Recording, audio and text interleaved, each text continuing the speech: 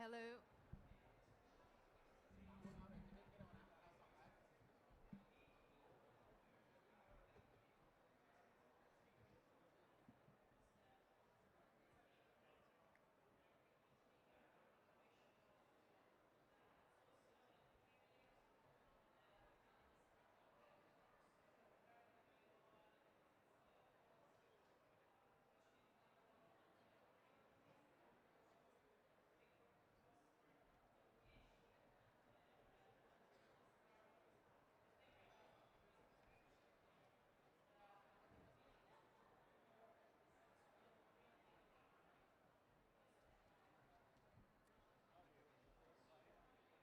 Hi.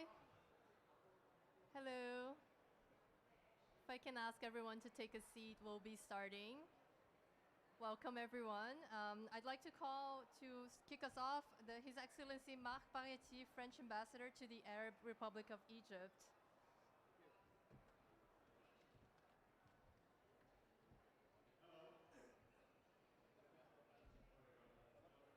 Mesdames et messieurs, bonjour. Votre Excellence Kamel El-Wazir, ministre des Transports. Madame Iba Fares, présidente du directoire de RATP Dev. Madame Isabelle Spiegel, directrice de l'environnement chez VINCI. Monsieur François Daven, directeur général de l'UIC. Monsieur Sylvain Petiter, responsable des relations internationales du CEREMA. Monsieur Joy Hyun-ha, conseillère pour la stratégie durable et partenariat international de l'UIC. Mesdames et messieurs, c'est un réel plaisir et un honneur de me retrouver parmi vous aujourd'hui pour ouvrir cette table ronde ici à Sharm el-Cheikh sur le pavillon de la COP27. Et je dois dire que nous sommes très heureux que cette COP27 se déroule ici, à Sharm el-Cheikh, en Égypte, une COP africaine, une COP consacrée à la mise en œuvre et une COP qui jusqu'ici est un très grand succès grâce à l'implication de nos amis égyptiens, au soutien de son Excellence le président Abdel Fattah al-Sisi et de l'ensemble des autorités égyptiennes qui ont fourni ce lieu extrêmement agréable, efficace et qui permet de multiples rencontres, les rencontres multilatérales, les événements bilatéraux. Donc merci au gouvernement égyptien. Comme vous le savez, la France et l'Égypte entretiennent une relation extrêmement ancienne, extrêmement étroite dans tous les secteurs, le secteur politique, le secteur culturel, le secteur économique, mais aussi évidemment le secteur des transports et notamment dans le secteur de la mobilité urbaine. Je voudrais aussi remercier très chaleureusement son Excellence Kamel El-Wazir ainsi que tous ceux qui travaillent à ses côtés et sous son autorité pour la très forte implication dont il a fait preuve pour construire l'avenir de l'Égypte, renforcer notre coopération bilatérale dans le domaine du transport, sous l'autorité évidemment de son Excellence le président Abdel Fattah al-Sisi. Alors de nombreux projets nous attendent encore et la France sera toujours à vos côtés pour soutenir vos efforts de développer une infrastructure de transport qui soit à la fois durable, efficace, sûre et inclusive. Alors aujourd'hui, les défis de la mobilité urbaine sont majeurs, particulièrement dans des mégapoles comme le Caire, ce qui fait de l'Égypte un formidable exemple de transformation des mobilités, de la décarbonation des modes de transport. L'enjeu de la décarbonation et du changement des mobilités se pose évidemment pour répondre à un agenda environnemental absolument indispensable, mais aussi pour améliorer le quotidien pratique de la population en contournant la congestion automobile structurelle dans les villes et que nous connaissons aussi bien en Europe, en France qu'ici en Égypte. En ce sens, le partenariat franco-égyptien en matière de mobilité urbaine n'a jamais cessé d'être très actif et très dynamique. Le métro du Caire, où nous nous sommes rendus ensemble plusieurs fois, Monsieur le Ministre, est certainement l'une de ses plus belles réussites. Les enjeux de planification, d'intermodalité, de régulation, de soutenabilité financière sont aujourd'hui au cœur de nos échanges et sont examinés conjointement et de façon régulière entre les entreprises françaises, le ministère du Transport, avec la contribution de l'ambassade de France. Et pour conclure, je voudrais remercier encore une fois son Excellence Kamel El-Wazir, le ministre des Transports, pour la confiance qu'il fait à la France, pour la confiance qu'il fait aux entreprises françaises. Je voudrais aussi remercier évidemment nos entreprises, ainsi que toutes les parties qui contribuent à améliorer la vie de millions d'Égyptiens et à entretenir l'excellence de notre relation bilatérale. Je vous souhaite évidemment à tous une table ronde qui soit fructueuse, qui permette d'envisager de nouvelles solutions, une excellente table ronde. Et j'invite maintenant son Excellence le ministre Kamel El-Wazir à venir s'adresser à vous. Merci, Monsieur le ministre.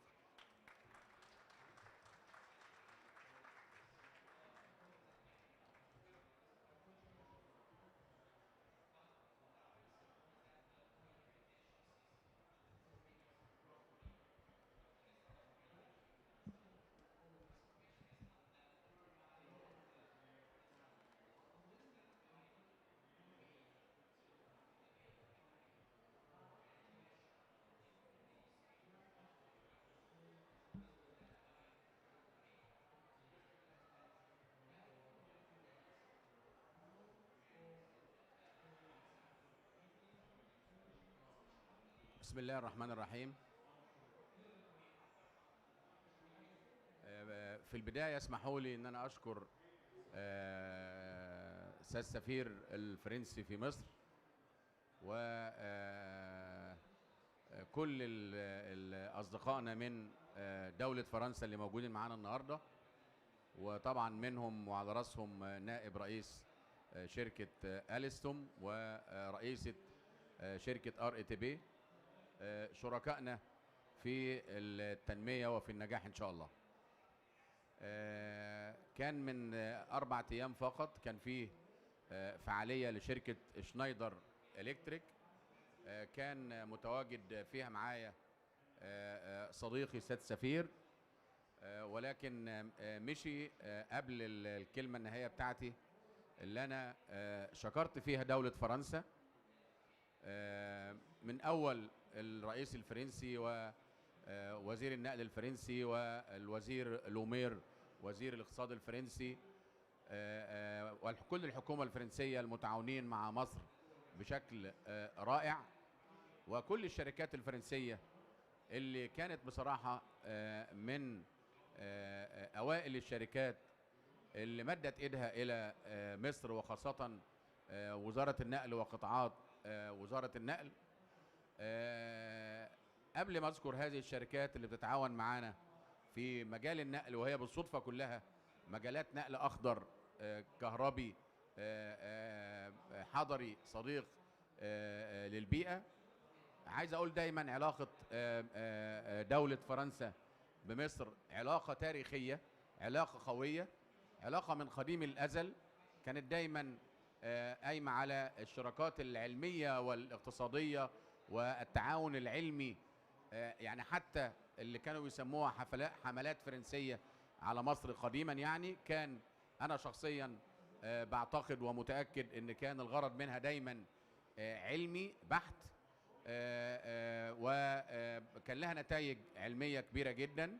دايما دولة فرنسا والفرنسيين محبين للسلام، محبين للرخاء، محبين للتنمية، محبين لمصر، وده علشان كده دايما احنا كمصريين بنبادلهم هذا الحب وهذا التعاون وهذه الصداقة.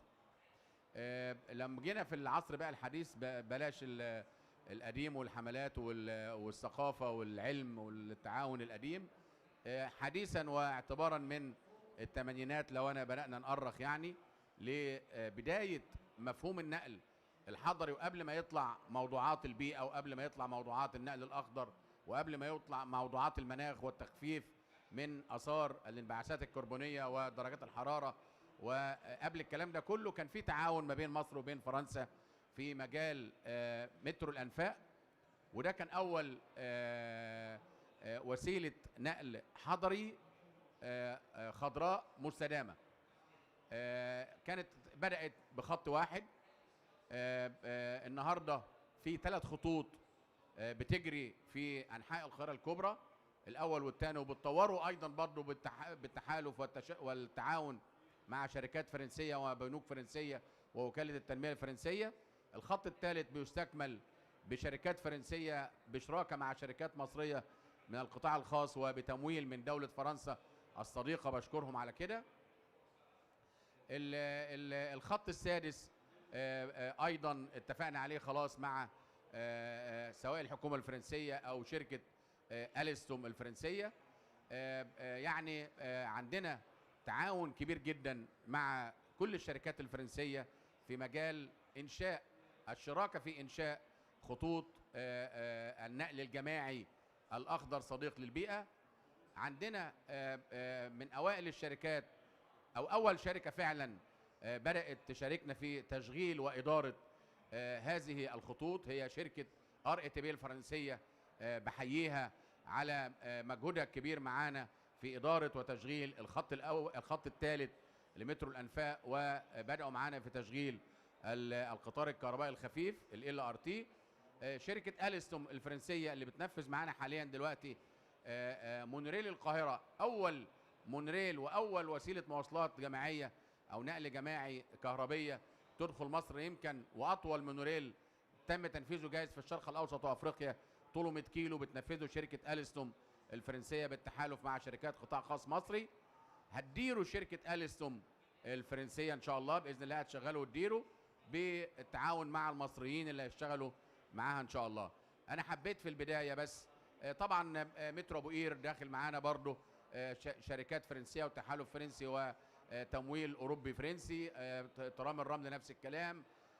كل النهارده برضو أيضا تمويل، والشركات الفرنسية تشتغل معانا في تطوير طنطا المنصورة دمياط سكك حديدية. ألستوم شغالة معانا في موضوع التطوير نظم الإشارات في السكك الحديدية.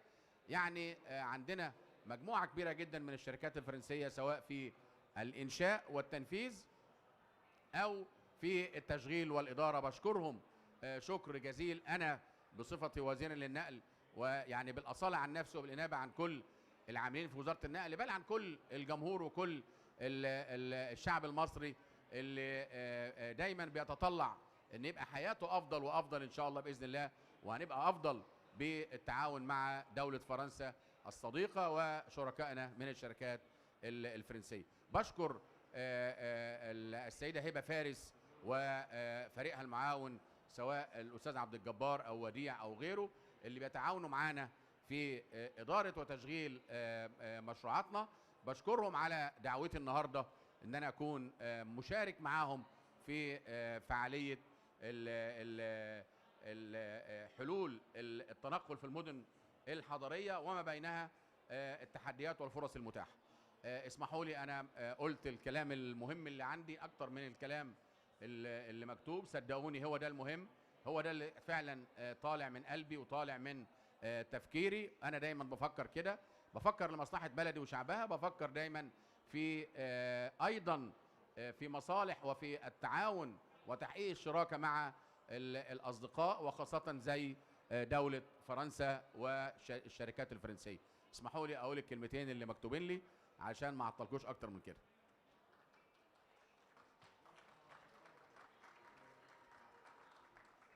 بسم الله الرحمن الرحيم.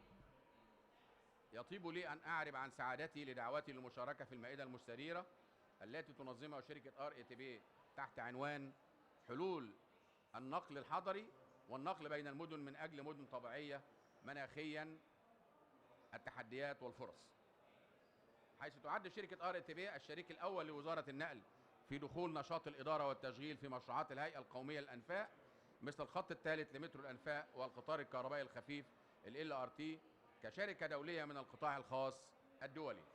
وأود الإشارة إلى بعض الأرقام ذات الدلالة.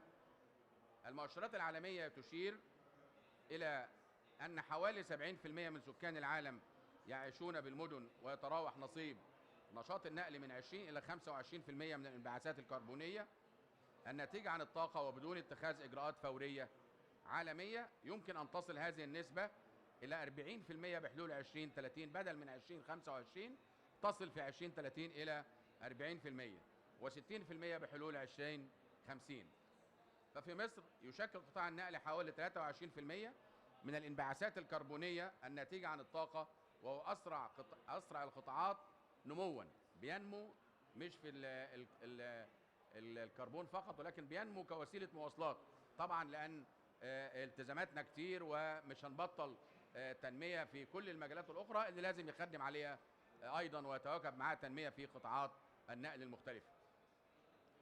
لكن كان أمامنا عدة تحديات أهمها زيادة معدلات النمو السكاني المضطردة، مما يؤدي إلى زيادة الضغط على شبكات النقل سواء طرق أو سكة حديد أو أنفاق في المناطق الحضرية لتلبية احتياجات نقل الأفراد والبضائع، ارتفاع تكاليف مشروعات النقل وخاصة ضعف إقبال المستثمرين على الاستثمار في مشروعات الجر الكهربي مقارنة بعوائدها البسيطة. ففي القاهرة الكبرى على سبيل المثال أكبر مدن القارة الإفريقية والشرق الأوسط يعيش فيها ما يزيد على ربع سكان الجمهورية، حوالي من 20 ل 25 مليون نسمة، أي أعلى نسبة تركز سكاني، والذي وصلت إلى 300 نسمة في الكيلومتر مربع، والذي يعد السبب الرئيسي في ازدحام المرور فضلا عن تأثيراته السلبية. لذا قامت الدولة المصرية بالتخطيط لخلخلة التركز السكاني بالقاهرة الكبرى بإنشاء العاصمة الإدارية الجديدة والمجتمعات العمرانية الجديدة حول القاهرة الكبرى. وللمساعدة في تحقيق نجاح مخططات إعادة توطين السكان، فقد شرعت وزارة النقل في توفير نظم النقل الأخضر المستدام، والذي يرتكز على توفير خدمات النقل والبنية التحتية لنقل الأفراد والبضائع اللازمة لدفع عجلة التنمية المستدامة الاقتصادية والاجتماعية بطريقة آمنة وميسورة التكلفة وفعالة ومرنة، وتعتمد على تقليل الكربون والانبعاثات والملوثات البيئية وتقليل تأثيراتها السلبية. وتتمثل حلول النقل بالقاهرة الكبرى لربطها بالعاصمة الإدارية الجديدة والمجتمعات العمرانية حول القاهرة الكبرى في الآتي: مشروع القطار الكهربائي الخفيف ال RT السلام العاشر من رمضان العاصمة الإدارية بطول 105 كيلومتر وعدد 19 محطة، حيث يربط بين القاهرة الكبرى و9 مدن عمرانية جديدة هي العبور والمستقبل والشروق وهليوبلس الجديدة وبدر والمنطقة الصناعية والعبور الجديدة والعاشر من رمضان والعاصمة الإدارية الجديدة، والذي تم افتتاح المرحلتين الأولى والثانية منه بطول حوالي 70 كيلومتر بعدد 12 محطة في 3/7/2022 الماضي، ويجري حاليا تنفيذ المرحلتين الثالثة والرابعة بطول 35 كيلو بعدد 7 محطات، لنصل إلى الربط مع القطار السريع في محطة العاصمة المركزية وإلى قلب العاشر من رمضان. جاري تنفيذ مشروع المونوريل بإجمالي 100 كيلو، الأول شرق النيل بين مدينة نصر إلى العاصمة الإدارية الجديدة، والثاني غرب النيل الذي يربط بين مدينة 6 أكتوبر والمهندسين، بالإضافة إلى ربطهم بشبكة خطوط مترو الأنفاق. وبصراحة يا سيادة السفير شركة أليسون متأخرة فيه وأنا خايف نزعل منهم، يا ريت نضغط عليهم شوية علشان نخلص في منتصف العام القادم إن شاء الله. استكمال تنفيذ، طبعا أندي فاهم وعارف أنا بقول له إيه، وده أمر لا مناص منه، لا بد منه. استكمال تنفيذ الخط الثالث والرابع والسادس لمترو الأنفاق بإجمالي أطوال تقريبا حوالي 123 كيلومتر، فضلا عن تطوير الخط الأول والثاني من حيث تطوير السكة والأنظمة والوحدات المتحركة. مشروع الأتوبيس الترددي السريع على الطريق الدائري BRT بطول 110 كيلومتر لمنع سير الميكروباص أعلى الطريق الدائري وتشجيع المواطنين على تقليل استخدام السيارات الخاصة من خلال استخدام وسيلة نقل ركاب متميزة وصديقة للبيئة. إحلال وتجديد أصول النقل العام بالتعاون مع الشركات المتخصصة في إنتاج أتوبيسات نقل جماعي صديقة للبيئة تعمل بالكهرباء أو بالغاز الطبيعي. تشغيل أتوبيسات الكهربائية صديقة للبيئة، وتم فعلا هنا في شرم الشيخ بواسطة شركة أكتا المصرية الإماراتية، شركة سوبر جيت المصرية مع شركة مواصلات مصر الإماراتية في تحالف بشكرهم عليه. شغلوا 260 أتوبيس، منهم 140 أتوبيس كهرباء و120 أتوبيس غاز في منطقة شرم الشيخ، وإن شاء الله بإذن الله يشغلوا 100 أتوبيس كمرحلة أولى على الطريق الدائري و50 أتوبيس منها 30 أتوبيس كهرباء في العاصمة الإدارية الجديدة كنموذج سيتم التوسع في تطبيقه على مستوى الجمهورية والمدن السياحية.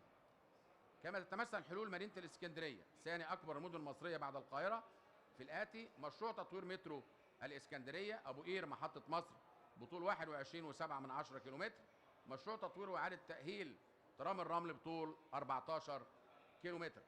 أما عن حلول النقل بين القرى بين المحافظات والقاهرة الكبرى، احنا خدنا الحضري في القاهرة الكبرى، خدنا الحضري في اسكندرية، ما بين بقى المدن وبعضها فقد تم التخطيط لإنشاء شبكة قطارات سريعة بطول 2250 كيلو متر، وتشمل 4 خطوط: الخط الأول السخنة مطروح الفيوم بطول 675 كيلو. الخط الثاني الفيوم بني سويف الاقصر اسوان ابو سمبل بطول 1100 كيلو. الخط الثالث قنا الغردقه سفاجه بطول 225 كيلو. الخط الرابع بورسعيد دمياط ابو قير بطول 250 كيلو. فضلا عن زياده نصيب السكك الحديديه في نقل البضائع من خلال طبعا السكك الحديديه هو الجرار ديزل، ولكن لما يبقى جرار واحد قاطر 40 50 عربيه بيوفر 50 شاحنه بتتحرك على الطرق. انشاء موانئ جافه بجوار المناطق الصناعيه، 14 ميناء جاف ومركز لوجستي، ربط هذه الموانئ الجافه بالموانئ البحريه بخطوط السكك الحديديه، ودعم اسطولها من خلال انشاء خطوط جديده باجمالي اطوال 155 كيلو، وتطوير اسطول الوحدات المتحركه كالاتي: توريد 260 جرار جديد واعاده تاهيل 172 جرار، وتوريد 140 عربه بضائع سطح الحاويات و1000 عربه بضائع انواع مختلفه، وتوريد 75 عربه نقل غلال، بالاضافه الى ان شاء الله تاهيل 390 جرار سكك حديديه وحوالي 400 عربيه من العربيات المستخدمه والموجوده حاليا في السكه الحديد. وكذلك تطبيق مفهوم الطرق الخضراء صديقه البيئه من خلال الاتي: التوسع في استخدام تقنيه اعاده تدوير طبقات الرصف، فصل حركه الشاحنات عن الحركه المروريه في الطرق الرئيسيه، بانشاء طرق خدمه جانبيه من الخرسانه الاقل في نسبه التلوث الناتجه عن اعمال الخلط والنقل للاسفلت، مثل طريق الصعيد الصحراوي الغربي وطريق القاهره السويس الصحراوي والطريق الساحلي الدولي. انشاء الكباري العلويه والانفاق لالغاء التقاطعات السطحيه بين شبكات الطرق وخطوط السكك الحديديه للحد من التكدسات المروريه التي تتسبب في زياده معدلات التلوث. التوسع في انشاء الطرق الدائريه بهدف خلخله حركه المرور ونقلها الى خارج نطاق المدن وتقليل تركيز الانبعاثات داخلها، سواء الطريق الدائري او الاوسطي او الاقليمي او الطرق الدائريه الاخرى، سواء حول مدن زي الاقصر والمنصوره والسنبلاوين وفاقوس وغيرها. تطوير وسائل النقل النهري سواء لخدمه التنقل داخل القاهره الكبرى او بين المحافظات المصريه عبر نهر النيل وروافده المحليه. اما عن الفرص، كان لزاما على الدولة المصرية الشروع في الشراكة مع القطاع الخاص الدولي والمحلي في هذه المشروعات الكبرى بهدف رفع مستوى الخدمة المقدمة للمواطن المصري، حيث قامت وزارة النقل بوضع عدة سياسات من أهمها العمل على اجتذاب الاستثمارات الأجنبية للوصول لاقتصاد مصري مستدام قادر على الصمود أمام التحديات والأزمات الاقتصادية على المستويين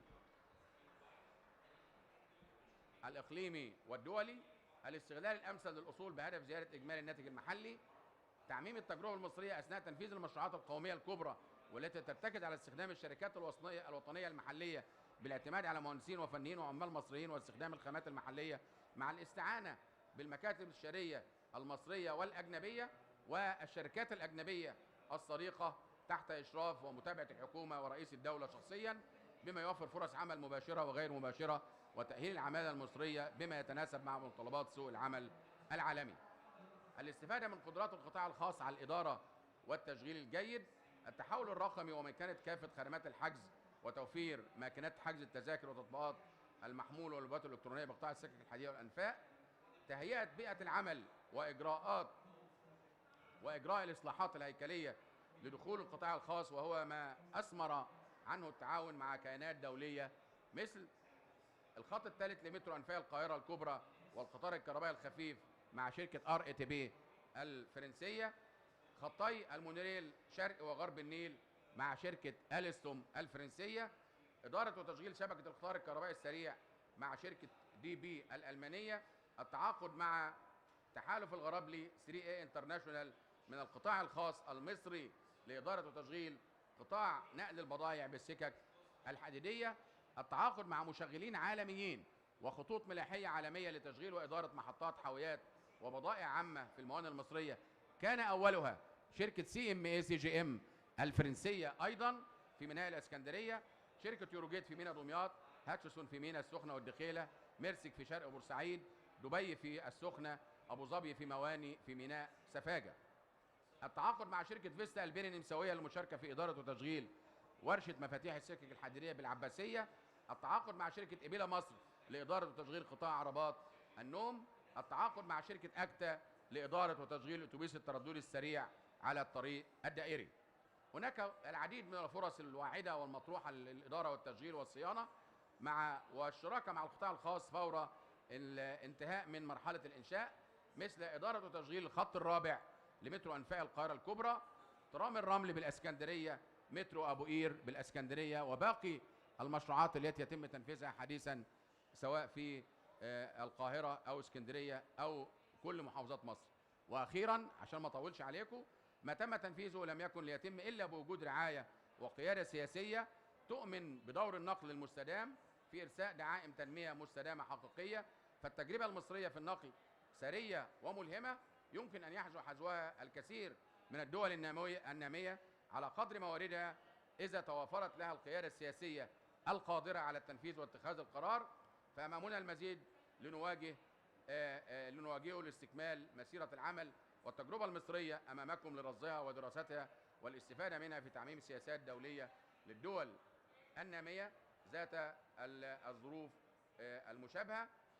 وحقيقي هنا بشكر الرئيس عبد الفتاح السيسي رئيس الدوله، الحكومه المصريه وزير وعلى راسها طبعا الدكتور مصطفى مدبولي رئيس الوزاره، البرلمان المصري الذي لا يألو جهدا، سواء الحكومه او البرلمان المصري لا يألو جهدا في معاونه وزاره النقل، وما كنا نقدر ننفذ كل هذه المشروعات الا بتعاون الجميع زي ما قلت كده، بدءا من توجيهات ومتابعه السيد الرئيس شخصيا لحظه بلحظه، الى تعاون الحكومه المصريه كلها في توفير الاعتمادات وفي اقرار التشريعات والقوانين، ومجلس النواب في اصدار واقرار هذه التشريعات. كل زمايلي في وزاره النقل لهم التحيه والتقدير على مجهودهم الرائع والكبير اللي بيعملوا بيه، وان شاء الله باذن الله ربنا يكلل مجهودهم بالنجاح الى المزيد والمزيد ان شاء الله باذن الله. في ختام كلمتي اتمنى ان يثمر هذا النقاش عن نتائج بناءه يستفيد منها الدول الناميه وخاصه الدول الافريقيه. مره ثانيه بشكر دوله فرنسا الصديقه، بشكر سيد سفير، بشكر الاستاذه هبه فارس، بشكر عبد الجبار ووديع، بشكر اندي، بشكر كل شركائنا من دوله فرنسا الصديقه التي تتعاون معنا في الاخر لصالح مواطنينا والشعب المصري الذي يستحق منا الكثير والكثير. متشكرين ومشرفينا. السلام عليكم ورحمه الله وبركاته.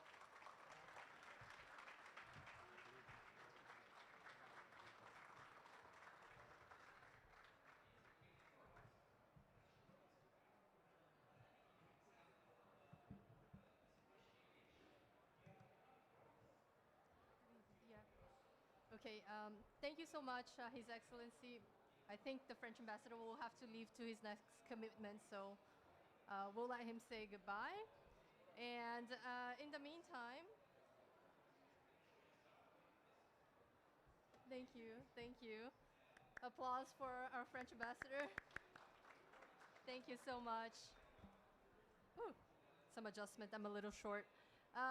Welcome everyone, thank you so much. My name is Ju. For those of you who speak Korean, my name is Chu Hyun Ha, but you can call me Ju. I'm a senior sustainability advisor at UIC, and that's the International Union of Railways. And first of all, I'd like to thank the minister for such amazing words. It's absolutely fantastic to hear about all the great work that's happening in public transport in Egypt, especially for us in the climate, in the sustainable development community. For transport, this is a very inspiring story to hear that there is so many challenges in, having to offer, quality transportation for a growing population, but at the same time committing to reducing emissions and to being more environmentally friendly. And doing so in such a large scale, going from the major cities like Cairo to, other important cities like you mentioned in Alexandria, even here in Sharm el-Sheikh, which we all profited coming from our hotels to the COP site, and also addressing freight rail, which is oftentimes a bit forgotten or left out of these conversations. This is something so important that we need to address. So I was very happy to hear that on your speech, and also addressing, there is so much opportunity for exchange in terms of investments, but there is a concerted effort by the Egyptian government in building capacity locally, which is so important to make sure that these projects, they are sustainable in the future and their effects remain in the country for long term. And then finally, I absolutely loved what you said about, having the political will to make these transformations. Being at COP, I think that's something that we want to see from more leaders around the world, that there is this political will to make transformations. It is difficult, but we can do it, and the political will needs to be there. So thank you so much for those words. Without further ado, I would like to invite my speakers, my fellow panelists to the stage. First of all, starting with Hiba Fares. She's chairwoman of the RATP Dev Executive Board, so please sit to the right of the ambassador. And then Mr. François Daven, who's Director General of the International Union of Railways, to sit on the left of the ambassador. Thank you so much, my boss. And then I'll go over to Isabelle Spiegel, Environment Director of VINCI, to sit right here next to me. Thank you. And then finally, Sylvain Petité, International Project Manager for Mobility at CEREMA, to sit on the last seat. Thank you so much.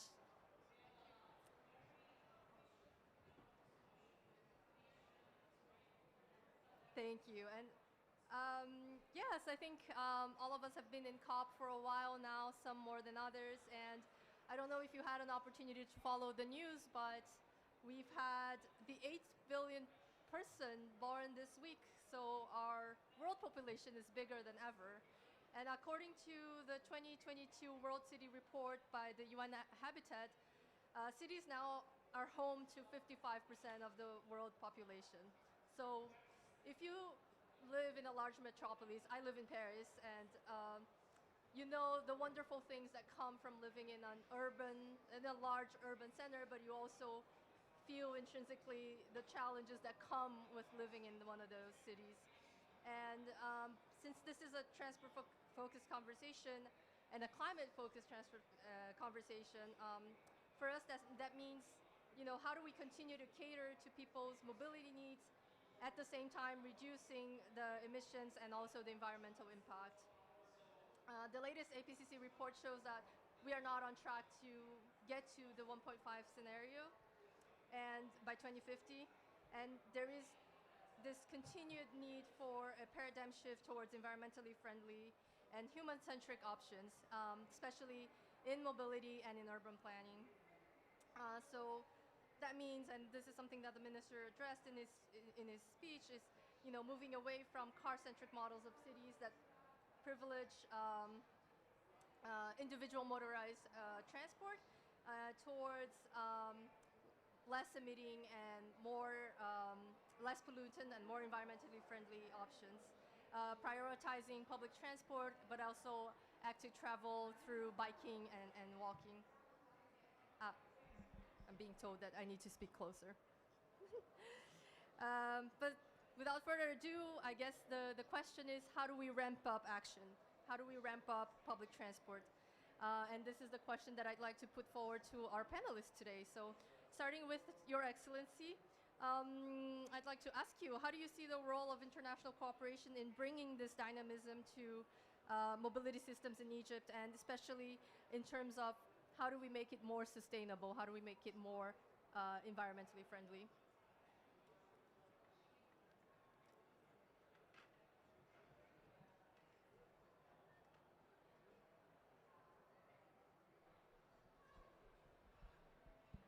أنا في كلامي قلت إن إحنا النقل بتاعنا الجديد كله دلوقتي صديق للبيئة، كله نقل أخضر كهربي، سواء المترو، سواء المونوريل، سواء ال RT، حتى القطار الكهربائي الخفيف والقطار الكهربائي السريع، كل ده صديق للبيئة. الأتوبيسات بندخلها أتوبيسات كهربية عشان نقلل الانبعاثات الكربونية المتصاعدة من الوسائل الديزل اللي كنا بنستخدمها.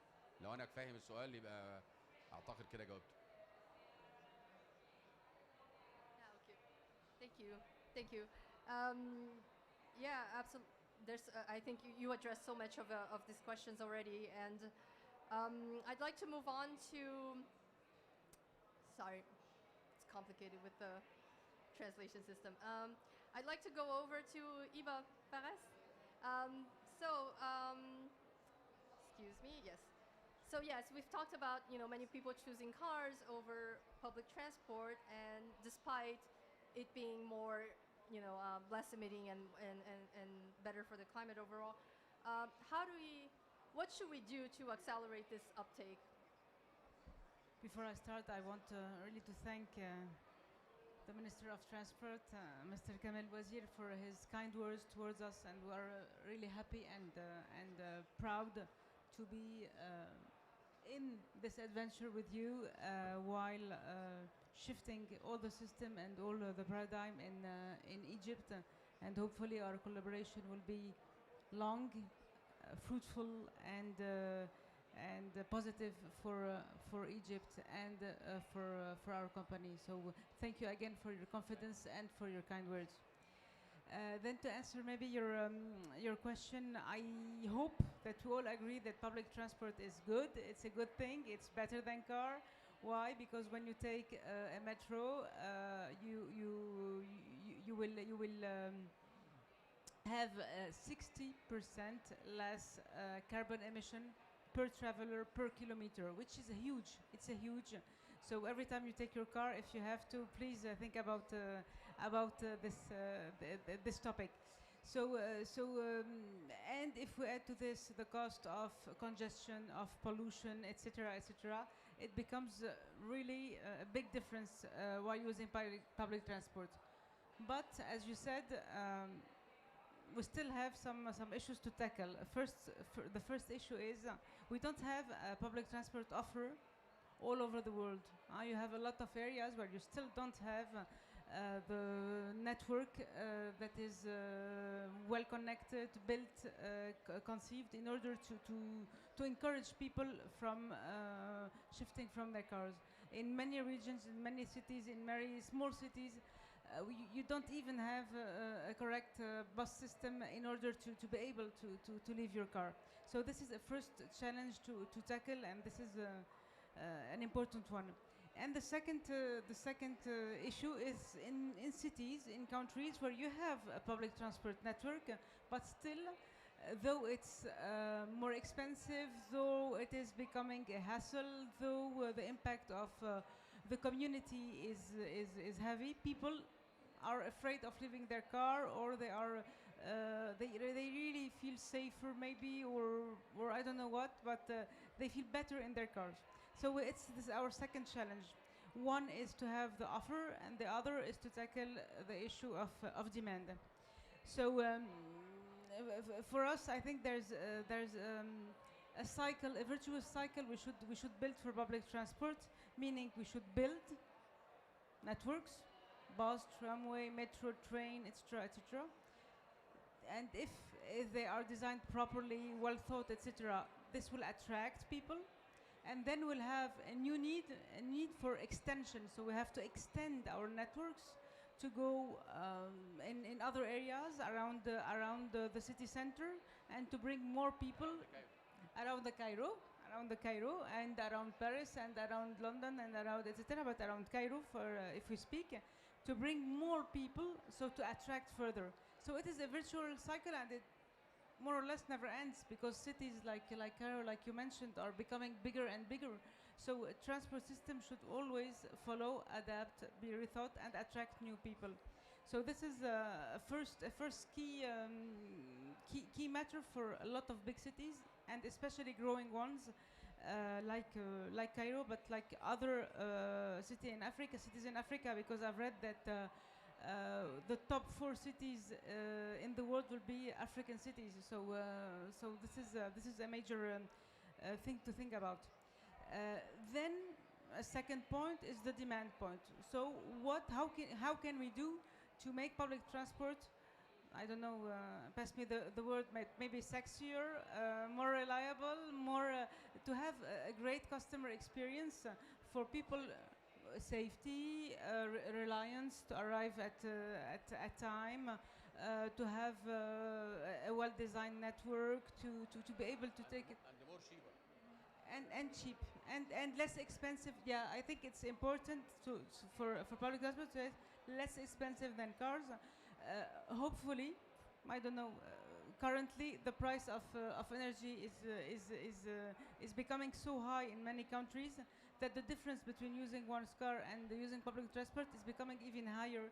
And this is why in some cities we are seeing people coming back after COVID to public transport. But the price is important too. But the whole experience is important. Not being too crowded, not being etc. So a lot of factors would determine why people won't leave their cars. So we have these two issues to tackle, and I'll talk later on about Cairo. But if you allow me, I'll take the example of Casablanca, because we've been operating in the city of Casablanca since 10 years. So the city of Casablanca decided to start one tramway line. So, and it became very successful. So they launched another tramway line, and currently we have more than 50 million people traveling on these two lines. And this, we measured this with the city, allowed them to have 56% less greenhouse gas emissions in Casablanca. So, and with that, we really, as an operator, worked on the satisfaction of the customers. So we have a satisfaction score of 95% for people using the tram are happy, though it is crowded. So what they decided is to double, in 2023, we will double the network. So we'll have 2 new tramway lines and 2 new high service bus lines. So this is a good example of the build, start small, attract, satisfy people, then extend and attract further. So this is what we are trying to do. But then you'll tell me, and we always discuss about this topic with all governments and with Egypt too. The rub is that currently public investment is becoming very difficult to obtain, because we are really confronted to the 3 C's: crisis, a conflict, and the climate change.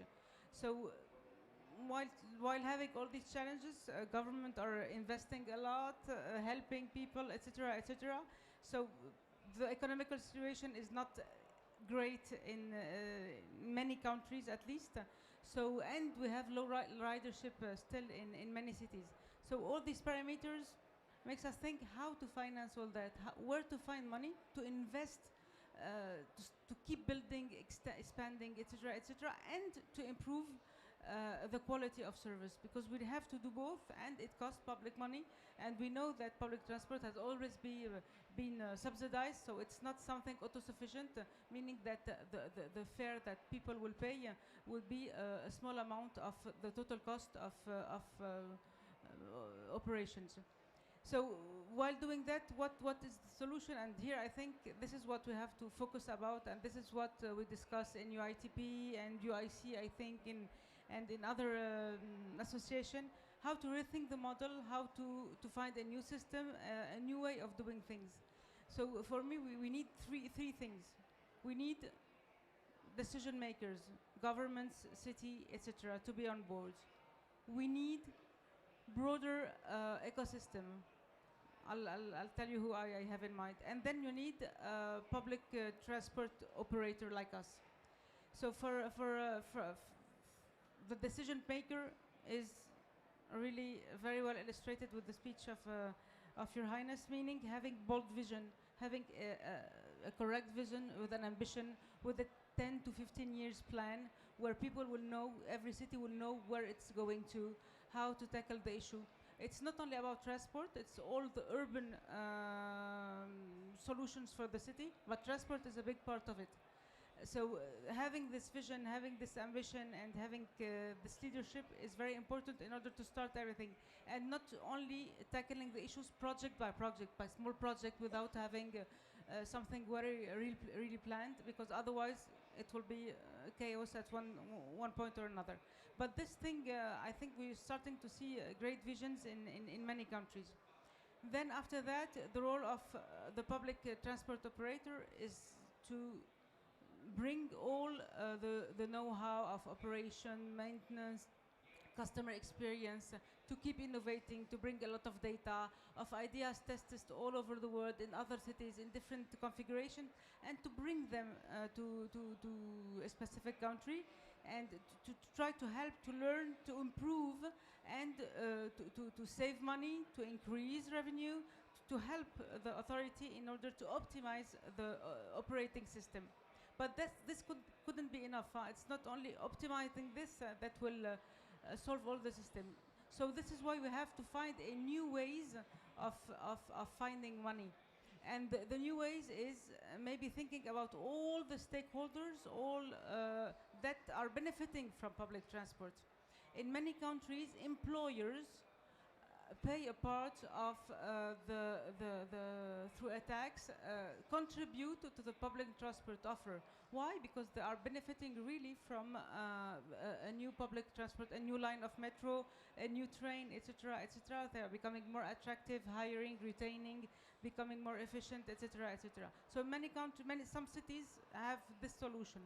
And then other solutions that are discussed, and in some countries they are starting to be a reality, like Australia, is to say that a lot of landholders, promoters, etc., are benefiting from real estate, from land value creation, because they are building apartments or offices, and they are selling it higher and renting them higher. So maybe through taxation on these stakeholders, it could be a new way in financing, in bringing money to public transport. So this is for me the triptych we need to work on. Vision from the authorities and planning, the operators that bring efficiency and help and improvement and constant improvement, and a new source of financing in order to make the system work. Otherwise, we will not be able to work both on demand and offer, as I mentioned. Thank you so much. I absolutely love the idea of the virtual cycle of public transport. I think definitely, we oftentimes talk about the high costs of public transport, but it is true that, a lot of the positive externalities that come from having public transport, they're not well reflected into the investment models, and those need to be rethought so that we can continue to grow those. But I want to pick up on the first point that you made, that in order for us to have that virtual cycle, is we need to make the first step, and then that's increase offer. And then I want to go to Isabel. So on that point, what are the solutions to scale up urban low carbon mobility? Great, thanks a lot for the question. Thank you, thanks a lot, Your Highness, Mr. Minister, to be there and to show us that there are so many things happening in the infrastructure, specifically in this country we love and this continent where VINCI is present for more than 100 years, with 50,000 employees working on projects like this one and the one up to come. So really glad. We're also involved in the Cairo Metro, so clearly happy to be there also, and for the construction part specifically. Today at COP27 is the day of the solutions. I want to insist on the plural, because there is not only one way to make the world sustainable and to be able to meet the needs of the people living on the planet. And we all know that soon will be more than 9 billion living on the planet. So that's why we still need to feed the needs of providing houses, infrastructures, etc., etc. And we need people to live well, and we need people to live within the limit of the planet.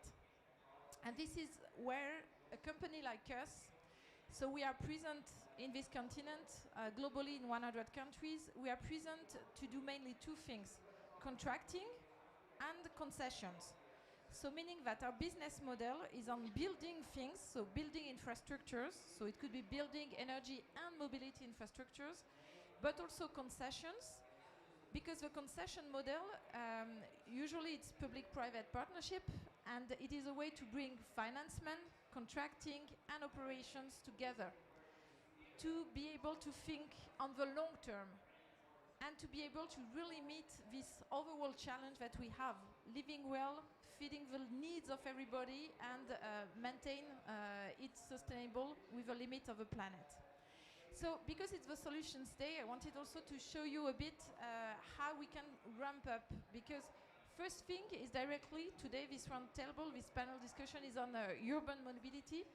So first thing is clearly to bring projects that are directly aiming at bringing the environmental transition. So like all soft mobility in urban areas.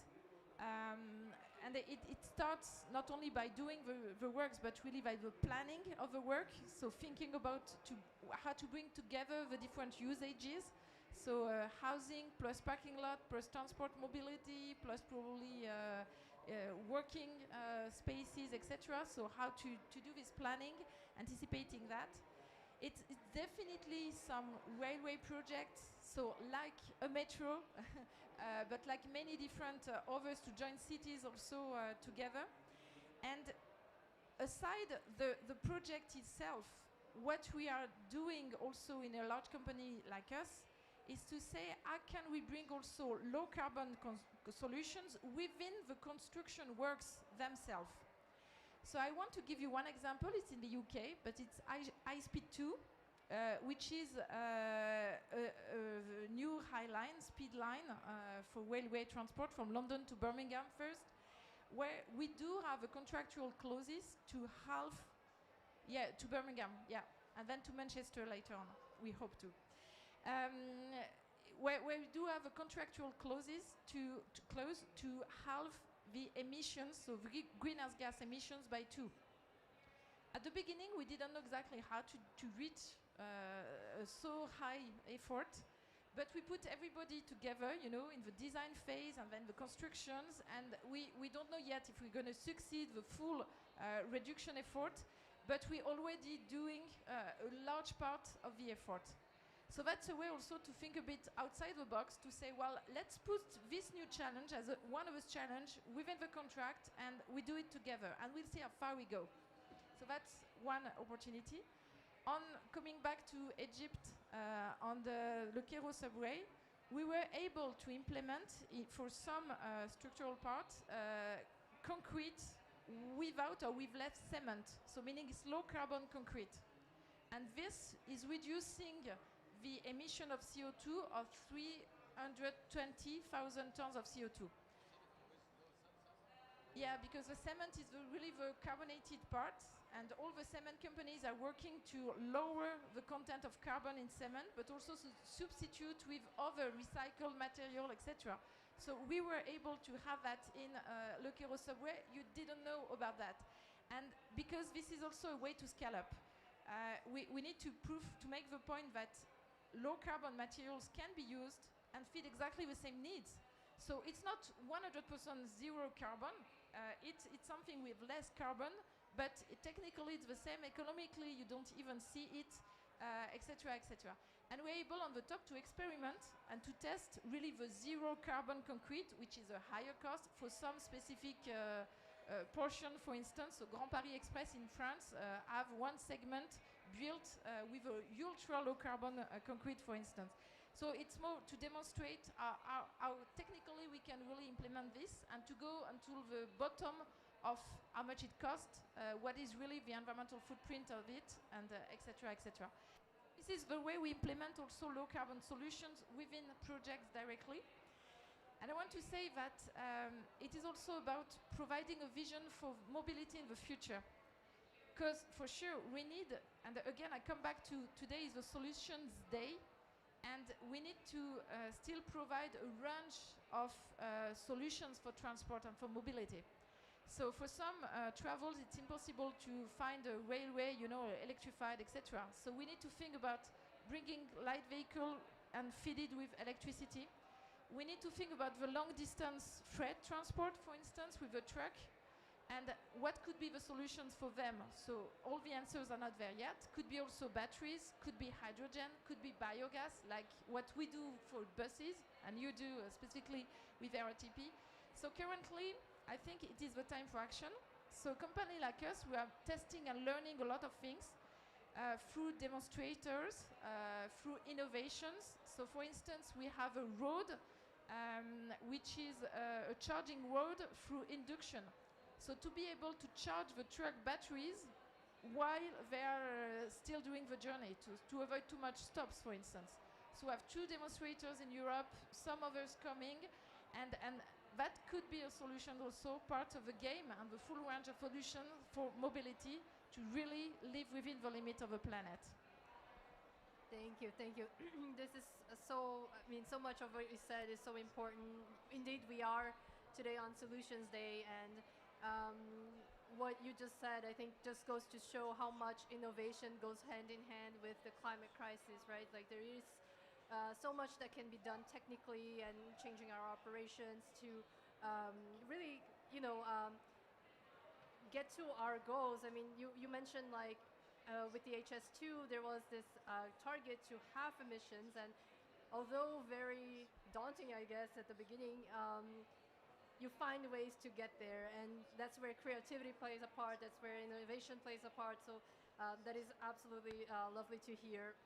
And I also love that you addressed embodied carbon as well. That's something that we need to talk about, not only reducing emissions from operations generally, but also looking into how to reduce the carbon that lives inside the materials. Yes, I want to make sure that we get to the whole panel. So I also wanted to talk a little bit about rail and talk about not only urban planning within big cities, but how do we also connect them to each other and also internationally. And for that, and this being a COP in Africa, I think it would be very important to also think about what are the opportunities and advantages of rail development here in Africa. And this also being a COP of implementation, what are the challenges of implementation of that rail? And for that, I'll go to François Daven, Director General of UIC. Well, thank you, and I first would like to thank His Highness for giving me the opportunity to express here, and also for the very inspiring speech that he delivered. And I will start there, that if we walk through the COP, we see very few about public transport. I think I saw 4 or 5, including Egypt, public pavilion where something was said and was exposed on public transport.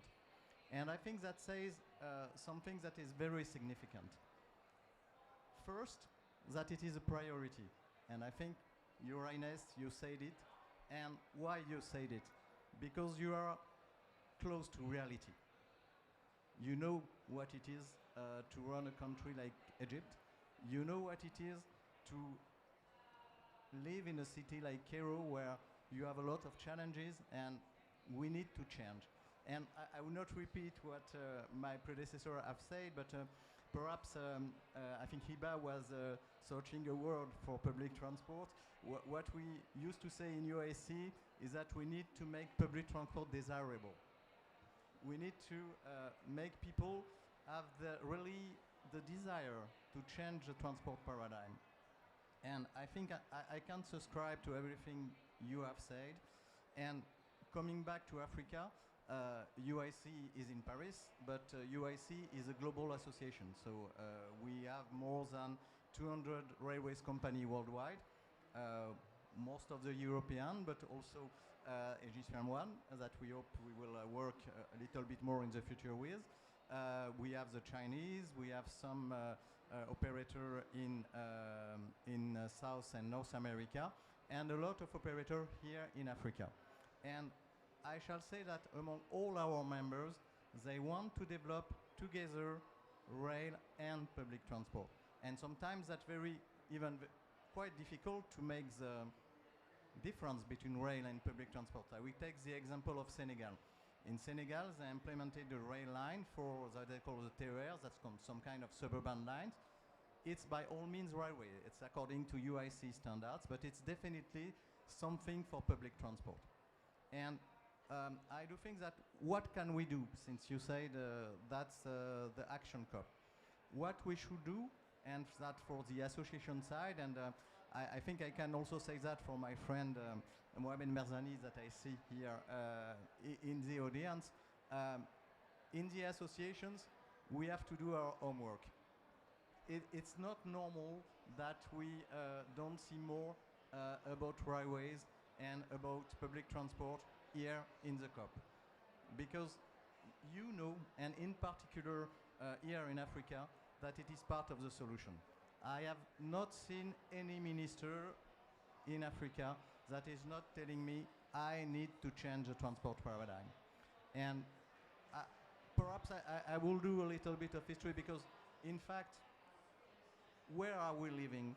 We are living in cities where the main ideas has been made in the 30s and 40s with architect or town planner like Le Corbusier, for instance, and they designed the city for cars.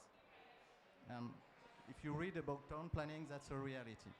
So now we need to design the city for people and public transport. And in the associations, and that's where I will finish, so we are bringing support. In UIC, we are bringing standards for the implementation that make, hopefully, the cost dropping back. We are also providing standards for multimodality. That's a technical part. But what we need, that's really the political drive, and Your Highness, you show how can be achieved with a very strong political drive. We need political drive, and we need to share experiences. You said that in your speech. We need to share what we have developed, how we have developed it. And in UIC, we are about sharing experiences. UIC, well, as I said, is the Association of Railways. We have more than 200 members. We have more than 140 working groups that are speaking all the time how to develop solutions. So we really need to speak about that, not only to take the solutions that are made within the developed country, but also the ideas that are coming for countries that are developing themselves. Because, well, we have been speaking a lot about those time about frugality. In French, we say sobriété, which in English is somehow funny because sobriety is about alcohol. But anyway, but that's something really important, because those values of frugality, of sobriety, these are values that we can find in developing country. You cannot afford to have an efficient solution. Somehow in developed country, sometimes we can afford to have an efficient solution. You can't. And we really need to hear from you and to try to develop those solutions. That will be my point. Thank you. Thank you. Thank you so much. It's very important to talk about this. The power of this cooperation between different countries and different communities. I think it's, as we were talking about innovation, oftentimes we don't need to reinvent the wheel. The wheel works fine. We just need to make sure that everyone knows about the wheel. And so associations like UIC, I think, do a great job of promoting that knowledge sharing. And I think we were talking a little bit about Africa, but I'd like to move back to France since this is a French pavilion. And for that, I'd like to invite Sylvain Petitet to tell us a little bit more about the working group, French Partnership for Cities and Territories on less carbon-intensive and desirable urban mobility by 2050. Can you tell us a little bit more about CEREMA, your organization, and about this working group? Thank you, Ju. First of all, I would like to say how glad I am to be there and participate in this important event, especially for this event held in Egypt, because like every French, I love Egypt, perhaps for its glorious past, but also because when you have been there, you know the people living there, it's even better. And also because I have family links with Egypt, so I'm very proud and honored to be there. Family links, yeah, not far from Aswan. Okay. And thank you, Mr. Minister. And Mr. Ambassador, for your words about public transport and urban mobility, because you give us very important information and that shown how important transport and also urban mobility is important for ecological transition. First, I would like to give you some words about CEREMA. CEREMA, we should have a slide, perhaps. Yeah, thank you. CEREMA, which stands for Center for Studies and Expertise on Risk, Environment, Mobility and Urban Planning. It is a public institution linked to the French Ministries of Ecological Transition and Energetical Transition. It's a major public French agency for developing public expertise in the fields of urban planning, regional cohesion, and ecological and energy transition for resilient and climate-neutral cities and regions. It has a staff of around 2,700 people, of which around 500 are dedicated to research and innovation activities. CEREMA is rather young. It was created in 2014 by merging 11 public expertise organizations, each with decades of experience in the fields of bridges, roads, ports, infrastructure, mobilities, water, risk, environment, building, land use, and urban development. CEREMA is a multidisciplinary scientific and technical resource and expertise center which provides assistance in developing, implementing, and assessing public policies at national and local level, where the challenges of climatic and ecological transition are paramount. CEREMA has an important activity of publishing documents of different nature, some sheets, some case studies, some booklets, some books, many of which are available in English and can be downloaded for free on our website. You can see the address of this website on the slide behind us. The proposal I will present you have been developed within the framework of the PFVT, the French Partnership for Cities and Territories. This partnership is a platform for exchanging and promoting the expertise of French urban development actors at the international level. I think that VINCI and RATP are part of this partnership. The secretariat of this partnership is provided by the National Federation of Urban Planning Agencies, and it develops a proposal on various urban issues that are intended to be brought to major international conferences, such as the Urban World Forum, the African Summit, or the COP, for example. For 2021 and 2022, we worked in 10 thematic workshops and produced 10 thematic booklets published in French but also in English that you can find on the PFVT website, which address is on the slide. And the subject was different issues as affordable housing, informal cities, health, food, resilience, digital, essential services, creative city, and also, obviously, mobility. To elaborate the proposal for mobility, I led with a colleague from CETEC a working group of around 15 people, women and men of different ages and with different professional backgrounds. It's rather rich. And they belong to different NGOs involved in sustainable development and ecological transition, but also they work in administration, private companies, or universities. The method we had was in 3 steps. First, we tried to identify the issues of different fields, the field of environment, cities, economics, technology, and so on. The second step was the construction of a personal vision of a desirable low-carbon mobility. In fact, we try to imagine the life in 2050 for people living in a suburb or in the very center of the city. They could be women or men, they could be aged or very young, and so on. They can be rich or poor. And we try to imagine the way they would like to have their mobility for work, for consumption, and for leisure. And the third step was the definition, excuse me, of the action to implement in the next 10 years to achieve these scenarios.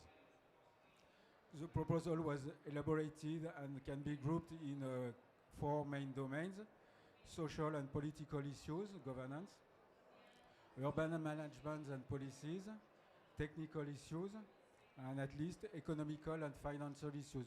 Perhaps I will begin with the 2 first, and after we'll speak of the other one. If you, I think we also want to open up for the questions of the audience, so if we can speed up. The first one was political and social issues, a question of governance. First, it was important to remind that urban mobility must be considered as an essential good, in the same way that water, energy, or education, or health. Urban mobility must be more affordable, safe, and inclusive. You have already said that. First of all, we think that local authorities have a key role to play for the development and implementation of mobility policies that truly meet the needs of the inhabitants, that tackle the challenges of decarbonation and mobilities. It's important within each national context to find the good scale to create the appropriate institution which will have real power and sufficient funding. The question of funding is very important. And perhaps to promote also multi-level collaboration. We thought it's important to have exchange of experience, sharing of best practices, experimentation and innovative initiatives taken by the CD must be encouraged and supported, and they can be encouraged by the implementation of dedicating funding. For example, the 1% mobility for decentralized collaboration, which has been implemented in France, could be a good tool for that. The organization of mobility on the scale of conurbation must be everyone's business. It must be the occasion of a democratic debate and involve all stakeholders. Hi. Sorry, if I can interrupt you there, I'm really sorry. I think the minister will need to leave in a bit, so I just want to give a chance, and then we can come back if we have some time in the end. Thank you so much. I think we're talking about cooperation and a lot about transport, but it's also so important to look also to urban planning and how urban planning connects back to transport planning and making sure that we have the demand, the people actually using public transport that we're building. A lot of it has to do with how we plan our cities and making sure that those connections are appropriate and that they're safe and they're inclusive and accessible for everyone. So I think that point is absolutely wonderful. Thank you so much for that. I will open up a little bit for some people in the floor that I know are here that are very important to have. I wanted to start with Marc Granger, who is Chief Strategy and Innovation Officer from Alstom. I know you have a lot of projects here in Egypt and in Africa, and perhaps, I can give you the floor for a couple of minutes. Yes, thank you very much. First of all, I would like to start by thanking very much Egypt and His Excellency Transport Minister to be with us today. What you have described in your opening speech, dear Minister, is we know that quite well, but it's very impressive. And I want to insist on the fact that Egypt and Cairo in particular has been a pioneer in implementing urban solutions in the region and more globally all across Africa. I quoted that in a roundtable yesterday. We are together with Mohamed. And I have a personal anecdote to mention, maybe, in a few seconds. I nearly devoted my professional life to rail transport. And when I started in that nice journey, the first travel I had outside Europe was to join Cairo at the time of the Line 1 of the metro. So I may personally confirm that Cairo has been a pioneer. As you have mentioned, we Alstom have a lot of very good collaboration with your country and with your minister. I may speak on behalf of my friend Andy that you know well. We are very active to serve you and potentially willing to continue to provide our solution and our whatever we may bring to enforce our collaboration. I want to mention that Alstom, now being the clear worldwide leader, has a very large set of solutions for nearly all the collective mobility system. But we have a clear strategy, I could say even a mission, to provide a smarter and greener solution for collective mobility. I wanted to take also the opportunity to comment on what we have heard from the panelists. I really appreciated how you described the challenges, Iba, with your three main dimensions. I would challenge a bit that 1/4 was missing. You need an operator, but you need also a very good solution provider and system integrator, and we are delighted to be this one. It is so obvious that it exists that you have not mentioned it. Also, maybe a comment to your words, Isabelle. You insisted on the fact that it was the day of solution and the need to speed up, and that is a very serious thing. We have to scale up this transformation, and it's so obvious, having spent a couple of days here, that mobility is a major driver to reduce emission. It's not known well enough, but as you have reminded, mobility is responsible for a very significant portion of the emission, and it is among all the emitting activities the one that has not reduced in the recent years. So it's really a lever. So I would like to add on what you said, in order to define a kind of motto first, considering that rail has to be a backbone of the decarbonization of mobility, and beyond mobility, when you implement a rail solution in a city, it is also a vector to transform the city and to embark a lot of other transformation, all going into the sustainable world. So rail as a backbone is a motto that I would be happy to push further.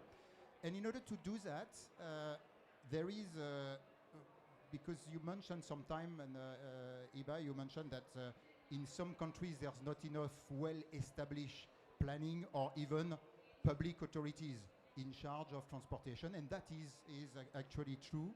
And one solution could be to use the so-called NDC, the nationally determined contribution, and to impose within that NDC that transport has to be a lever, and in particular public transport to be a lever. So that is my small contribution to that. Now coming to a more global picture of the challenge in Africa.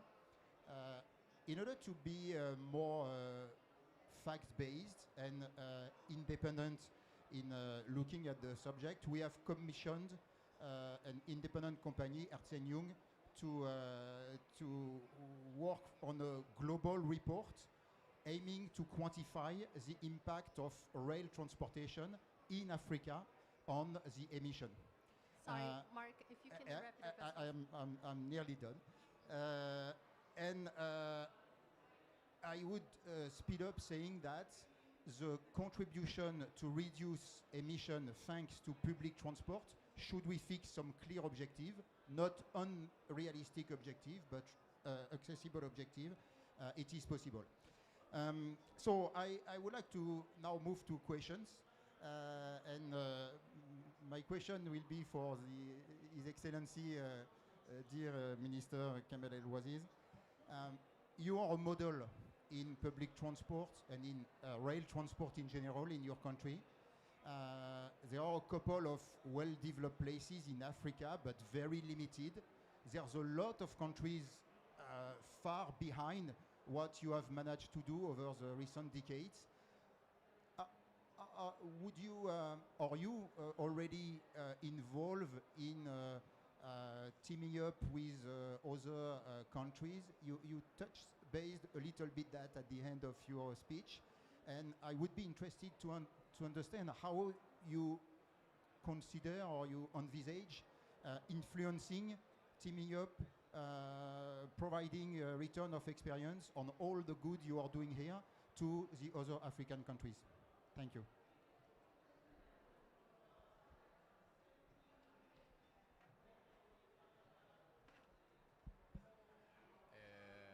لو انا فهمت السؤال بتاعك زي ما انت عايز تقوله، ان احنا في عندنا نقل متطور، ازاي نساعد الدول الافريقيه الاخرى.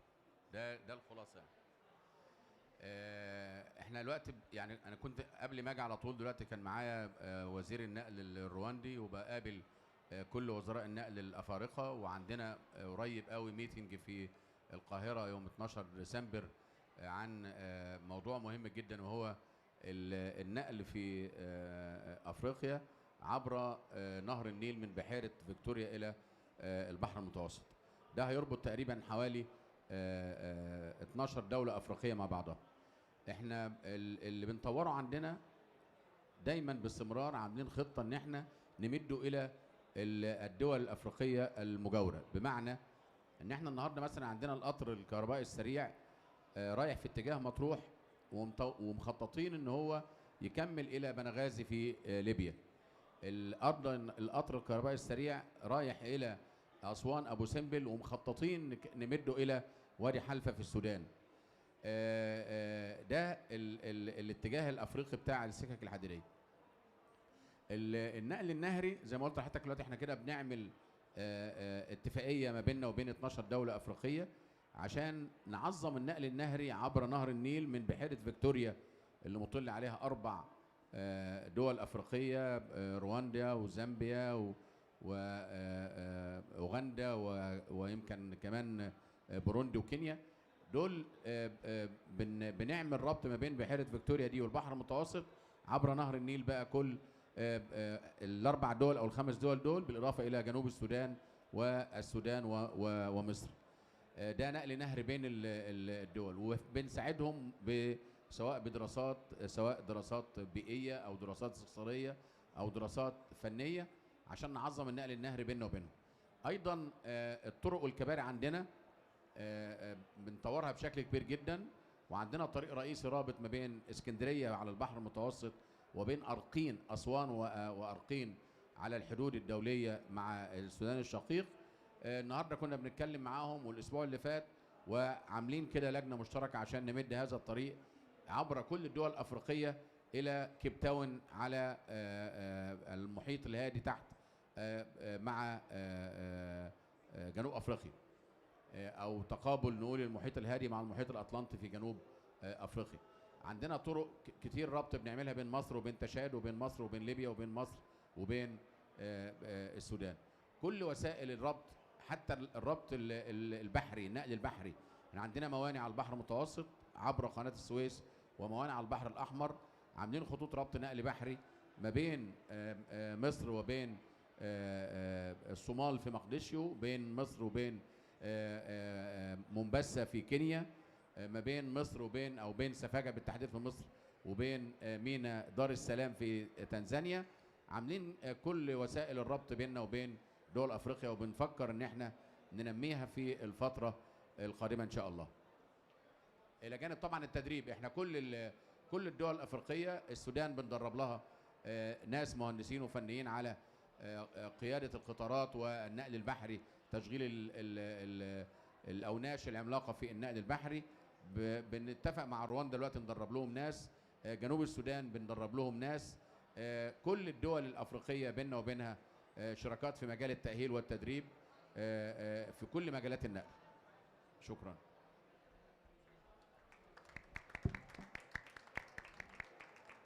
Thank you. I believe the minister did, yeah, I think he needs to leave now.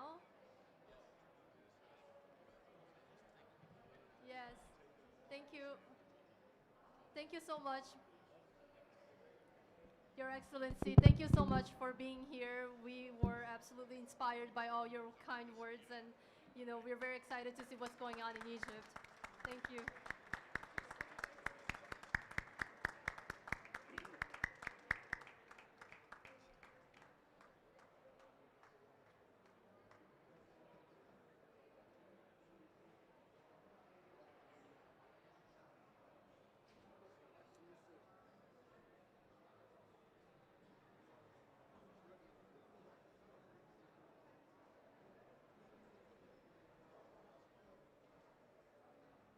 Well, I guess thank you so much for everyone. We hope you learned, and yes, thank you. Huh?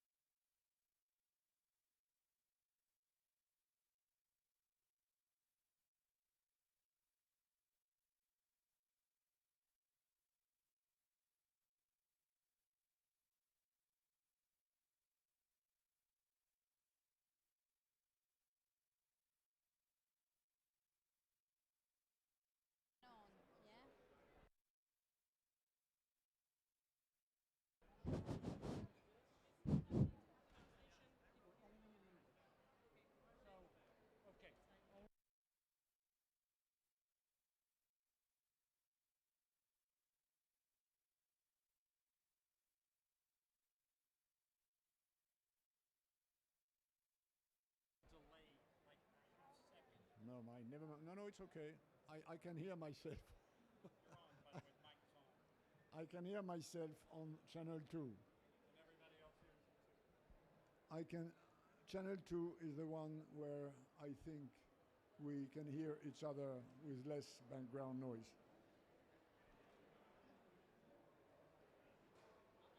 One, two, three, four, 5, 6, 7, 8, 9, 10. This is a good one. And you have to hold the mic relatively near to your mouth.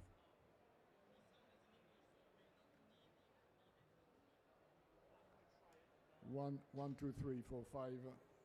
If you hold the mic near to you, yeah, it works. We're getting some thumbs up from them, so we're all good.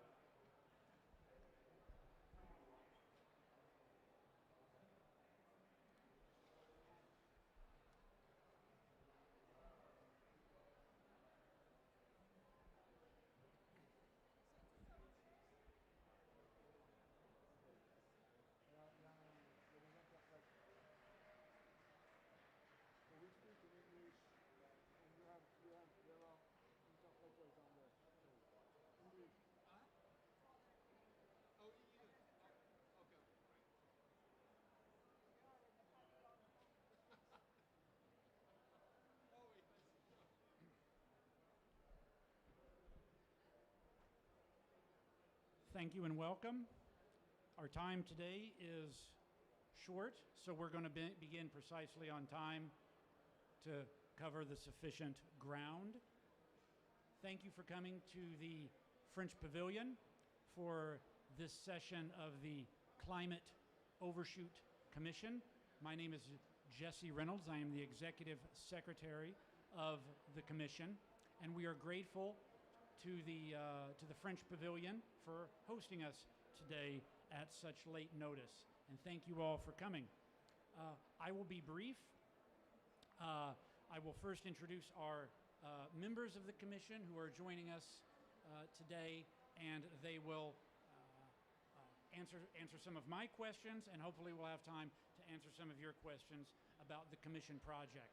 So, from my left, first, is Mr. Pascal Lamy, who is the President of the Paris Peace Forum and former Secretary General of the World Trade Organization. He is the Chairman of the Climate Overshoot Commission. On his left is Ms. Kim Campbell, Canada's 19th Prime Minister and founding member of the Club de Madrid. And then finally, at the far left, is Professor Shui Lang, who is the Chuang Kong Chair, Distinguished Professor, and Dean of Schwarzman College at Tsinghua University in Beijing, China. So I'd like to begin, proceed in the order here from my left, and begin with Mr. Lamy. Pascal, can you share with us the motivation, the scope, and the objectives of the Climate Overshoot Commission? Thanks, Jesse. In a few words, this commission was born at the Paris Peace Forum, which I happen to chair until next year, after a few years where in various occasions at the Paris Peace Forum we looked at the future of climate as we do it here in el-Cheikh, and the specificity of the Paris Peace Forum is to open boxes, doors, which have not yet been opened in global governance, international cooperation. We all know we have huge collective challenges, that the capacity with the international system provides to address them is weak, and that we need new avenues. Paris Peace Forum wants to be this new, more innovative coalition, science, civil society, business-based sense of purpose-led action. And this is why we decided to open this box of what if we overshoot 1.5. There is a science part of that, and science tells us that we will overshoot very likely. There is a political side of this, and the G20 communique says the target should be the Paris one, which is to remain well below 20 as near as possible to 1.5. We believe that as science says that we will very likely overshoot 1.5, we have to relook at the whole range of options. Mitigation, of course, remain the number one avenue, and there's no discussion about this, and I don't think anybody disagrees with that. Then we have to relook at the three other ones, which is adaptation, carbon removal, and geoengineering / solar radiation modification. And this commission has as a purpose to table new recommendations, given that what happens between 1.5 and 2 is quite dramatic. New proposals to better handle adaptation, move up carbon removal, and look at the science and governance part of geoengineering so that we can open, when we publish our recommendations, which is probably summer next year, we can reopen a public debate about these options in order so that they can be discussed, as we believe that we should leave no stone unturned. That's the purpose of the Commission. Thank you, Pascal. Ms. Campbell, what, in your eyes, are some of the key issues, some of the key challenges that the Commission faces as it scales the learning curve of these additional approaches to reducing climate risks? What are the key issues that you'll need to address? Well, I think what we are looking at is a whole range of technologies which we as a commission have to try and get our head around, and we have outstanding scientific advisors. But as a governance person and as a founding member of the Club of Madrid, which is the largest forum of former democratically elected presidents and prime ministers, I'm very concerned, as is the Commission, about the decision-making structures that are used to decide whether technologies would or would not be used. And in particular, the importance of ensuring that the less developed countries, many of whom are the most affected by climate change and global warming, have a voice in these. That this is not something that rich countries run off half-cocked doing.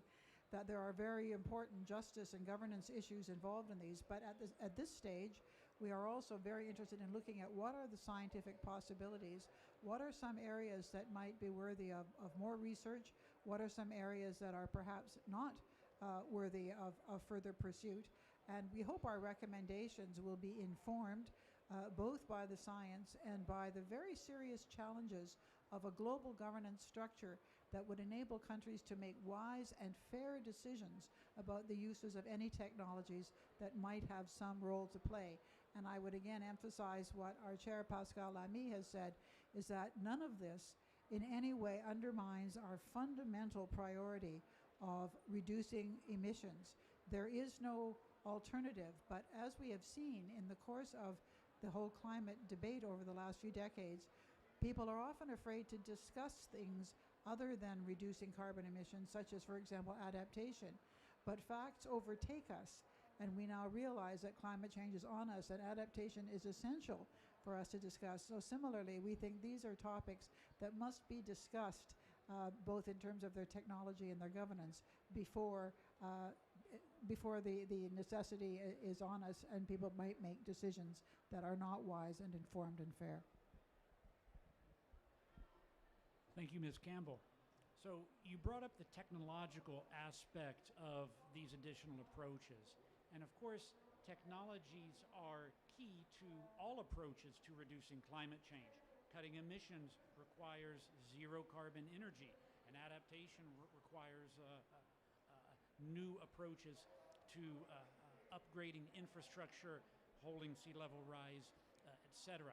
Nevertheless, particular aspects of these additional approaches, such as large-scale industrial carbon dioxide removal, as it's been proposed, as well as solar radiation modification, have a particular salience as perhaps emerging technologies. So I asked Professor Shui, how can policymakers and decision makers help ensure that such emerging high-leverage technologies contribute to advancing the sustainability goals, not just climate action, but across the SDGs, instead of causing challenges and problems? Thanks very much for that question. I think that, of course, when you talk about emerging technologies, there are several dimensions that people tend to think about. I think, of course, the core issue is the functionality of the technology. For example, here we're talking about the removal of the carbon dioxide. But also, I think there are other dimensions. For example, the cost. For example, the governance-related issue to, when the new technology brings some potential risks, and so on.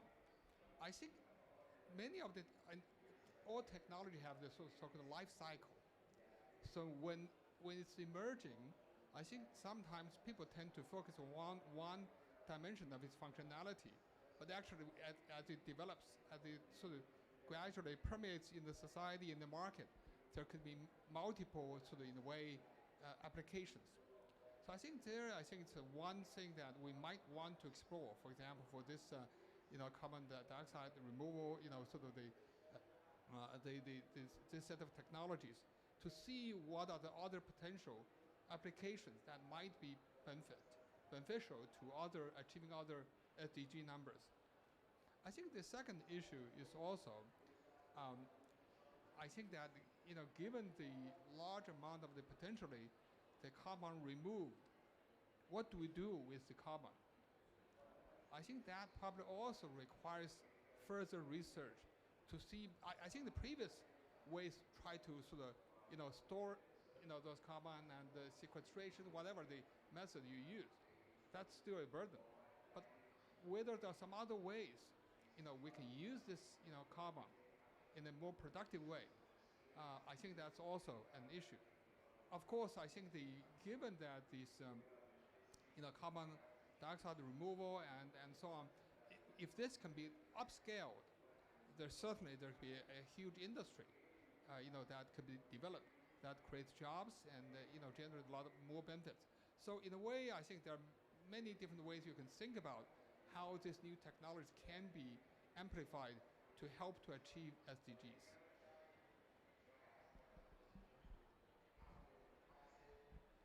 Thank you, Professor Shui. One of the issues being debated as we speak here at the COP27 negotiations is the ongoing role of the 1.5 degrees warming goal. And of course, the IPCC indicates that surpassing the 1.5 degrees goal is almost inevitable. Nevertheless, there's a common reaction that I hear when I personally discuss the Overshoot Commission is, but you run the risk of distraction. We must keep our eyes solely on A, 1.5 degrees Celsius, B, cutting emissions, and anything else risks taking the eye off the ball. I'd like to ask the chair of the commission, Mr. Lamy, how he envisions the Commission and policymakers more broadly balancing out the need in the Commission's eyes to take these other options seriously while keeping the eye on cutting emissions, reaching net zero, and keeping overshoot as minimal as possible. Well, it's a frequent conundrum. You have science on the one side, and we have very serious science, thanks, by the way, to the IPCC. And the climate debate is probably among our major global challenges, the one where science is now inputting the debate the most, more than health, for instance, or even global finance, I'm afraid. And on the other side, you've got the politicians, you've got politics. And this commission is a bridge between science, on climate, on the achievements of mitigation, on what could be done with adaptation, as Professor Trent just said, with carbon removal or SRM, and policy and political debate. We have, as I already mentioned, a G20 communiqué that says, eye on the ball of the Paris time, which is the 1.5, which is not exactly 1.5, which is well below 2 degrees, if possible 1.5, and that's understandable. We need things as simple as that for politicians to be moved by public opinions. On the other side, we have science that tells us now that the 1.5 will be overshot. This is not all bad news. What science tells us now is that the range which people had in mind in Paris in 2015, 7 years ago, has shrunk. The bad news is that the bottom part of the range has gone up. The good news is that the top range of the range has gone down. And what's pretty clear is that now we are at 1.5. We are at 1.1, which many people do not have in mind. Lots of people believe that when we discuss 1.5 or 2, we are at 0. No, we're not at 0. We are at 1.5, 1.1. Then, if you consider this, and if you look at the evaluation of what NDCs bring, for instance, both by 2050 or 2030, it's pretty clear that none of what's on the table for the moment will keep us below 1.5. And in some cases, the evaluation shows that we'll be very lucky if it doesn't overshoot 2%. So this is the range we have to look at. And I think considering this range is also a way to align better politics on science. It's not for science to align on politics.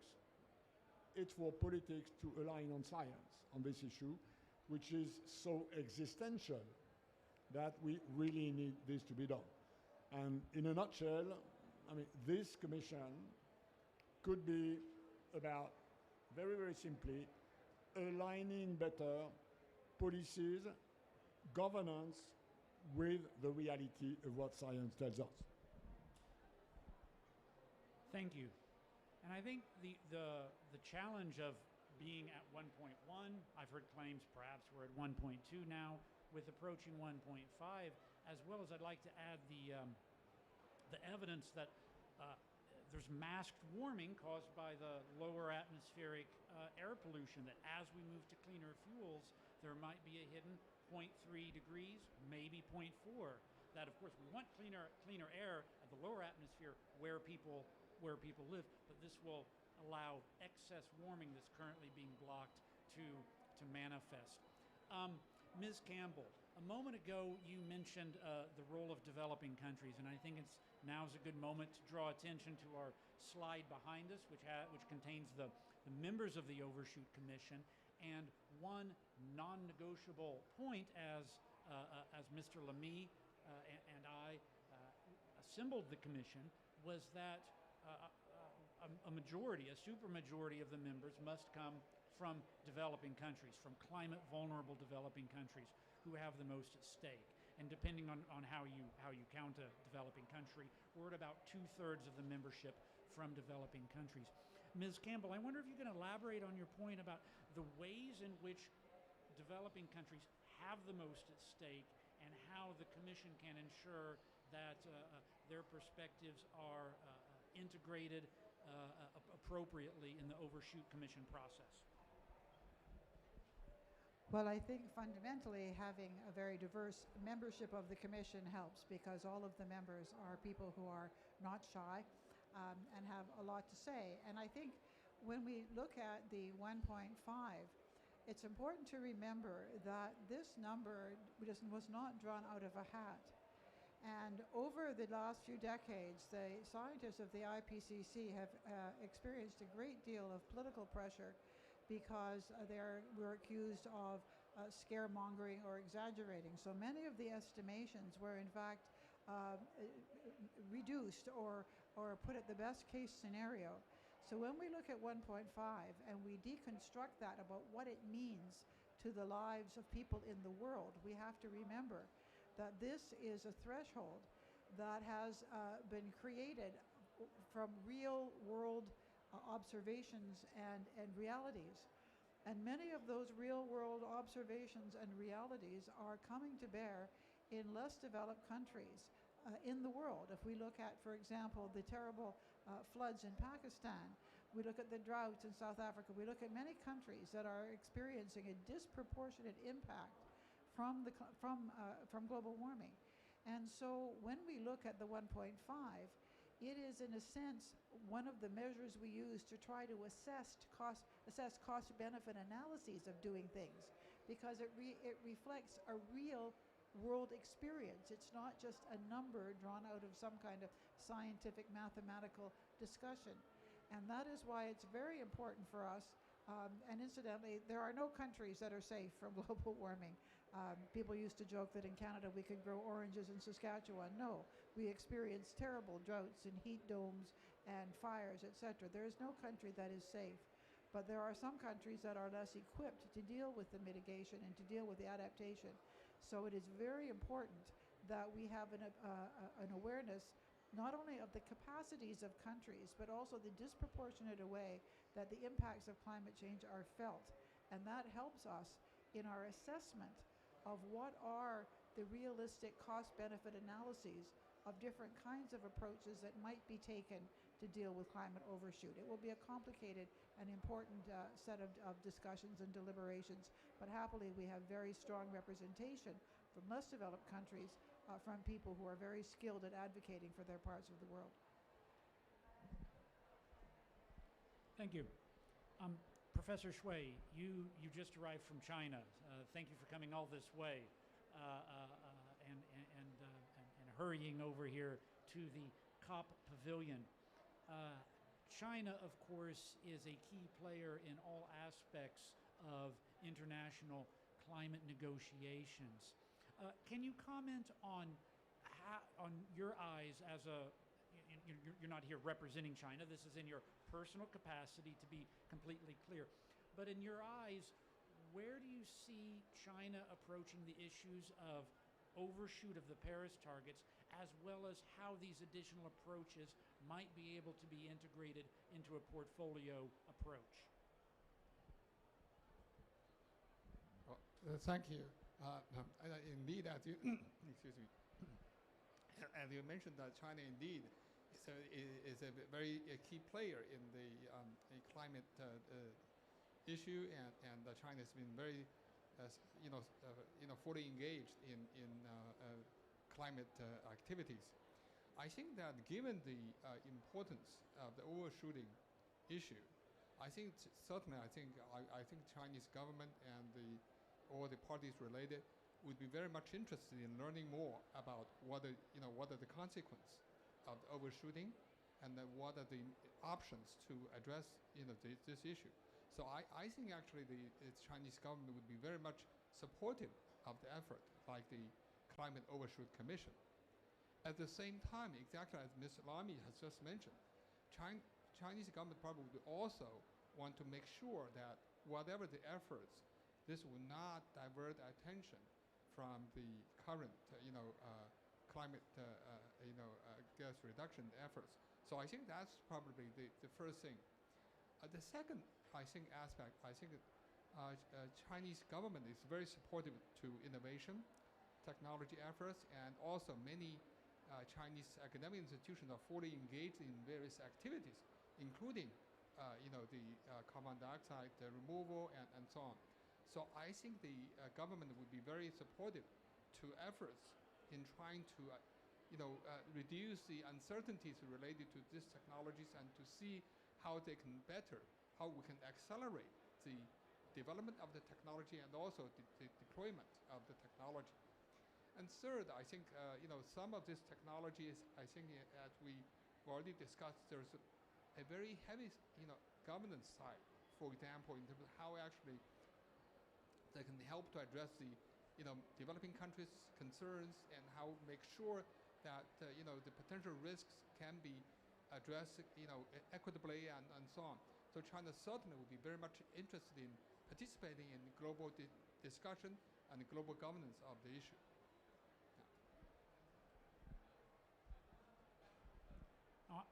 Thank you. I have more questions prepared, but I think this would be a good time to collect a couple of questions. If anyone here in the audience has them, I'll gather, let's say, 2 or 3, collect them, and see how our members of the Commission might respond. I see a hand here. We have a wandering microphone. Okay, thank you. Yeah, hello. Thank you for doing this. I'm Susanne Ehlerding with Tagesspiegel in Berlin. Can you give us a glimpse on what your recommendations would look like? So, especially on governance, I'm interested in that. And I wonder who's financing this commission, so who's behind it, and is the kind of entity who might be interested in solar radiation management, and so. Thank you. Any other questions? I'll collect a couple if we can, and then have the take some answers.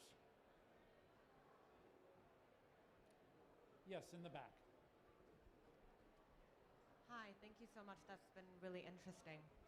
I was just wondering, how do we make sure that the narrative is accepted by civil society and the public going forward? Thank you.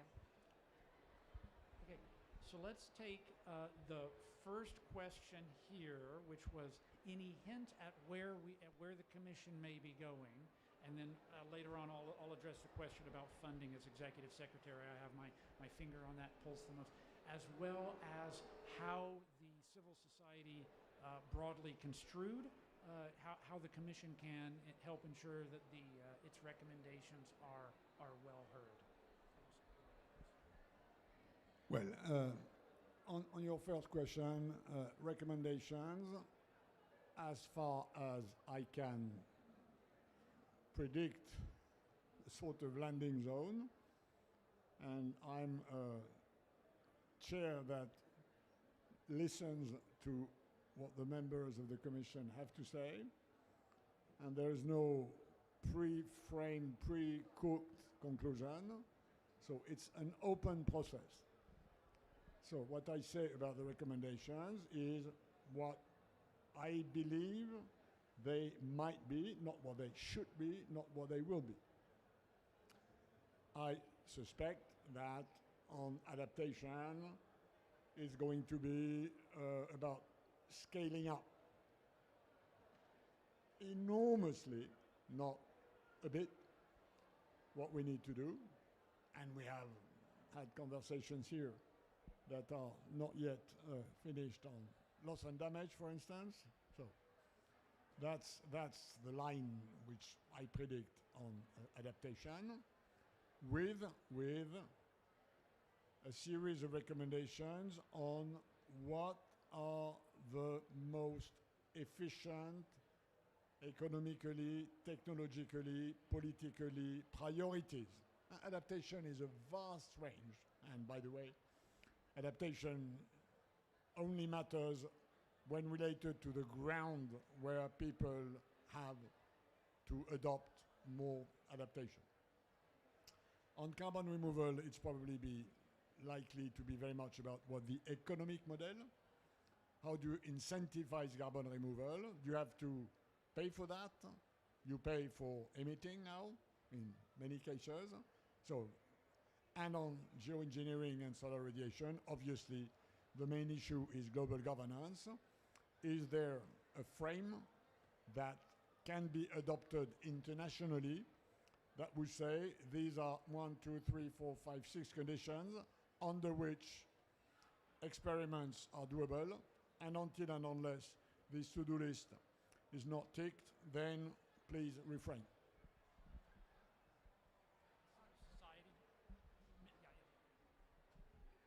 I think the question about civil society is very important because it's integral to the whole approach for governance. Because we sometimes think that government is not with civil society, but in my experience as a legislator, I found that I was able to do the best job when I went out and consulted and talked with the people who were actually going to be affected by what I had done. And there's also an enormous amount of knowledge and experience and on-the-ground understanding among civil society organizations around the world. I think what we are looking to do is not to create a blueprint to say the world should do this. We are looking to frame the issues and to identify ways in which the dialogue and debate can continue, hopefully, but not just a talking exercise, but a way that can lead to some conclusions. And the integration of civil society will be an integral part of that, because it is a resource. It's not something you do to be nice to the people. You do it because you want to make the best possible decisions. And those decisions, the knowledge that we need exists both in scientific knowledge, but also in the human dimensions that civil society brings forward.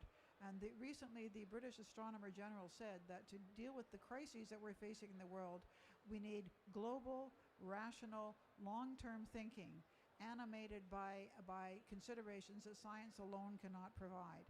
And that last dimension is very, very important. What are the reality of lives that people live, and how would they be impacted by some of these alternatives? So the governance formula will have to be very much part of or include the ability to get the knowledge and experience and wisdom that understanding would bring to ultimate decision making. And Jesse, on your question of who pays? Thank you.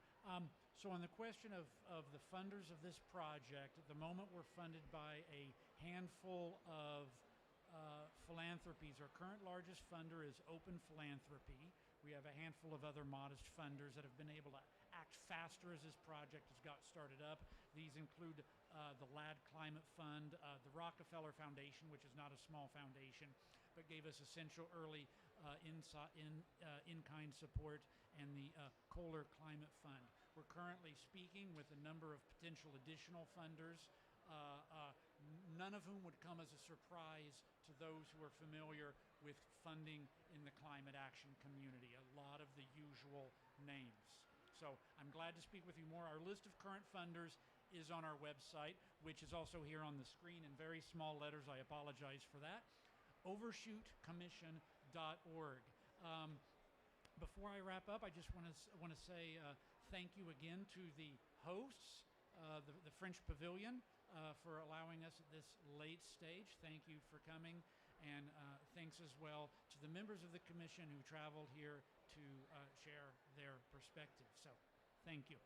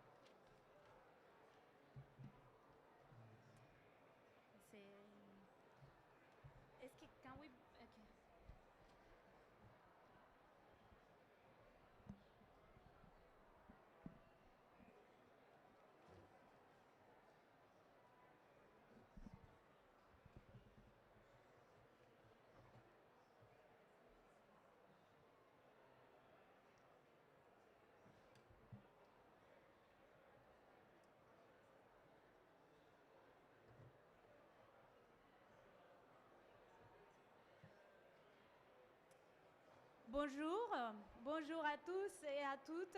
Je m'appelle Mariana Castaño-Cano, je suis la fondatrice de 10 Billion Solutions et c'est un plaisir de partager avec vous ces moments importants pour les bâtiments et la construction en France et dans le monde.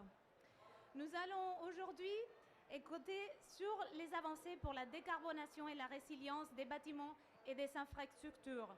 Cet après-midi, mais ce matin déjà, dans cette journée dédiée aux villes et aux solutions, nous avons entendu au pavillon bâtiment l'appel de la France et du Royaume du Maroc pour une percée pour les buildings breakthrough, c'est-à-dire pour arriver à 2030 avec des bâtiments décarbonés et résilients au changement climatique. C'est un moment très important. Je suis heureuse de parler français. Je suis heureuse d'être invitée par la France à faire la modération de cet événement.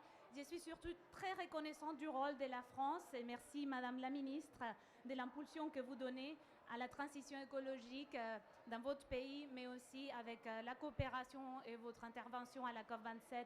Merci beaucoup. Nous allons avoir deux panels, deux tables rondes aujourd'hui. Une table ronde dédiée aux solutions et à la coopération et une deuxième table ronde dédiée à l'adaptation au changement climatique. Pour cela, nous avons avec nous des excellents intervenants qui viennent un peu de tous les milieux, de l'entreprise, du secteur privé, de la construction, des infrastructures, mais nous avons aussi des représentants des institutions, des secteurs industriels. On va écouter tout à l'heure Roland Hunziker. Et on a aussi un représentant de la Global ABC, l'Alliance mondiale des bâtiments et la construction qui a été impulsée par la France et le Maroc aussi, et créée en 2015 à la COP21. Et comme je vous disais, nous sommes très heureux d'avoir été invités et de compter parmi nous aujourd'hui avec Madame Agnès Pannier-Ruchanet, qui est la ministre de la Transition énergétique de la France. Madame, vous avez la parole.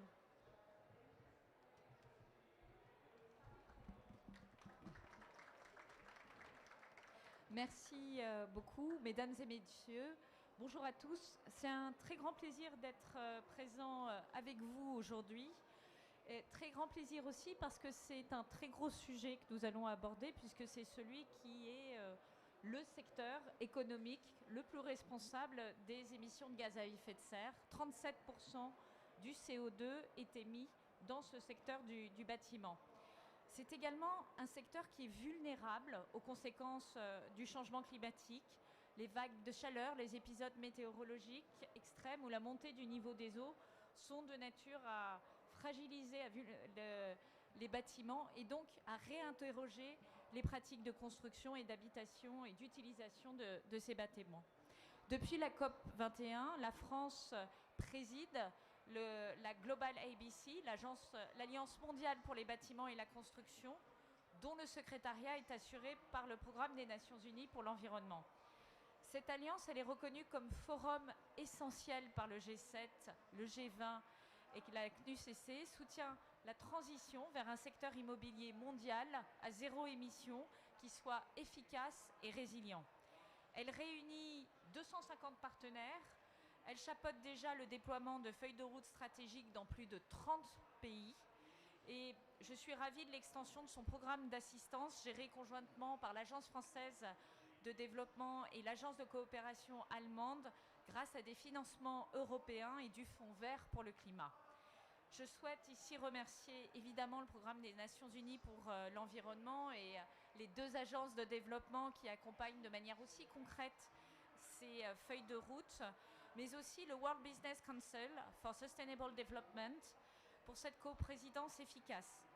On le voit, on peut avoir une collaboration étroite dans ce secteur entre autorités publiques et secteur privé et de manière rapide et avec des résultats.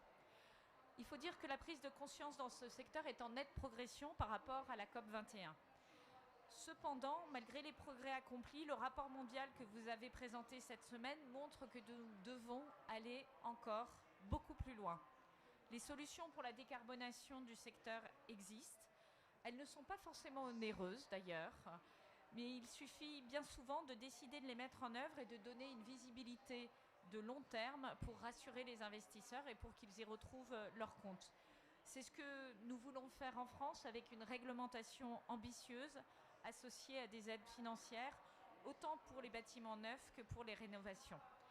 Nous sommes convaincus que de toute façon, sur le long terme, il coûtera plus cher de ne pas intervenir que d'intervenir maintenant. Et donc, en matière d'adaptation, je suis très heureuse qu'une coopération plus étroite entre le Global ABC et la Coalition pour les infrastructures résilientes aux catastrophes soit en cours, comme en témoigne la participation du docteur Mona Chabra-Anan, ici présente. C'est pourquoi nous souhaitons aller plus loin aujourd'hui et renforcer la coordination intergouvernementale. Ce matin, vous l'avez dit, à la COP27, sur le pavillon bâtiment de la Global ABC, la France et le Maroc, associés à 14 autres gouvernements, ont invité les pays à collaborer au sein d'un breakthrough sur les bâtiments pour que des bâtiments proches de zéro émission et résilients soient la nouvelle norme, pas d'ici 2050, mais d'ici 2030. Une quinzaine d'autres pays ont actuellement exprimé leur intérêt et j'espère nous rallierons bientôt. Pour la première fois également, nous souhaitons réunir en France les ministres en charge du secteur, ce sera probablement ministre en charge du logement, d'ici la fin 2023 afin de poursuivre des échanges à haut niveau et de mener à bien cette coalition. Ce sera une première pour parler des solutions pour le secteur.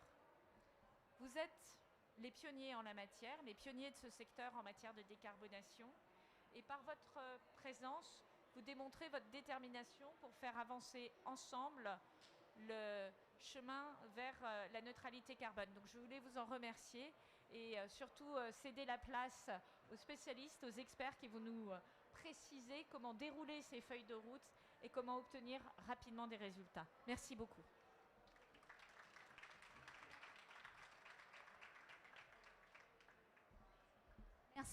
Merci beaucoup Madame la Ministre. Et comme on vous a dit, on vous souhaite énormément de succès à cette COP. Votre succès, c'est là, le succès de tous et de toutes. Merci Madame. Et nous allons poursuivre maintenant avec un panel d'experts, des femmes et des hommes de France et d'ailleurs, qui contribuent énormément à décarboner, à rendre nos bâtiments et nos constructions beaucoup plus résilientes. Et pas d'ici 2050, mais d'ici 2030, parce que l'urgence climatique, elle est bien là aujourd'hui. Je veux vous présenter. Donc à ma gauche, j'ai le plaisir de vous présenter Majed Elmi. Majed, il est le directeur pour l'Égypte des Weber Saint-Gobain. Bonjour et bienvenue. Nous avons aussi Madame Jourei Diada. Jourei Diada, elle est programme leader pour l'Union européenne des Sustainable Finance à E3G, une organisation bien reconnue dans son milieu. Un peu plus loin à ma gauche, nous avons Magali Anderson, elle est responsable de sustainability, donc durabilité et d'innovation, parce qu'il faut que les deux soient toujours ensemble chez Holcim. Et nous avons aussi à côté Isabelle Spiegel, la directrice de l'environnement chez VINCI. Et nous avons aussi Jonathan Dwayne, qui est le chef de la Global Alliance for Buildings and Construction, donc le responsable de l'Alliance mondiale pour les bâtiments et la construction. Et nous allons parler des solutions. Donc vous représentez à peu près tous les secteurs qui font les bâtiments, qui nous accueillent pour vivre et pour travailler, pour nous faire transporter aussi.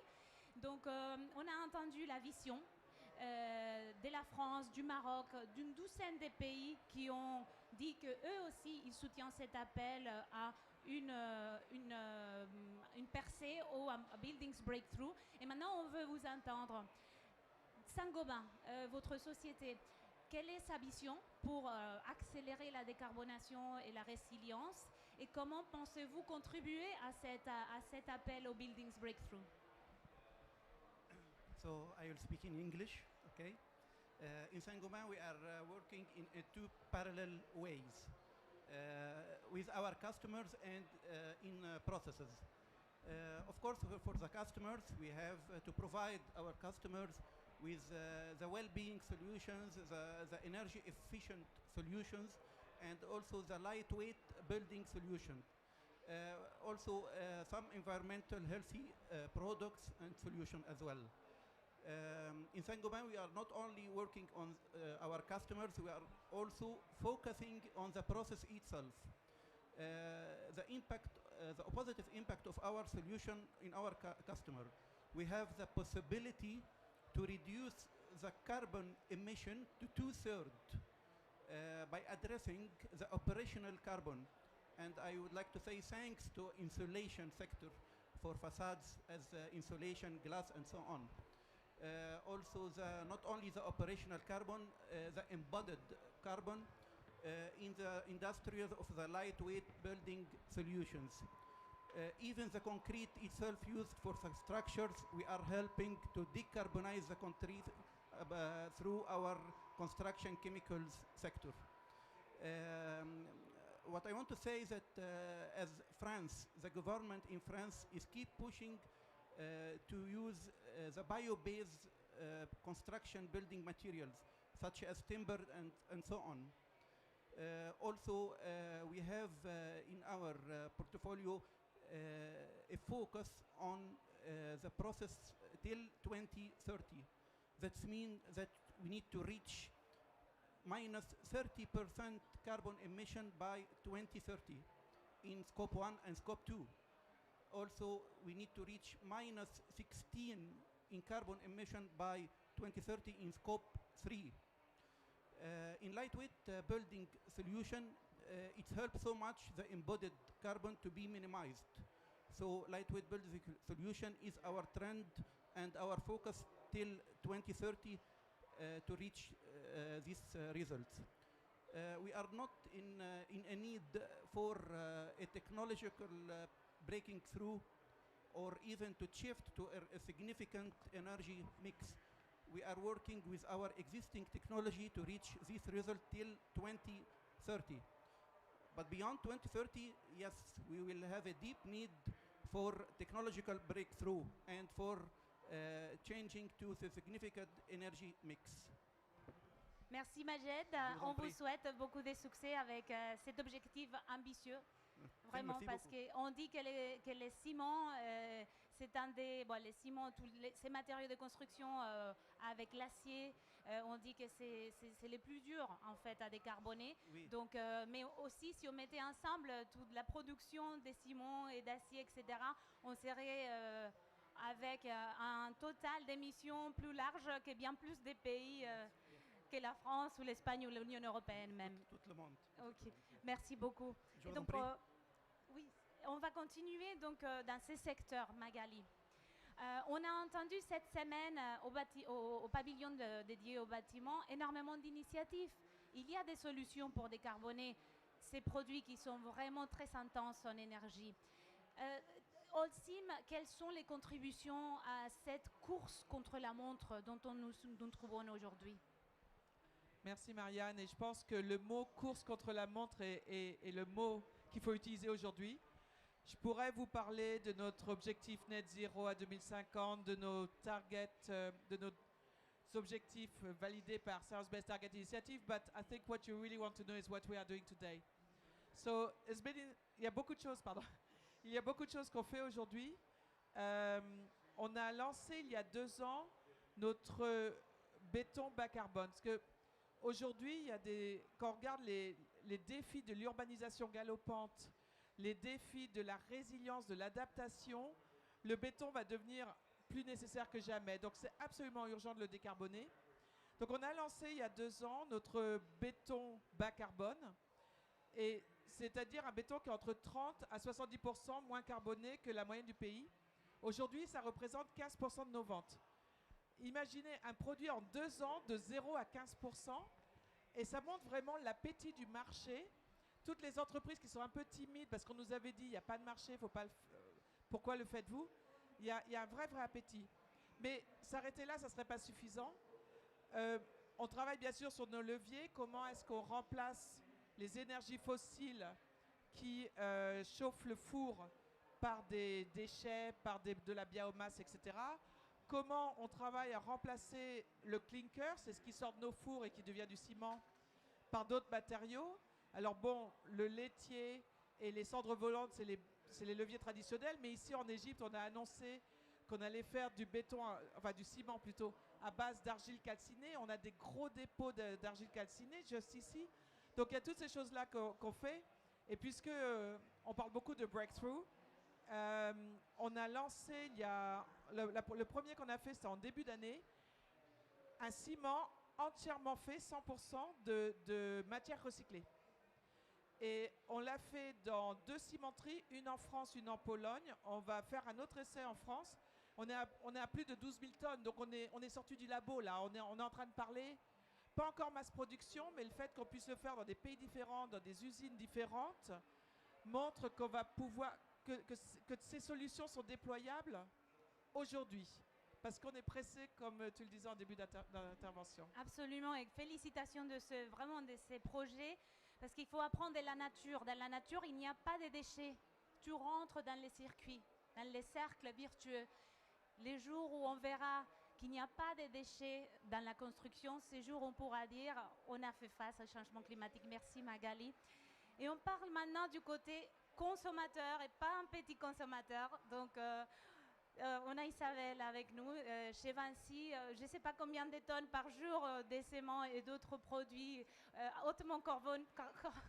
Mais vos courses, j'imagine, votre liste des courses doit être assez impressionnante. Alors, vous construisez partout dans le monde. Quels sont vos objectifs et surtout, de quoi avez-vous besoin de la part des producteurs et de la part des décideurs pour pouvoir accompagner ces mouvements plus rapidement? C'est exactement le centre de la question, donc bonjour à tous et à toutes. Nous, en fait, on intervient en tant que maillon dans la chaîne de valeur entre l'usager final, finalement, du bâtiment, et puis les producteurs de matériaux qu'on vient d'écouter ici, à mettre en œuvre un certain nombre de solutions et à s'assurer que techniquement, ça va aussi fonctionner. Donc finalement, on est plutôt essentiel et on vient d'une culture dans laquelle on appliquait ce qu'on nous demandait et dans laquelle il y a 3 ans, on a dit ça ne peut plus durer. On doit être promoteur des solutions et ça tombe bien, c'est la journée des solutions aujourd'hui à la COP.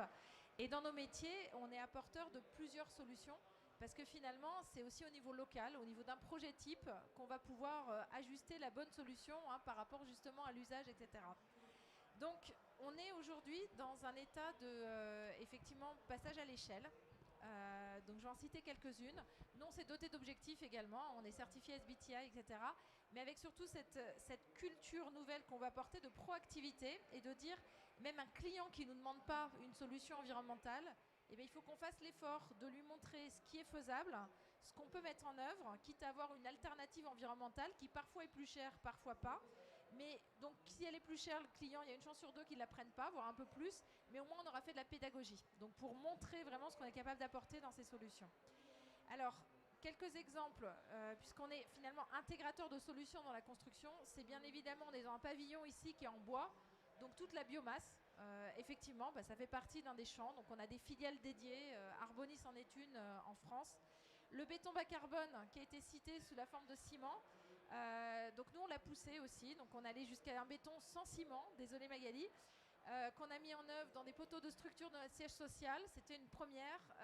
On était hors normes bâtimentaires, on a eu des questions d'assurance, etc., etc.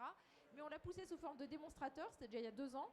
Et aujourd'hui, on est en 2022 en phase de déploiement, c'est-à-dire qu'on démultiplie les projets, les exemples techniques. Donc c'est des voussoirs de tunnels du Grand Paris, c'est des hôpitaux, c'est du logement social, donc bas coût, sur lequel on le met en œuvre. Et c'est voilà, des projets en France et ailleurs où on va le mettre en œuvre un petit peu partout.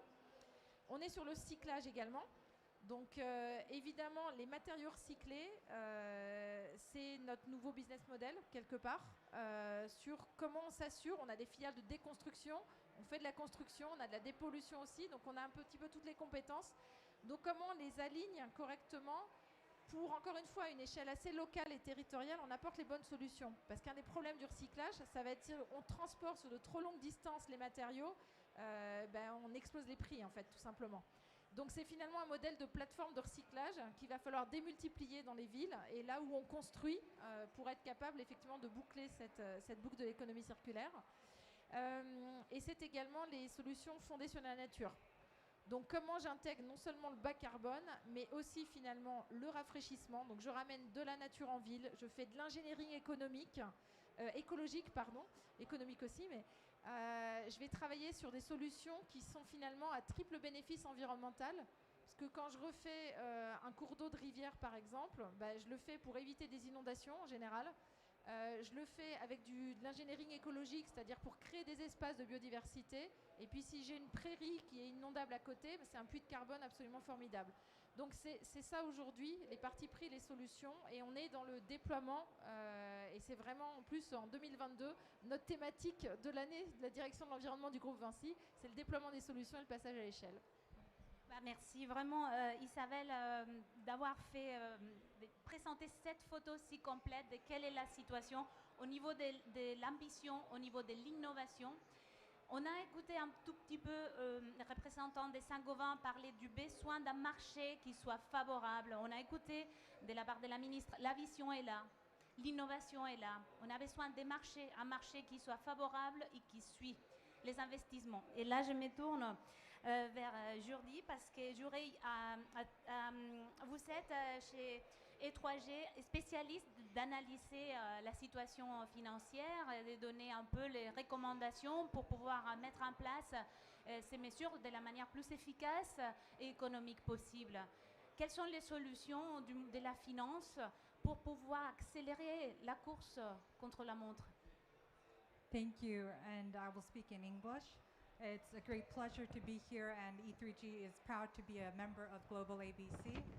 And from the perspective of an independent climate think tank specializing in economy-wide decarbonization, but also sustainable finance and climate policy, I have to say that when I look at the financial sector, what I've seen over the past few years is really an uptake and an emergence of financial tools, instruments, and products enabling the channeling of capital towards green buildings and constructions projects. So we can call those finance solutions if you like. And if I zoom in, I can see in particular that the green bond market has taken off in the last decade. So it's about 90% of the total financial market for green finance at the moment. And this has also included a rise in the number of green bonds for buildings and construction products with sustainability and green characteristics. We've also seen a rise in green mortgages and green lending products, particularly in Europe, since we're in the French pavilion. And we've also seen some innovative blended finance initiatives being launched. So let me give you a quick example. Lithuania just recently launched a blended finance product that is expected to yield 1 billion euros in residential upgrades across the country using grants to bring in private capital and public financing to really de-risk the investment profile by providing a first loss guarantee. So we're seeing some innovation there. And private financial institutions are coming in, launching their own initiatives like green securities financing loans for real estate companies looking to access short-term capital for green projects, leveraging their own investment portfolios. So we're seeing a lot of movement. And I would say that this market is being driven by regulation, it's being driven by certification, by green building codes, by government tax incentives, also the development and availability of high quality projects, but also access to materials, as you were saying, and also a skilled labor pool to implement these projects, as well as the catalyzing effect of public finance. But despite these offers, let's say, and I know that the Global Status Report has found that there's been a 50% increase in investments into the buildings and construction sector since 2015 to 21. If you look at the whole of the green finance market, it still was only 4% of the total financial market in 2021. So if we're talking about really getting to a breakthrough in buildings, green construction projects, we do indeed, Mariana, need to accelerate and scale up the financing flows for these projects. And I'll leave you with 3 priorities the way we see it. The first is really moving towards international standardization for project development, for project documentation, as well as energy savings calculations to really bring transparency, but also investor confidence to set their expectations on the performance of these investments. We need to develop and improve data availability and collection, so looking at the project profiles, the risk-return profiles for lenders, but also in particular just to develop the business case and evidence base for these projects. And last but not least, we really need to continue looking at how to effectively channel public finance to play this catalyzing role in the markets, and also providing this de-risking function, and indeed helping unlock some of these projects that you were talking about that bring in more of these adaptation characteristics and not just mitigation benefits. So I'll leave it at that. Thank you very much, Jurei, for painting the picture. Sorry, I move back to French. Nous avons besoin de la finance, nous avons besoin du cadre juridique, et nous avons besoin de l'innovation technique, mais nous avons besoin aussi de la coopération, parce que les expériences dont vous parlez, on ne les voit pas partout. Les besoins ne sont pas pareils dans tous les pays. Tous les pays n'accèdent pas avec les mêmes conditions ni capacités techniques ou financières. Et maintenant, on va dédier quelques minutes à parler de la coopération. Et c'est avec grand plaisir que j'ai la chance de vous présenter Manel. Manel qui, cette année, n'est pas avec nous, ici à la COP27. Manel Aïtsalia. Manel, bonjour. Oui, Manel est la bonjour. directrice adjointe de l'énergie à l'AFD, l'Agence française du développement. C'est un grand investisseur aussi dans les infrastructures partout dans le monde.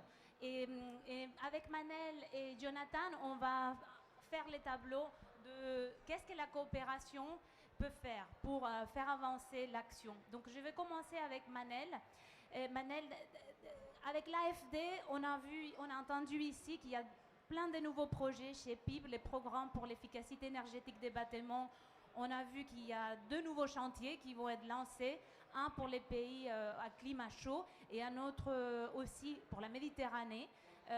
Bon, parfois ça s'écroise, mais c'est 2 groupes de pays différents, PIB Cool, PIB Med, avec la participation aussi de la France, de l'AFD, avec les Green Climate Fund, les fonds verts. Je voudrais savoir quel est le rôle de la coopération financière pour faire avancer la décarbonation du secteur.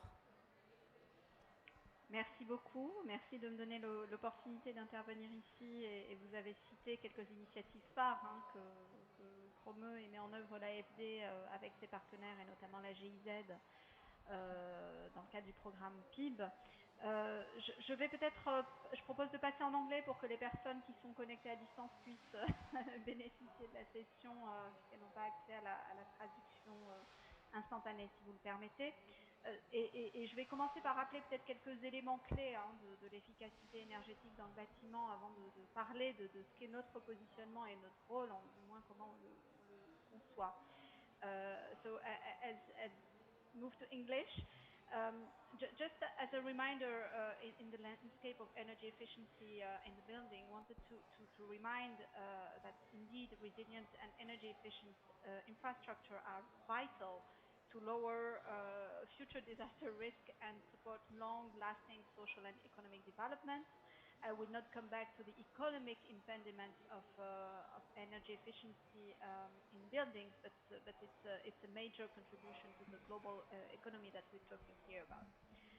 Promoting green buildings at scale can, of course, strengthen local economies, create jobs, provide resilient shelter, improve energy security and lower living costs for households in the face of the current energy and economic crisis. It is encouraging that as of 2021, 136 countries mentioned building emission reductions in their NDCs, and 80 countries have adopted building energy codes. However, we still observe an important gap between national ambitions and effective action on the ground. And I'll come back later to financing gaps more specifically. International cooperation and development finance stakeholders will play a major role to accelerate the transition towards resilient and energy efficient buildings. They shall provide financing at the first place, so bridging the gap and the huge financing gap to achieve the target. But also, these stakeholders shall endeavor to build knowledge, awareness, and strengthen capacity. These are the two pillars of action where there is a crucial role for international cooperation and climate finance to play in the sector. In 2020, $3 trillion were invested in the buildings and construction sector. But out of these amounts, only 3% of these investments went towards energy efficiency and adaptation measures. Massive investments are essential to support national ambitions and to increase sectors' capacity to shift towards energy efficiency and climate resilient buildings. Development finance institutions in this landscape represent 10% of the global annual investments, and therefore they have a significant role to play in shifting global finance. In 2020, International Development Financing Club, IDFC, reported a total of $16 billion US dollars invested towards energy efficiency in new buildings and industrial facilities. IDFC members committed to keep increasing climate finance in the building sector, and this is where also AFD's action is taking place. To speak more specifically about AFD, as far as we are concerned, energy efficiency is one of the three priority axes of our energy strategy framework, and the Program for Energy Efficiency in Buildings, the PEB, jointly implemented by AFD, GIZ, and ADEME since 2018, is one of our key levers to implement this strategy, the energy efficiency strategy. The PEB takes a multi-level approach, combining each of project financing with national policy support and professional capacity building.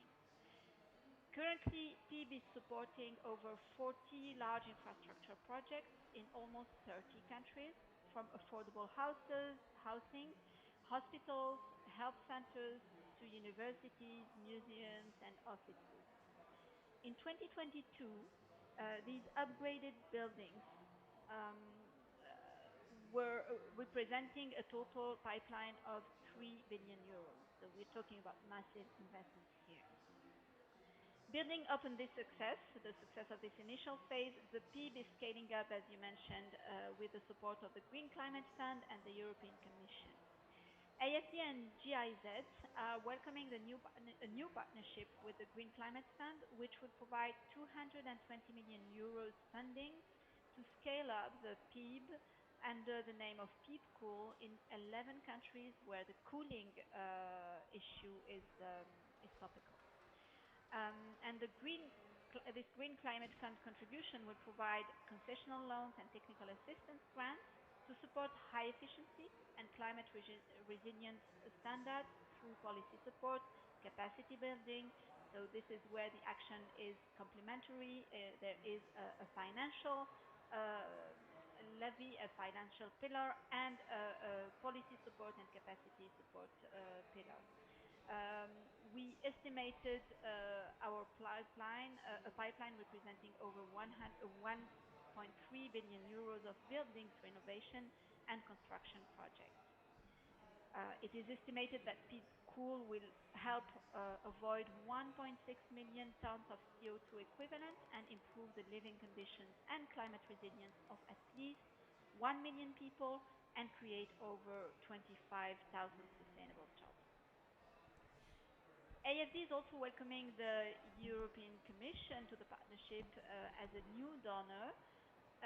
The Commission will provide a 30 million euros grant for PEB-MED, a regional program for 7 countries of the southern Mediterranean region, which will start by the end of 2022.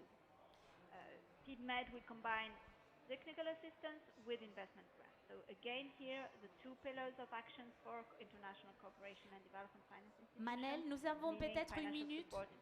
Si vous m'entendez, nous avons peut-être une minute avant la fin, s'il vous plaît. Merci. Oui, bien sûr, merci.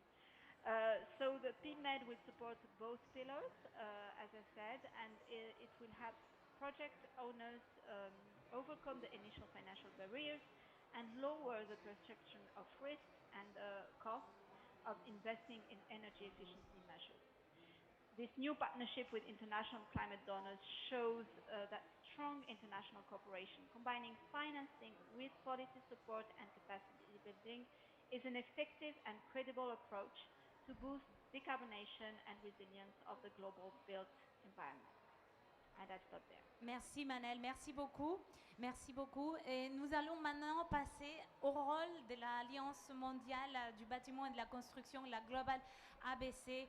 En quoi la Global ABC peut davantage aider les pays membres, mais aussi les industriels et la société civile, il ne faut pas l'oublier, à avancer encore plus rapidement. Bon, les résultats, on l'a vu, en 6 ans de travail, 7 presque, nous avons presque un Buildings Breakthrough. On espère le voir l'année prochaine, donc c'est déjà une belle réussite. Mais en quoi la Global ABC peut accompagner ces mouvements? Alors, je dirais la première chose, c'est que tous les acteurs doivent travailler ensemble. Et c'est pour ça que la Global ABC a été établie. Mais on parle ici au niveau global quand on parle de la Global ABC. Et il faut créer ce même mouvement, je dirais, au niveau national. Donc, ce n'est pas une alliance mondiale qui va pouvoir faire la mise en œuvre des activités sur le terrain ou qui va impulser, on va dire, l'action sur le terrain. Mais il faut qu'au niveau national, on ait une vision claire de ce qu'on veut mettre en œuvre et de quelles vont être les actions prioritaires qu'il faut mettre en œuvre pour réussir, on va dire, la transformation du secteur. Et donc, dans ce cadre-là, l'Alliance mondiale pour les bâtiments à la construction, la Global ABC, a développé des feuilles de route, donc un modèle de feuille de route. Si on veut, on peut justement partir sur le slide juste celui-ci, juste après, celui-ci. Donc voilà, ce slide-là montre en fait l'approche intégrée que la Global ABC met en avant pour que le secteur puisse avoir une transformation efficace, pour réussir à aller vers les objectifs, on va dire, du Paris Agreement. Et donc maintenant, on a fait des feuilles de route au niveau global, d'abord pour mettre une vision globale pour la transformation du secteur. On a fait 3 feuilles de route régionales pour les 3 grandes régions. Et maintenant, on est en train d'amener ces feuilles de route au niveau national pour qu'elles puissent informer les NDCs. Donc je m'excuse, j'utilise le français et de l'anglais en même temps, mais voilà, pour qu'on puisse intégrer mieux, de toute façon, les actions clés du secteur au niveau des NDC et mettre des priorités spécifiques pour le secteur du bâtiment. Ce qui est important dans ce processus, surtout, c'est qu'en fait, on crée des petites alliances nationales. Et qu'au travers de ce processus, on amène d'abord tous les acteurs au niveau national autour de la table pour définir cette vision ensemble avec le gouvernement et pour qu'ensuite, on puisse agir sur ces 8 priorités qu'on a identifiées et qu'on puisse donc mettre en œuvre la transformation avec une bonne compréhension de la réalité et du contexte dans lequel on doit travailler au niveau national. Et je pense que je vais m'arrêter là parce que comme on est en retard.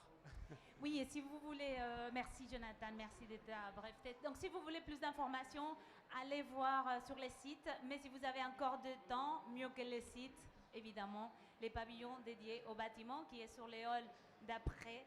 Il y a encore des événements cet après-midi, il y aura un événement de clôture et une réception, donc je vous invite à faire partie de cette réception. Et je veux vous remercier énormément, Majed, Joureille, Magali, Isabelle, Jonathan, Manel aussi depuis Paris, de vos interventions. Et nous allons passer maintenant au sujet de l'adaptation, donc je vais appeler les intervenants de ces panels. Merci beaucoup, vous pouvez les applaudir.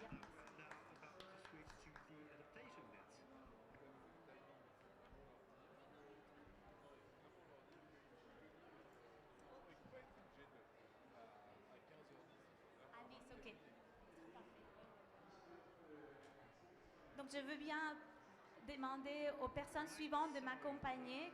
Karim Selouane de Résilience, Mona Amand, CDRI, la docteur Ajaï Chafil, 4C, et Stéphanie Obadia de Construction 21. Merci, bienvenue. If you could join me on stage.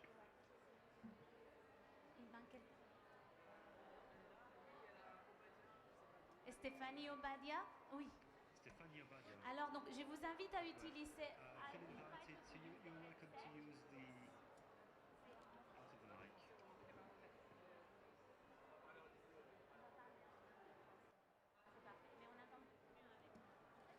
On entend beaucoup mieux avec les écouteurs, même dans la langue du discours, parce qu'il y a moins d'interférences. Donc je vous invite à faire l'usage de ces écouteurs. Alors, et je vais donner la commande. Voilà. Karim, tu seras chargé de passer les diapos. Mais avant, on veut connaître quand même les 10 points de la résilience dans les bâtiments.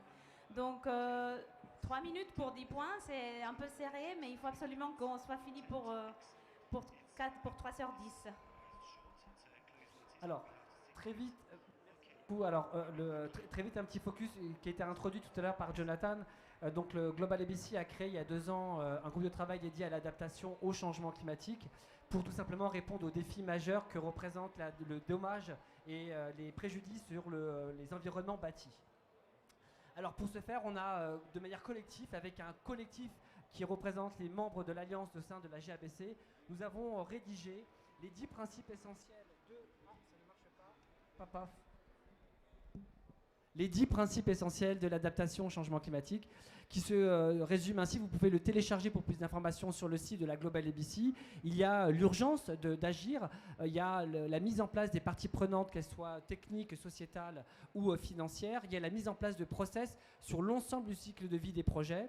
Il y a le fait de mettre en urgence, en tandem, l'adaptation et la mitigation. Il y a ensuite l'accès à la donnée. Comment est-ce que la donnée peut être gratuite, notamment par les pays du Sud, pour mieux dimensionner les futurs projets d'aménagement, mais aussi les modèles financiers. Travailler sur la question de l'échelle. Il y a l'échelle du bâtiment, du quartier, de la ville, du territoire, voire beaucoup plus large. Il y a ensuite les enjeux de green solutions, notamment les nature-based solutions, pour intégrer également tout ce qui va être les biomatériaux, tout ce qui va être les conceptions, l'éco-conception. Et ensuite, la partie intégration des populations comme l'un des facteurs de réussite de l'adaptation à travers les usages. Il y a la partie finance, clé, on parle aujourd'hui de loss and damage. Donc comment modéliser l'investissement et la soutenabilité financière pour ne pas rendre des actifs immobiliers ou des actifs, en de manière générale, des actifs échoués. Et bien sûr, ensuite, de travailler sur des échelles très localisées pour être au plus près de la réalité du terrain. Et une réalité tangible, cette alliance avec le groupe de travail, on a su travailler de concert avec l'Alliance internationale HQE pour définir en commun un référentiel d'adaptation au changement climatique du cadre bâti qui est absolument aligné aux 10 principes essentiels de la GABC. Donc vous pouvez retrouver ces 2 documents et faire le match entre les deux. On voit bien une mise en opérationnalité de ce groupe de travail qui est l'un des livrables que nous avons présenté lors de la COP26 l'an dernier. Et maintenant, pour conclure, et bien évidemment ici notamment sont représentés l'agence des 4C et puis la CDRI comme grand partenaire de l'agence des 4C et de la Global ABC, notamment du groupe adaptation. Ce qui est important de retenir, c'est que ces 10 principes sont à intégrer sur l'ensemble du cycle de vie des bâtiments en intégrant en phase conception, travaux, maintenance, opération et en décarbonisant durant l'ensemble du cycle de vie des projets selon des trajectoires du changement climatique, les 10 principes essentiels à l'adaptation qui ne sont pas une méthodologie, mais qui sont des actions très simples que chacun peut se réapproprier et les intégrer dans ses frameworks, d'où la nécessité, d'où la volonté du groupe de travail de faire un call for action, car nous sommes en train de lancer une forme de cartographie des retours d'expérience sur l'adaptation à travers le monde.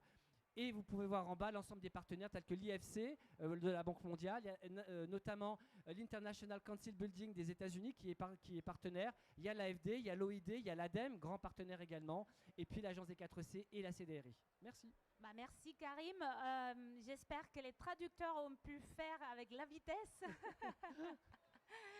Merci. Il y a toujours la vidéo à la demande pour revoir. Merci Karim, merci. Toutes ces informations sont disponibles évidemment en ligne. Vous pouvez aller creuser. Et maintenant, on va passer la parole d'abord à Madame Mona Anand, parce que vous allez faire une présentation. Donc, vous travaillez pour la coalition pour des infrastructures. Pardon ? Ah, ok, d'accord. Je corrige. Donc, Madame Raja Shafil, vous allez faire une présentation sur le travail que vous faites chez 4C. Donc, oui. Merci beaucoup. Je ne sais pas si mes slides... ah, super. Merci beaucoup. Merci, madame, et merci aux organisateurs de m'inviter à ce très important side event. Alors, nous, en fait, on se situe en amont et en aval de tout ça, c'est-à-dire qu'on a entendu les industriels, les acteurs du bâtiment, etc. On a entendu donc les services avec M. Karim Selouane. Nous, en fait, on est un centre d'appui aux politiques climat, aussi bien au Maroc qu'en Afrique. Je vais y revenir plus tard. Je voudrais commencer par quelques chiffres qui datent juste d'il y a quelques jours. C'est qu'il y a un nouveau rapport de la Banque mondiale qui est sorti. Il est sorti dans plusieurs pays du monde, dont notamment au Maroc, sur la situation du Maroc par rapport aux impacts néfastes des changements climatiques. Et donc ce rapport évalue à quelque chose comme 450 millions de dollars annuels. C'est quand même énorme pour un pays comme le Maroc, les pertes et dommages induits par les inondations. Alors quand on sait que le Maroc possède 3500 km de côte et que 60% des villes se trouvent sur le littoral et 90% de l'industrie, c'est énorme. Donc on peut comprendre que donc toute cette industrie et toutes ces villes sont menacées également par la remontée du niveau marin. Alors un autre chiffre, c'est qu'aujourd'hui au Maroc, on a un très grave problème d'eau, de ressources en eau. On n'a pas reçu une goutte de pluie depuis plus d'1 an. Et donc ce rapport estime la perte en produit interne brut, donc qui peut aller, donc une perte qui peut aller jusqu'à 6,5% de notre GDP, donc à cause des changements climatiques. Alors maintenant, ce qu'il faut savoir, c'est qu'au Maroc, il y a un nouveau modèle de développement, à l'horizon 2035, donc qui a été présenté il y a quelques mois déjà, et donc qui fait du secteur de l'habitat et donc de la résilience du secteur de l'habitat l'une des priorités de ce nouveau modèle de développement du Maroc à l'horizon 2035. Et donc c'est ainsi par exemple que ce rapport me recommande de rendre le secteur de l'habitat, bien sûr, donc de le faire d'abord dans un cadre national de référence qui encourage la mixité sociale, la résilience, bien sûr, la diversité, mais qui également renforce l'apport ou l'usage des transports publics, donc parle du cadre de vie et donc de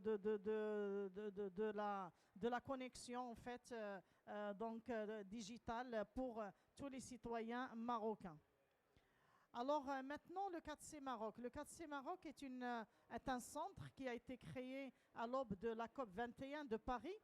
Et donc l'objectif est de soutenir les politiques de lutte contre les changements climatiques, aussi bien au Maroc qu'en Afrique. Alors nos missions sont les suivantes. C'est tout d'abord en premier lieu la capacity building, donc le renforcement des compétences de tous les acteurs concernés, qu'ils soient du secteur public ou privé, les ONG, les femmes, etc. Le soutien au INDC, aussi bien la INDC du Maroc que le soutien au INDC des pays africains. Le soutien donc à l'introduction ou à la prise en compte des changements climatiques dans les politiques de développement territorial, le soutien au design donc des plateformes MRV. Nous avons déjà aidé donc à la mise en place de la plateforme de transparence MRV, donc qui est une obligation dans le cadre de l'accord de Paris. Nous assistons les projets des INDC à accéder à la finance climat en les rendant plus bancables, etc.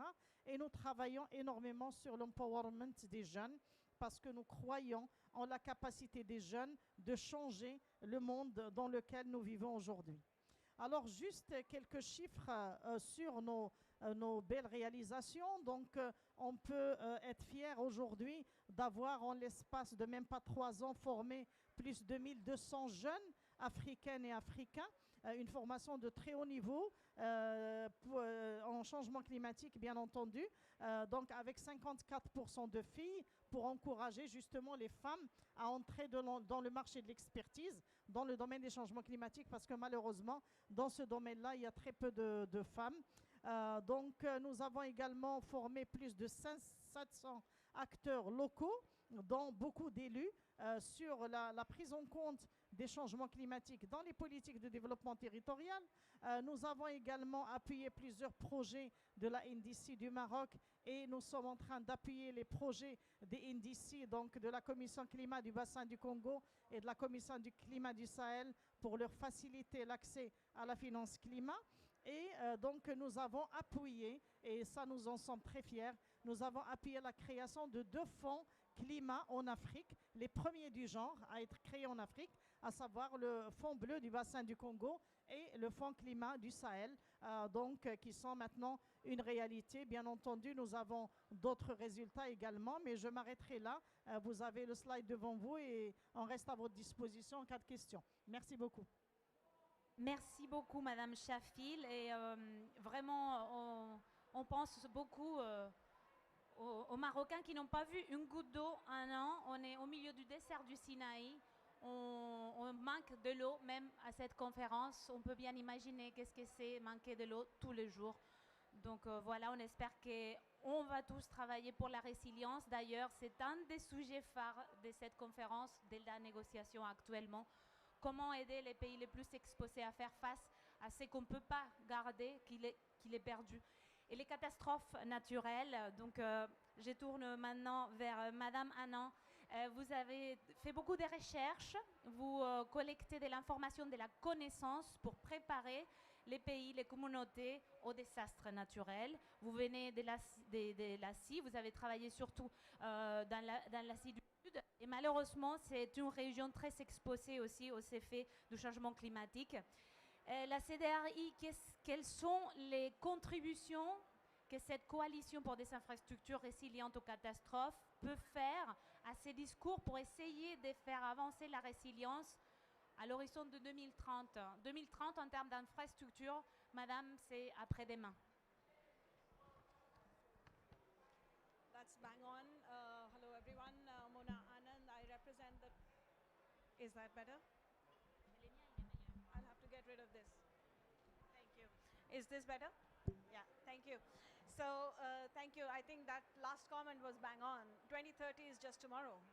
So, hello everyone, Mona Anand. I work for the Coalition for Disaster Resilient Infrastructure. So we are shifting a bit here, you know, the gears are shifting a bit here because we are now looking at resilience of infrastructure to natural disasters and climate change, and that's what I'm going to briefly share with you about. So the coalition that I represent is a coalition of 31 member countries and 8 organizations, including the UNDP, UNDRR, multilateral development banks and others. And the key point here is that infrastructure typically is designed for a shelf life of about at least 20 to 50 years, right? And the way we are experiencing disasters, whether they are triggered by climate change or triggered by geomorphological changes, they are actually impacting the investments that are being made. Can you believe it? There are reports that say that anything between $18 billion per year to $50 billion per year are being lost only to natural disasters, and this is direct economic cost of infrastructure losses, right? And the investments that are needed to go until 2050 are huge. We are looking at $80 trillion to be invested until 2050, right? And within our lifetime, the infrastructure that we will see by 2050 does not exist. About 50 to 75% of the infrastructure that we need until 2050 does not exist now. So it's a huge challenge that we are trying to deal with here. Now, at the CDRI, we undertake technical studies. We are looking at how airports can be made more resilient, how power sector infrastructure can be made more resilient. And all of this has shown us that there is a huge knowledge gap. There's a gap in understanding as to what resilience of infrastructure mean. What do system of systems mean, you know, in our infrastructure world? So we've undertaken a project called the Lexicon Project that is bringing together understanding for stakeholders to deal with this huge animal together. Another thing in terms of solutioning I want to flag to you is the CDRI fellowship program that is invested in promoting actionable solutions to some of the pressing problems of infrastructure being faced globally.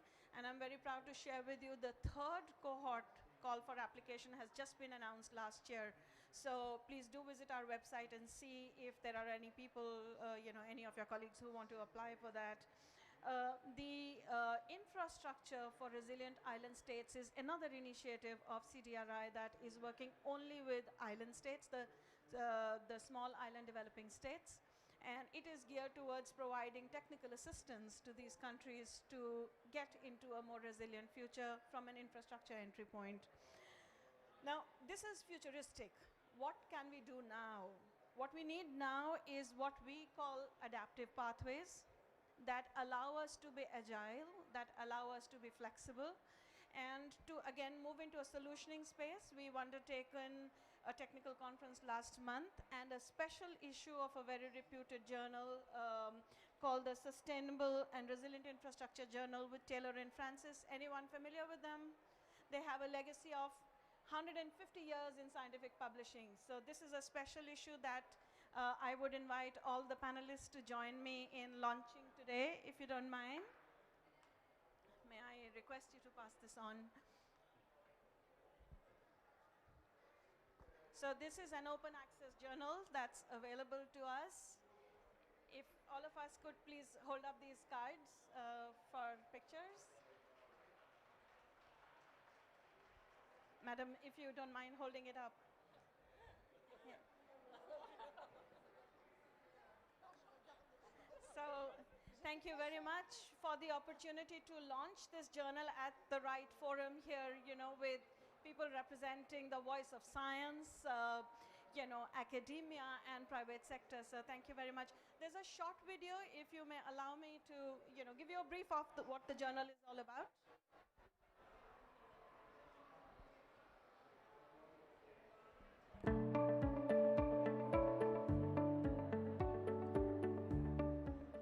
Infrastructure is considered resilient when it is disaster ready, able to provide the intended services to the end consumer even during crises, and recovers swiftly after a crisis brought by natural hazards or anthropogenic threats, without rebuilding the vulnerabilities of the past. This makes infrastructure systems highly complex, as they leverage interdependencies with other infrastructure systems as building blocks for resilience. Adding to this complexity is a growing uncertainty associated with infrastructure performance due to the changing environment.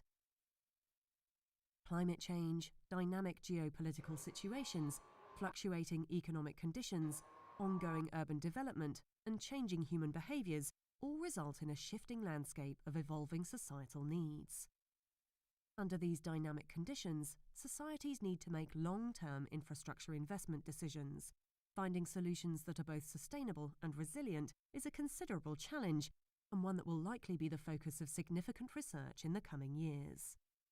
Designers, engineers, scientists, economists, policy and decision makers must all transcend the boundaries of their core disciplines to find holistic and workable solutions to these uncertainties for achieving long-term resilience. Robust decision-making and dynamic planning processes are critical. Adaptive and integrated disaster resilience, and thus sustainability, is dependent on nations and communities designing and building resilience in a systematic and integrated manner that can adapt to rapidly changing environments. Institutional processes must be designed to function across scales and sectors to engage stakeholders that promote social learning and optimize sustainability and resiliency. This special issue seeks to better understand how to integrate flexibility into infrastructure planning, design, as well as management for resiliency. Considering future states and dynamics, it aims to identify actions that can be implemented progressively for inclusive, resilient, and sustainable infrastructure, and to showcase continued progress and innovative implementation of adaptive pathways ensuring optimal design for both physical and non-physical infrastructure systems. This special issue on adaptive pathways for resilient infrastructure was sponsored by the Coalition for Disaster Resilient Infrastructure, CDRI, and edited by Dr. David Trejo, Editor-in-Chief, Sustainable and Resilient Infrastructure.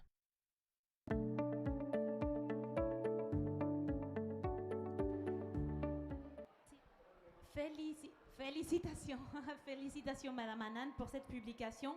Merci beaucoup de votre intervention et du soutien aux travaux sur la résilience au sein de la Global ABC. Merci beaucoup.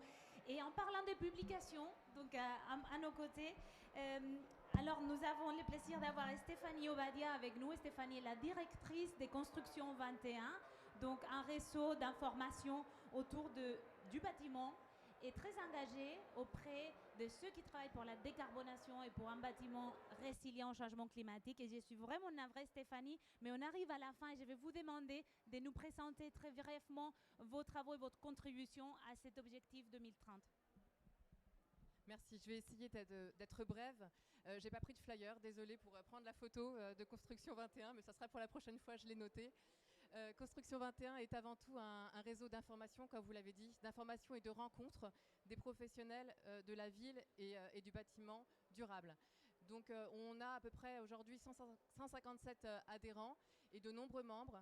Et le scope est assez large, ce sont à la fois des architectes, des ingénieurs, des bureaux d'études, des promoteurs, des chercheurs, des universitaires, des étudiants. On est tous là regroupés autour de Construction 21 pour partager des solutions qui marchent, des solutions qui se partagent, qui sont reproductibles, qui sont adaptables et qui sont abordables. Et ça, c'est important parce qu'il est question effectivement de solutions, mais comment faire pour y arriver?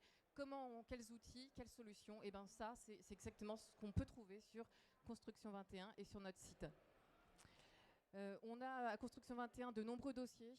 On vient de faire un dossier sur le réemploi, on a fait un dossier sur le numérique, on va faire un dossier sur la résilience et l'adaptation au changement, la décarbonation. Ce sont des sujets majeurs et importants où il est important de communiquer. Et là, c'est encore une plateforme collaborative où tous les acteurs partagent leurs solutions, partagent leur approche pour arriver justement à décarboner et adapter le bâtiment à la résilience. Donc l'échelle est large, c'est effectivement des bâtiments, mais il est aussi question de l'échelle de la ville et du quartier, parce que déconnecter le bâtiment de sa ville et de son quartier, c'est un peu trop restreint.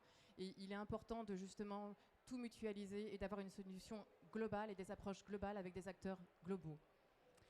Construction 21, information certes, mais c'est aussi un lieu de rencontre, parce qu'il est aussi important de se rencontrer, d'échanger des solutions et de voir comment on y arrive. Donc nous faisons au sein de Construction 21 des cocktails. Le prochain est à Paris, donc si vous y êtes, 13 décembre à l'Arena, bienvenue.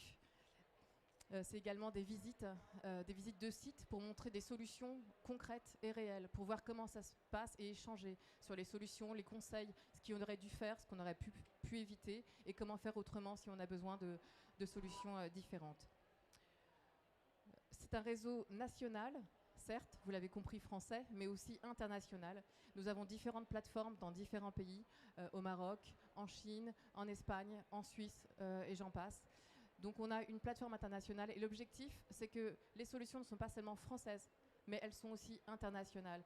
Et comment mélanger toutes ces informations, toutes ces solutions, comment justement créer cette adéquation avec tous les différents acteurs. C'est ce qu'on va essayer de mettre en place, notamment à travers des webinaires internationaux qui commenceront dès l'année prochaine, par exemple sur le cycle de l'eau, sur le réemploi, sur la résilience ou sur le bâtiment. Parce que c'est tous ensemble qu'on peut arriver à faire quelque chose et à avoir des solutions concrètes, reproductibles et abordables.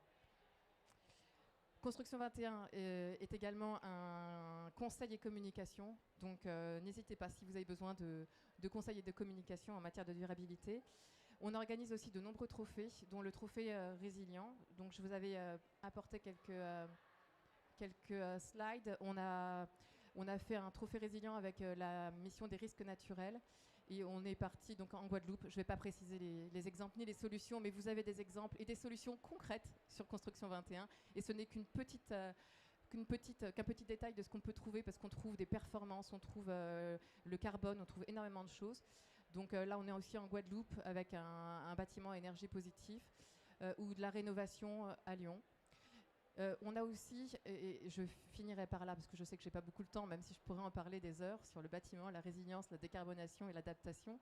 On a aussi un concours qui s'appelle les Green Solutions Awards. C'est un concours national et international qui a été lancé il y a un mois et qui se terminera en mars pour la candidature. Il sera remis à Paris en juin et à Dubaï l'année prochaine lors de la COP. L'objectif est là encore de montrer des solutions concrètes. Ce sont les acteurs qui publient leurs solutions, qui publient leurs études. C'est très complet. On a vraiment des choses très complètes, les performances, les solutions. Là, par exemple, au Sénégal, on a des coquillages conservés d'enduit, c'est du biomimétisme. Donc voilà, je ne vais pas rentrer, mais je pourrais vous aller sur notre site, aller sur Construction 21, regarder les solutions, regarder les dossiers. Et donc là, je fais un appel national et international pour publier des solutions qui marchent, qui soient abordables et reproductibles. Et je finirai avec un bâtiment doit être connecté à ses habitants, aux citoyens, en pleine conscience pour que ça marche. Il faut aussi que ce soit une démarche qui soit collaborative et connectée à la nature, bien évidemment. Et donc voilà, à très vite. Postez, adhérez à Construction 21, que vous soyez en France ou à l'international, et publiez vos études de cas. À très vite. Merci beaucoup Stéphanie, merci Mona, merci Jarajae, merci beaucoup Karim. Je vous invite, car nous devons faire la place à 2 personnes qui vont en 2 minutes, 1 minute chacune, nous faire la synthèse de ce qui s'est passé aujourd'hui et aussi nous expliquer ce qui va se passer après. Donc, je vous présente Roland Houssiker, qui est le co-chair de la Global ABC, et Emmanuel Delanversin du ministère français pour la transition et écologique, chargé adjoint du bâtiment et des paysages. Très joli titre d'ailleurs. Donc, je vais vous inviter à être bref. Je m'excuse, mais on a 1 minute et demie chacun, peut-être pour les mots de la fin. Bon, ça sera difficile, mais je voulais tout d'abord vraiment remercier la France pour votre leadership, comme on dit en anglais, d'avoir monté ce moment aujourd'hui avec le Buildings Breakthrough. Il y a 15 pays qui ont déjà annoncé qu'ils vont rejoindre le Buildings Breakthrough. Pourquoi c'est tellement important ? C'est parce qu'on se rend compte que depuis qu'on a créé la GABC en 2015, les émissions n'ont pas diminué dans ce secteur. On parle toujours des 40%. Et donc, il nous faut vraiment une approche systémique. On parle trop technique dans le bâtiment. On est toujours dans les trucs... Et donc, je pense, nous, en tant que WBCSD, le secteur privé, on s'engage à travailler avec le Buildings Breakthrough sur la transformation du marché. Comment on va vraiment transformer, qu'on arrive tous ensemble à décarboniser, mais aussi adapter le built environment au changement climatique. Et pour ça, il faut qu'on devienne beaucoup plus précis. On doit mesurer les émissions, on doit mesurer le whole life carbon dans tous les projets et on doit commencer à mettre le carbon à côté des coûts dans toutes les prises de décision. Et nous, nous engageons à travailler avec vous sur ça. Et je pense que dans les 2 prochaines années, on peut vraiment amener un changement pour qu'on commence à diminuer les émissions. Merci. Je vais être extrêmement rapide puisqu'on a éclaté le timing. Et pour parler de l'avenir, je vous donne rendez-vous dans 1 an dans une réunion, alors d'abord à la COP28 bien sûr, où on renouvellera l'expérience avec tous les progrès qu'on aura fait, mais auparavant sans doute, une réunion que le ministre a annoncée à Paris avec tous les ministres de la construction, donc ce sera une première, ça ne s'est jamais encore fait, et aussi avec nos partenaires évidemment du secteur économique qui sont indispensables dans le monde de la construction. Donc rejoignez le Breakthrough et venez à la réunion que nous monterons dans 1 an. Voilà. Merci beaucoup Emmanuel, merci Roland. Je m'excuse parce qu'on a été beaucoup plus long que prévu, mais vraiment beaucoup de substances, beaucoup de bonnes idées et beaucoup de détermination à mener ces idées à terme. Donc on vous donne rendez-vous à la COP28 mais il ne faut pas laisser passer un seul jour où on puisse se dire aujourd'hui j'ai fait avancer la cause. Bon voilà. Donc je vous remercie à tous et à toutes. Très belle journée.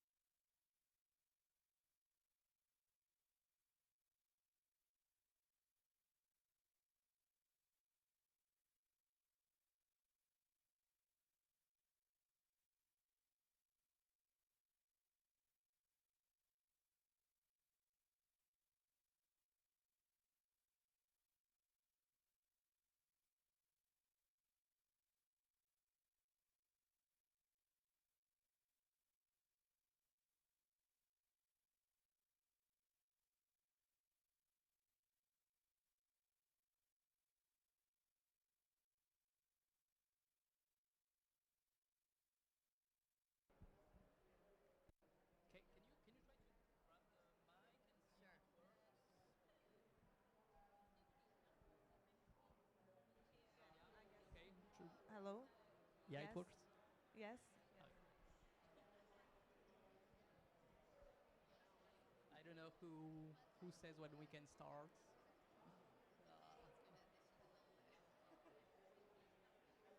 Should we go? Okay.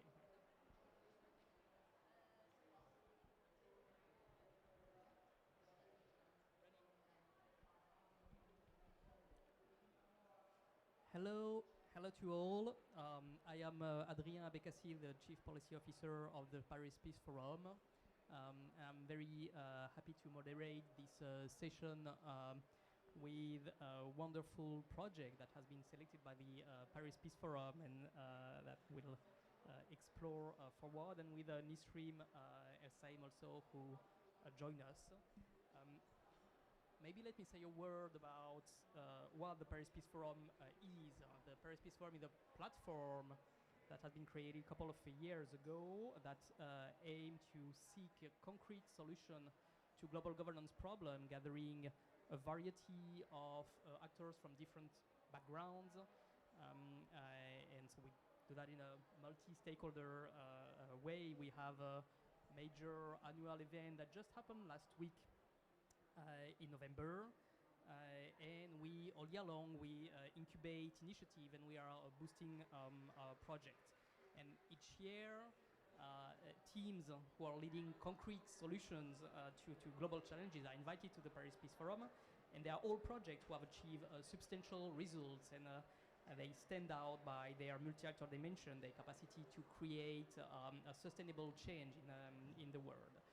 So you're a representative of this project, and I thank you for being here. Let me introduce you. So Maria, you are the administrative director of Mandy and mobilizer of Young Voices from Amazon to the Planet. Giovanna, you're from the Igarape Institute, a policy advisor, which is you explain what is Igarape to one of the major foundations in Brazil. Jacqueline, you're principal consultant for environment system. Vittoria, you are the executive director of Mayor's Migration Council. And Nisrim, you are a chair of the UN Secretary General Youth Advisory Group on Climate Change. So thank you all for being here. The climate emergency requires the cooperation of all beyond great power competition, beyond state prerogative. The UN, of course, is the cornerstone of climate action, and we are here in the UNFCCC for COP for a reason. But non-state actors have a crucial role in getting the ball rolling. We know all the latest figures of the UNEP and the IAE report. I wonder go over it again, but we know that we're not on track to meet the goal that the Paris Agreement goals. The long-term pledge, if the NDCs are realized, would be about halfway on track. If the net zero pledge toward 2050 are realized, will be a little below 2 degrees, but they are long-term pledge, and so there's a real question of implementation and accountability that arise now from this pledge that has been made. And that's where new coalitions of actors has an extremely important role to play, to keep the pressure, to be sure that accountability is here. So I would love to hear you about your project, what you're doing locally, globally, and what the solution you provide. Can I start with Giovanna? With you. So since the Paris Agreement, the multi-stakeholder approach has flourished in the climate field, and now it's an habit to integrate more and more actors. So you maybe you can tell us what is the Groupe Institute, what is your work on climate, and why, from your point of view, it is so important to make room for non-state actors to accelerate climate action. Sure, thank you. Good afternoon, everyone. So by the way of introduction, the Garapa Institute is an independent think and do tank based in Brazil but with global operations, and we work in the areas of public, climate and digital security and its consequences for democracy. So our goal is to propose solutions and partnerships for global challenges through research, new technologies, communications and influence on public policy. So we work with governments, other civil society actors and also the private sector towards that. So I think what's happening today is that we are going through a triple planetary crisis, as the UN Secretary General speaks a lot about. We have not only climate, but we also have biodiversity loss and pollution. And the climate crisis is an emergency. It's like the mother of all crises. So it demands a multi-stakeholder approach. So I think not only countries need to increase the ambition and commitments to reduce emissions and to be nature positive, but also companies need to raise the standards, have metrics from reducing our emissions to tracing supply chains. And civil society needs to support with robust evidence and setting the pace to make sure we meet, hopefully, the 1.5 target and others that are still to come. For example, we have the upcoming biodiversity COP15 in Montreal in December, that is supposed to agree on the post-2020 framework. So this is very important for biodiversity for the next decade. So civil society role is not only crucial when we are talking about negotiations, but also when we are talking about implementation, because it's, in the end of the day, it's civil society that keeps the pressure, the pace, and accountability of not only government, but also the private sector. So I think to accelerate climate action, we need a new kind of multilateralism, one that is more inclusive, in the sense that non-state actors are included, also effective in the sense that it delivers, and also network in the sense that institutions are connected. And I think this is in line with what the UN Secretary General proposed in the Common Agenda, which we were involved in the process, that helped to inform the report. And it was very interesting because it involved not only all sectors, but also all regions. And now we have the privilege, the president of my organization, she's sitting at the high-level advisory board on effective multilateralism and co-leading the climate governance group. So this is to say that we need to make sure that we not only have both proposals, but also we are creating the space to implement them. So, and it's, as I mentioned before, it's crucial for non-state actors to nudge governments in the right direction. So to conclude, I think there is still a huge appetite out there for multilateral solutions, and the multi-stakeholder approach is our only option to address global challenges, particularly when it comes to climate action. Thank you, Jovenia. So Victoria, you are running the Mayor's Migration Council. Yes, the Mayor's Migration Council, sorry. Can you explain to us the relevances of discussion we had to the local reality of mayors, and are there conflicting understanding or interest that you have identified? Of course. So the Mayor's Migration Council is a coalition of mayors from all over the world.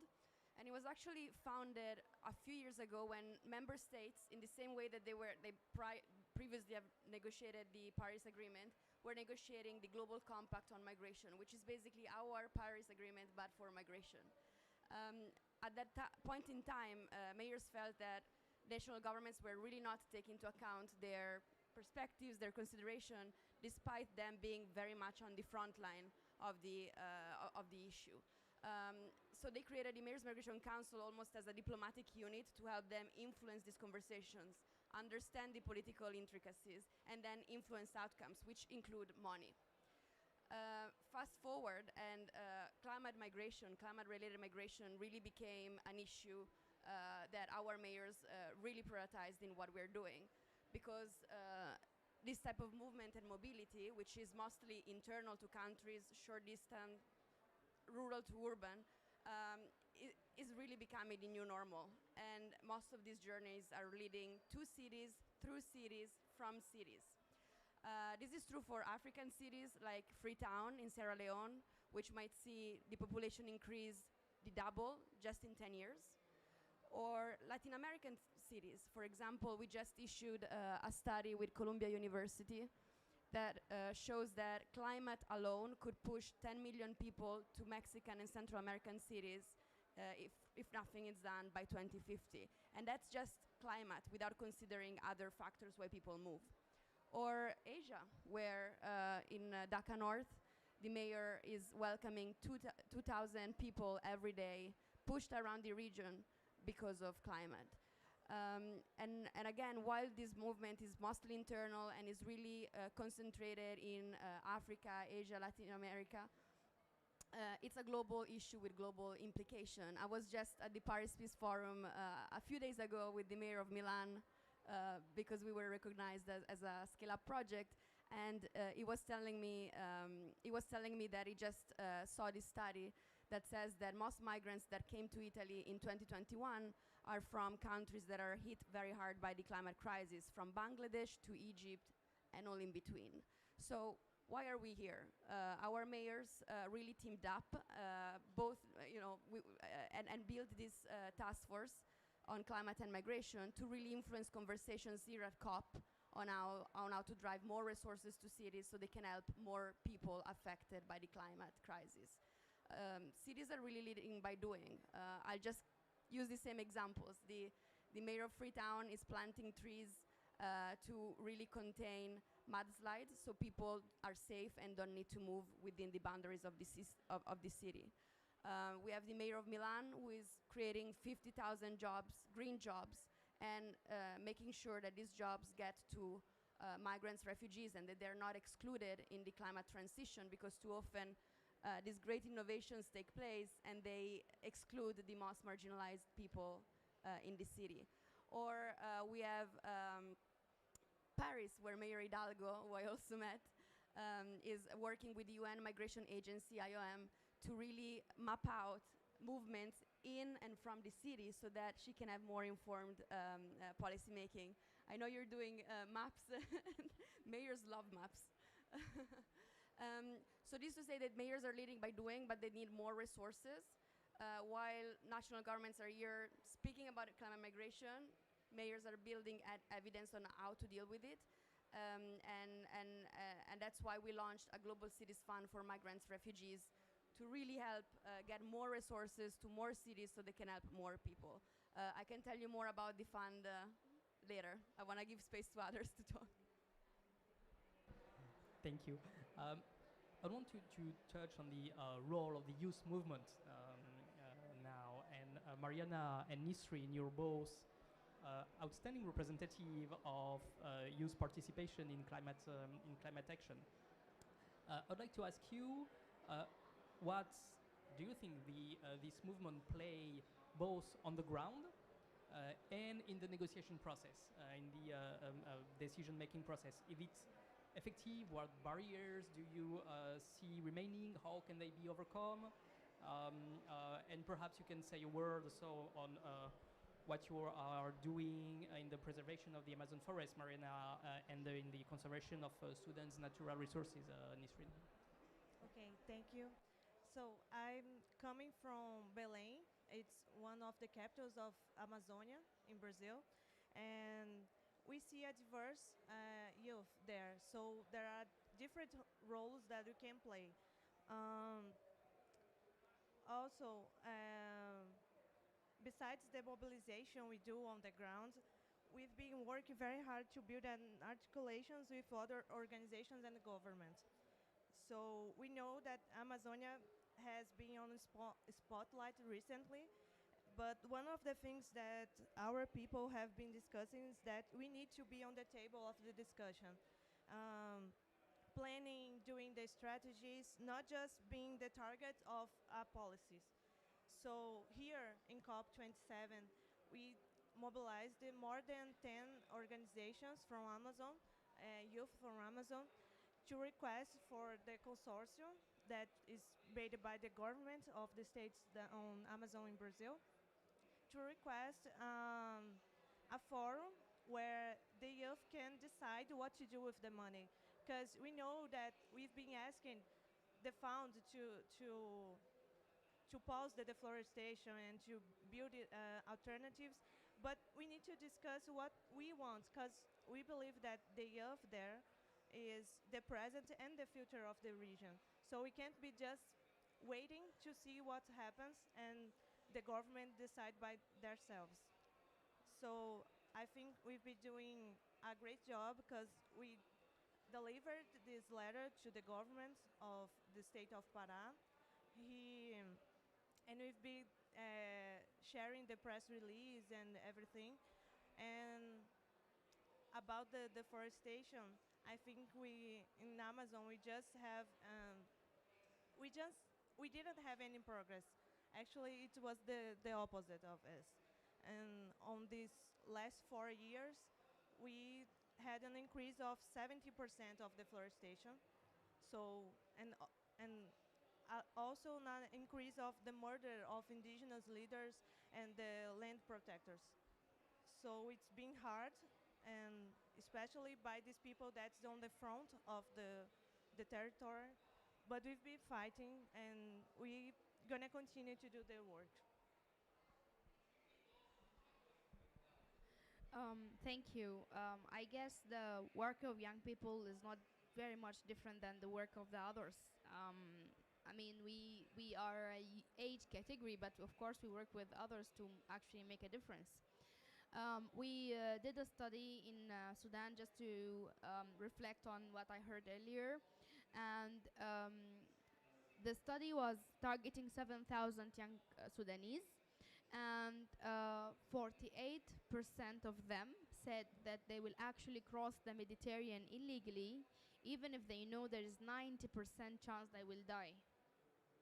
And we took this study to the EU Commission in Sudan, and they said, oh my God, this is a migration catastrophe, we need to work more in securing the borders, etc., etc. And I told them, no, this is not a migration catastrophe, this is a mental health crisis. These people are suicidal. I mean, I will not do something if I know that there's 90% I will not make it to the other side. And it shows how much desperate young people are, especially in the areas that was very much hit by the climate change.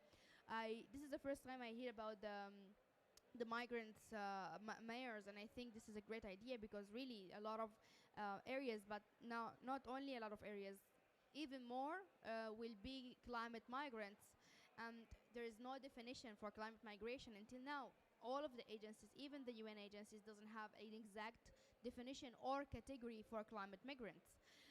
And I think if we did not really stay within the 1.5, we will have a lot more climate migrants, especially with the small island states that will be underwater. And for me, political migrants can actually, or the political refugees, let me say, political refugees may be able to go back to their countries when the political situation change, but the climate refugees will never be able to because they will not have a land, especially the small island state, they will not have a place to go back to, it will be under the water. So I think talking about migration of the broader perspective, also including the refugees in it, is very important, but also talking about the actual political refugees who are coming from a conflict, but these conflicts are based on natural resources, conflicts based on migration, also in internal or outside, when there's a clashes between the host community and the people who moved. And I think the connection between climate change and its relationship to peace and security is something that we all should consider, because very soon climate change will be the root cause of every conflict around the world. Thank you, Nesrin. Can I ask you just a question about the Secretary General Youth Advisory Group on Climate Change? Can you explain what it is in a few words? What are your priorities? And perhaps can I ask you what is your assessment on this COP so far, since you're also involved in the negotiation process? Yes, thank you. So the Youth Advisory Group is an idea that young people asked the Secretary General in the first ever Climate Youth Summit. It was in New York in 2019. And it was on the sideline of the General Assembly that year before COVID. And the young people asked the Secretary General to be able to be closer to him and have a direct relationship with the Secretary General somehow, especially in the matter of climate change. So the idea of the Youth Advisory Group came from that point where the Secretary General and his team said, okay, we will have this Youth Advisory Group to be the bridge or the link between the Secretary General and young people and the opposite. Our main agenda is to advise the Secretary General, of course, on climate change, on his climate priority plan. He have an every year climate priority plan. But our hidden agenda also is to make UN in general more friendly to young people. There's a lot of problems with UN unpaid internships, underestimating the youth powers and the youth professionalism. There's a lot of problems within the UN system itself. So this was our hidden agenda. Of course, making the world more proactive towards not only the climate change but the youth inclusion, because we still have big gaps between young people and the rest of the population, especially the decision makers, the mayors, for example, the head of states. There is still a huge gap between them. Well, my take on the negotiation is, well, first of all, everyone needs to understand that the COP and the negotiation is a process. It's taking longer than it should. We should admit, but also one of the other issues, we don't have benchmarks. So everyone can say this COP is a failure or this COP is a success. On which base you said this COP is a failure? On which base did you say this COP is a success? No one have like exact benchmarks. We have clear text already in some agenda items, and some agenda items are waiting for the ministerial meeting today and tomorrow. And even if we have a clear text after the ministerial meetings, how can you say this is a success or this is a failure? It's very personal assessment. There is no actual criteria or benchmarks or how can I say it, parameters of a success of a COP or not. And that's why this question might be a bit tricky, but what I can say is we have priorities, and these priorities is enabling more finance, enabling more adaptation, enabling the countries who are more vulnerable and most vulnerable to actually access this finance and finance their adaptation plans. And if we did not have this in this COP or in any other COP, then this is a failure. This is my own benchmark, for example. But some people, different people will have different opinion about it. Thank you. Thank you, Nithrin. Jacqueline, turn to you. So you were a representative of the private sector. Can you tell us what type of value can the private sector bring into this talk on climate action? Thank you. So sort of by way of introduction, yes, we're representing the private sector. Our company is called Environment Systems, and we had a nice introduction from Vittoria. We love maps. So we're a data company. We work with governments, we work with industry worldwide to better manage our environment and to support sustainable agriculture. And so we're really we're a team of environmental and data scientists and software developers. So in terms of value, I think the private sector brings know-how, but also it brings an enormous capacity to drive emissions reductions globally, just through the sheer scale of the size of the private sector. If they act to, they pledge to make emissions reductions and they act to make those emissions reductions, that's going to be a huge contribution. So when we look at something like the Race to Zero campaign, that's showing the scale of commitment, and that's growing. So these are non-state real economy actors who are pledging to reach net zero by 2050. When I looked the other day, there are 8,000 companies, 600 financial institutions, and over 1,000 educational institutions. Some of those organizations are going to be working with their suppliers, so they also have the ability to influence attitudinal and behavioral change beyond their own company, for example, through Scope 3 emissions. So there's the capacity for companies to sort of build sustainability as a consideration into their supply chains too. In terms of using satellite data to engage individuals, yeah, that's what you do actually. You're using satellite data to try to drive policy change, right? We do that, yes. So how do you do that? Okay, so I'll probably walk you through a bit of an example to show you. So first of all, why do we need the data in the first place? So climate action accelerates when we have the evidence to act. It becomes more compelling when we have that evidence, but we also need to have the solutions, and we need to understand the risks before we act. So policy sets out targets and strategies for action. I'm going to use the example of natural capital strategies because they're being developed by national and at local levels to address biodiversity loss and to build resilience to climate change. But they have data gaps. There's information that isn't available to formulate that policy without further information to drive the policy. And that's where the satellite data comes in. Because we can derive robust evidence from satellite data. We can map the stock and the condition and the location of natural capital. Economists can value that. We can assess risk because we can model the long-term impacts of climate change on existing natural capital. And we can locate the best places and the types of land management change that are needed to meet policy objectives. And because satellites continually pass, we can monitor and provide information to update policy. To date, natural capital has been underestimated in its value by policymakers because there are hidden values in natural capital that are not seen.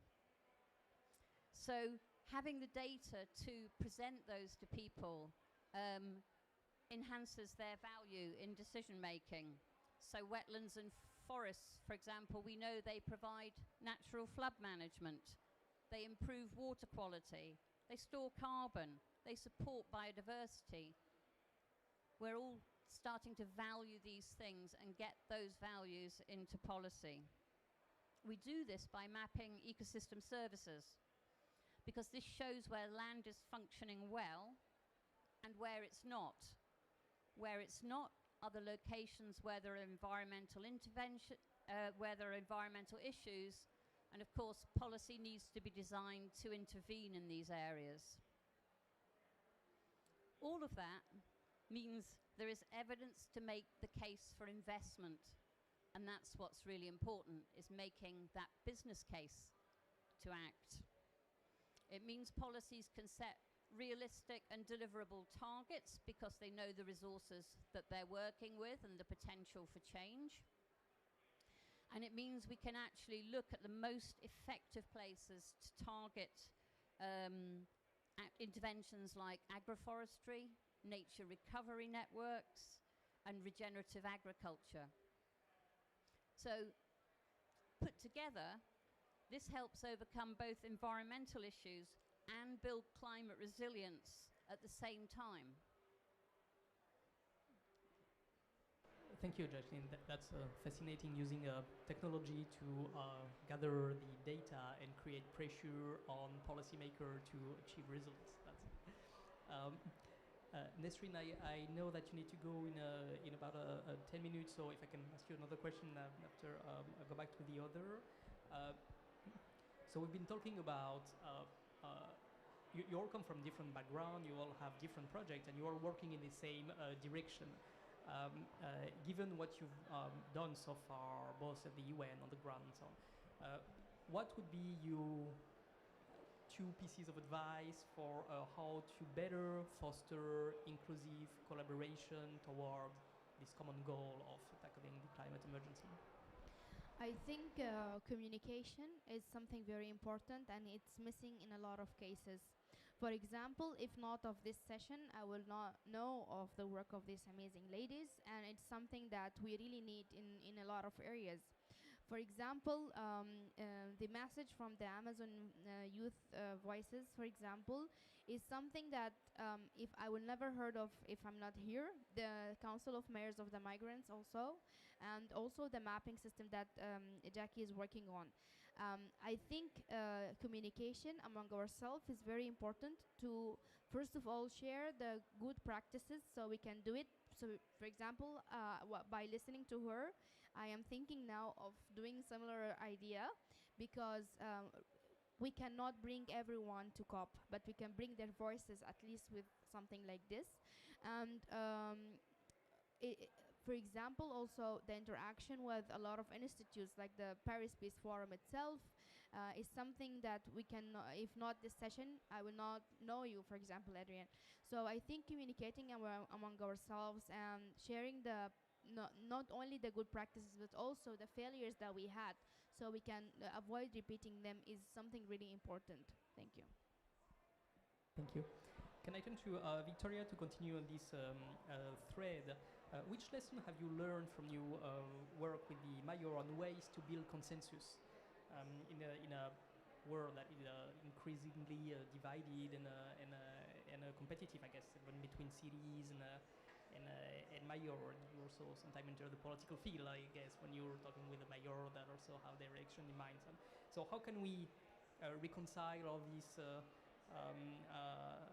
different interests at different level, from the international, national, local level, to try to build a consensus and move forward? Thank you for your question. So there are a lot of city networks out there, a lot of mayoral networks, and they're all our friends, and we work very closely with them.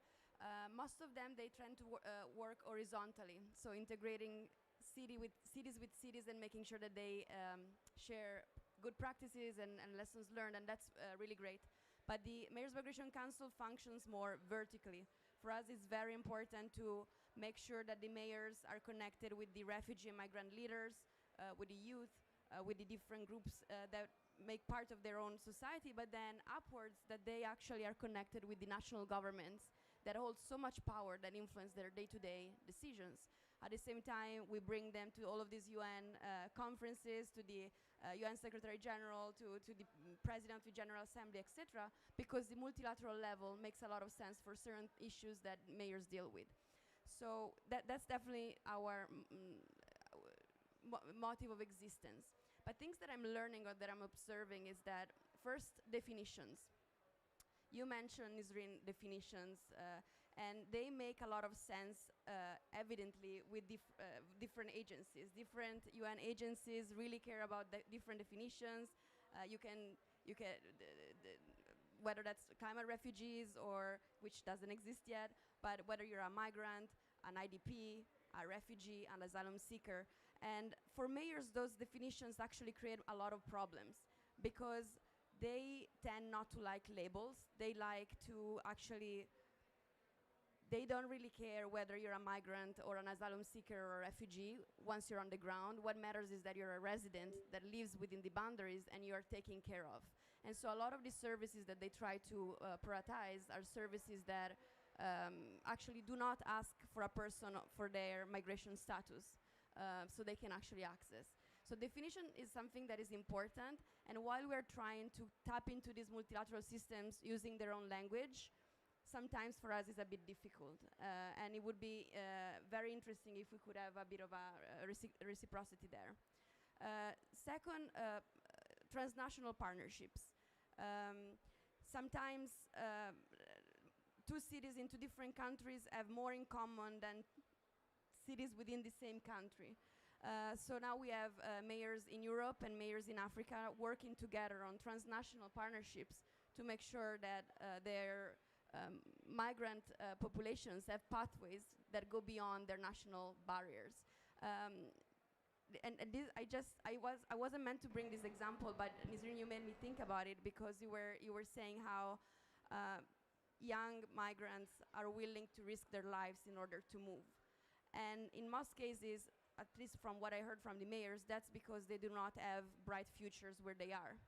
But if they had bright futures, they would probably stay where they are, because what we are learning is that most people don't want to move. And so the mayor of Freetown is working with the mayor of Milan to create safe pathways of job creation and skilling, because for them it's important to make sure that the youth is skilled but then can come back to be able to work. And so transnational partnerships in this way, like, sometimes work better than you Africa relations. And so multilateral level has a lot to learn there. And finally, I wanted to talk about finance. Finance is a major vertical integrator. In order for cities to accelerate global goals on migration, they need to have the money to implement projects at scale.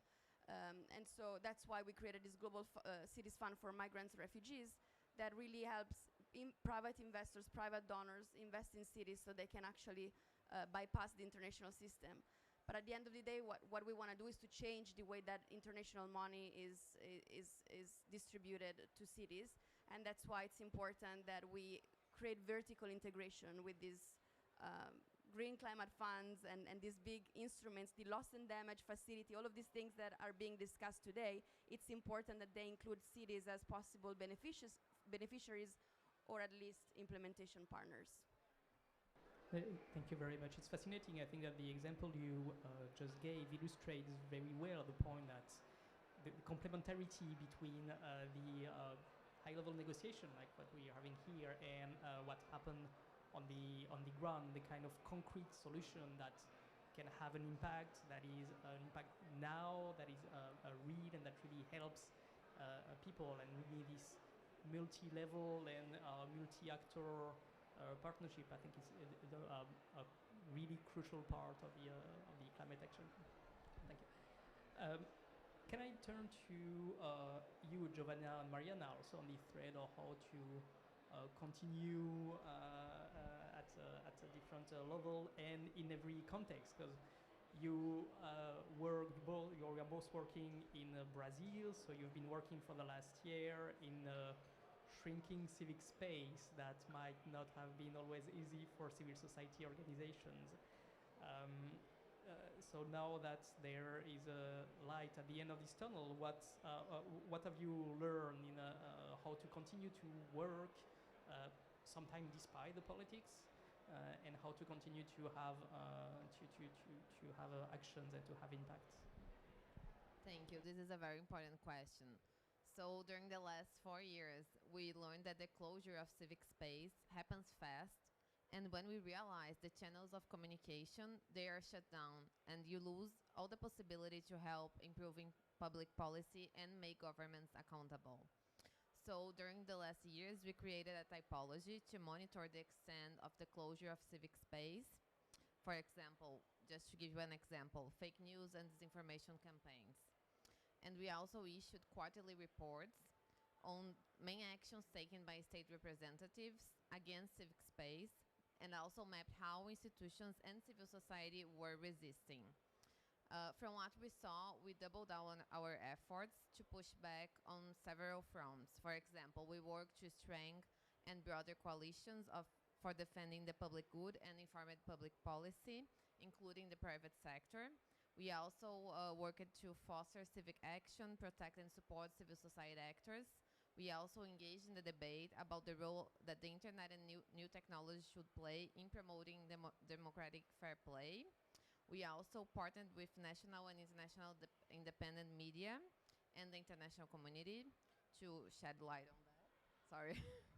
And we also helped to build bridges and work across sectors and disciplines to bridge silos and also geographic and political divides. So we truly expect to go back to the table when the next government takes office on January 1st. But we are also aware of the dimension of the challenge and the damage that was caused. So it won't be simple, and it will take time to reestablish the democratic dialogue, to construct an informed participation. But you know, it has to be now, and it's more needed than ever. So I think I've learned with indigenous and black people that they've been resisting in our country since the colonization started. So it's our only possibility is to continue to be together. I guess the last 4 years made us to be stronger than ever because there was not other option. So I think like this manifesto, Young Voice from Amazon to the Planet, that was made for more than almost 50 organizations from the entire Amazon, was made in these scenarios when everything was worse than ever.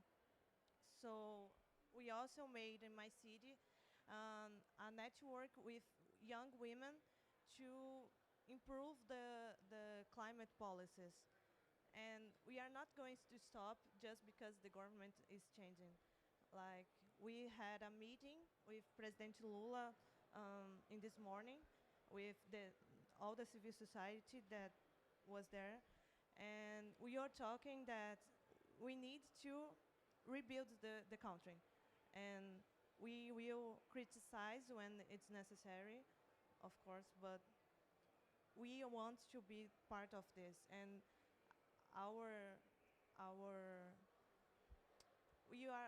we are keeping together.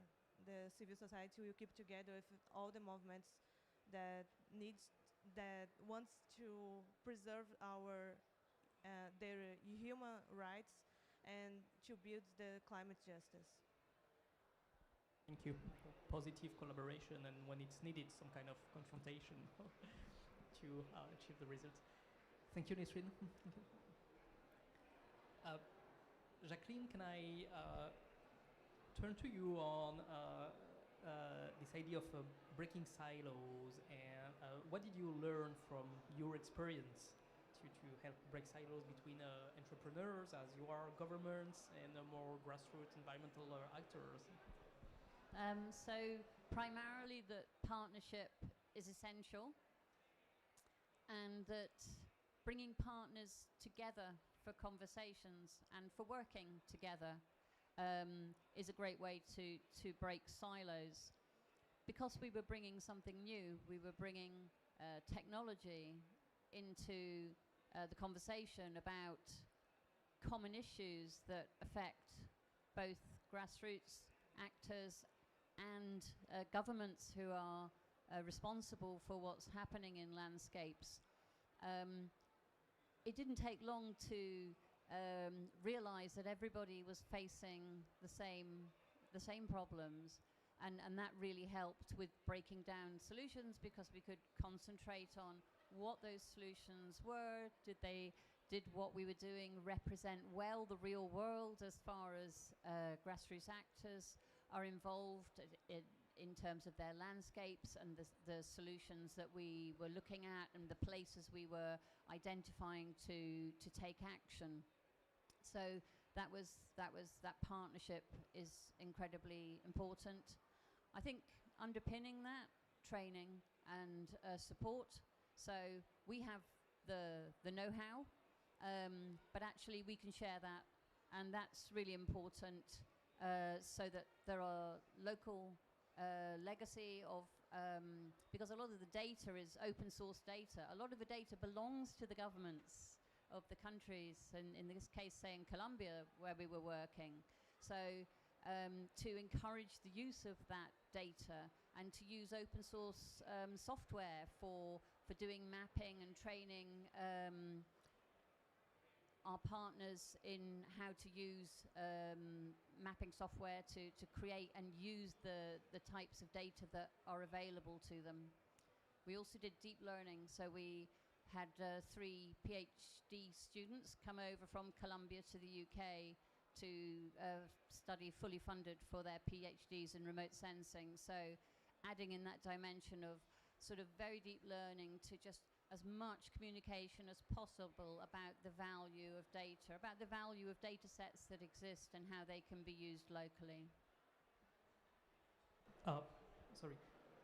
Do you, so you also work with the scientific community, not only, I guess, do you work, or would you say that you would work differently with the scientific community than with a policymaker and with civil society organization, or it's overall the same process? We have to share information, we have to align the goals, or are there specificities between community that you're dealing with? So so basically we create the data, and then we have the conversations about how that data can be used, and it will be used in different ways by different actors. So grassroots organizations may be very interested in the specific locations where we're looking for implementing solutions. So they want to go out and look for themselves at those locations and then use the data in that way. Whereas a regional government may be very interested in planning. So they're interested in the whole story and what that means for future planning for their policy. Thank you. Are there questions from the audience? Or I would have a lot of other questions for you, but I know that we have to wrap up it in a few minutes. Perhaps can you tell us what are you, in a few sentences, what are your plans moving forward? In which direction would you like to take your initiative in the next few years? If we meet again here in 5 years, so you'll still be an alumni of the Paris Peace Forum project, and you would have grow to where in 5 years? Where will you be? Do you want me to start and pass Yeah, the yeah, microphone on? yeah. Okay.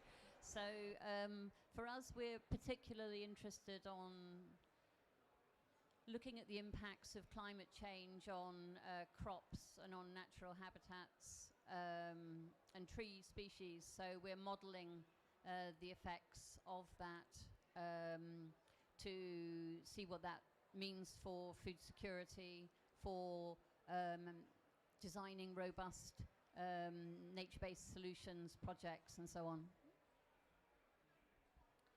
So our Paris Peace Forum project is the Global Cities Fund for Migrants and Refugees. As I said, it's a fund that grew very quickly from 1 million to 8 million, and that was very much thanks to the Scale Up Committee. We now have a pipeline of more than 25 cities that benefit from the fund.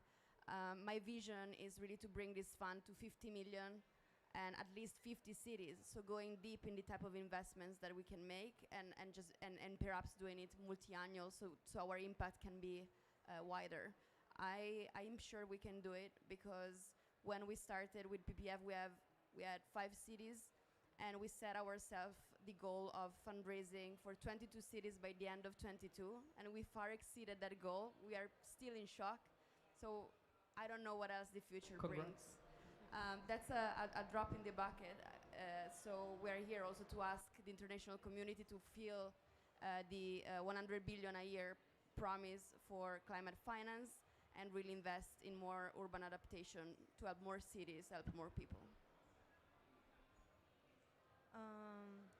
I think I would like to see the deforestation decrease like everything.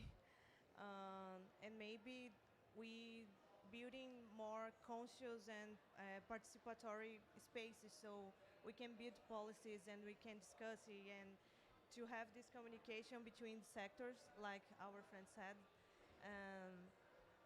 So because the solution will not come just for one people, and I think we need to build this together. So yeah. Okay, so from Igarapan, our plan is to ramp up our work across the issues. As I said before, we work on public, climate, and digital security and the consequences for democracy, and through solutions, partnerships, and also data. So, for example, we are also working in the Amazon basin, and one of the pillars is about we'll be launching in COP27 a dashboard to also help the private sector and investors to navigate the territory, because we also need to bring that dimension.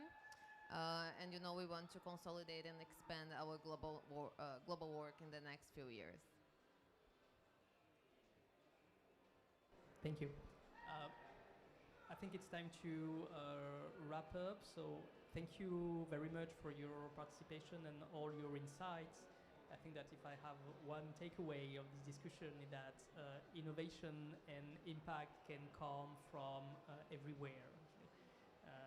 And you showcase what is impact on the initiative and the project you are doing, and that we can bring change to the world at every level. I encourage the audience to engage with you, to engage with the other project leaders of the Paris Peace Forum that can be found on the Paris Peace Forum website, and to follow us on the social media and other. And I hope to see you next year, perhaps. Thank you very much.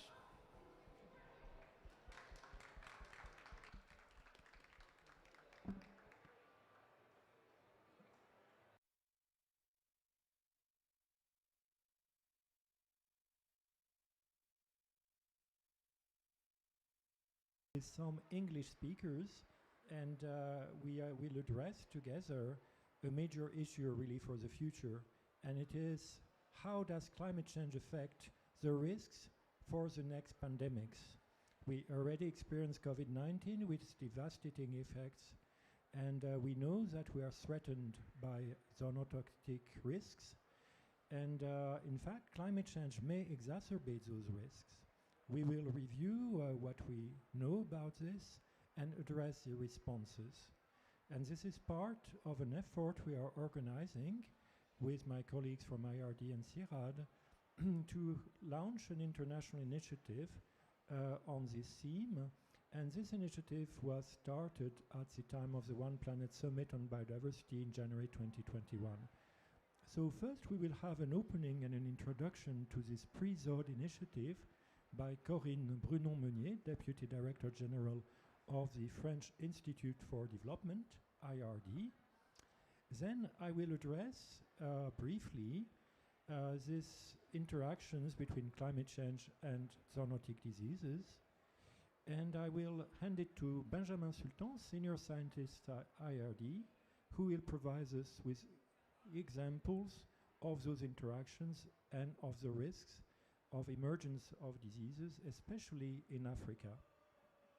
We will then conclude this first part with Dr. Marisa Peer, who is an epidemiologist specialized with the evaluation of surveillance and control programs in animal health and One Health at CIRAD in Montpellier. And she will tell us how we can co-design options with stakeholders and local communities to find appropriate responses and surveillance systems. At the end of this first part, we will open for a few questions.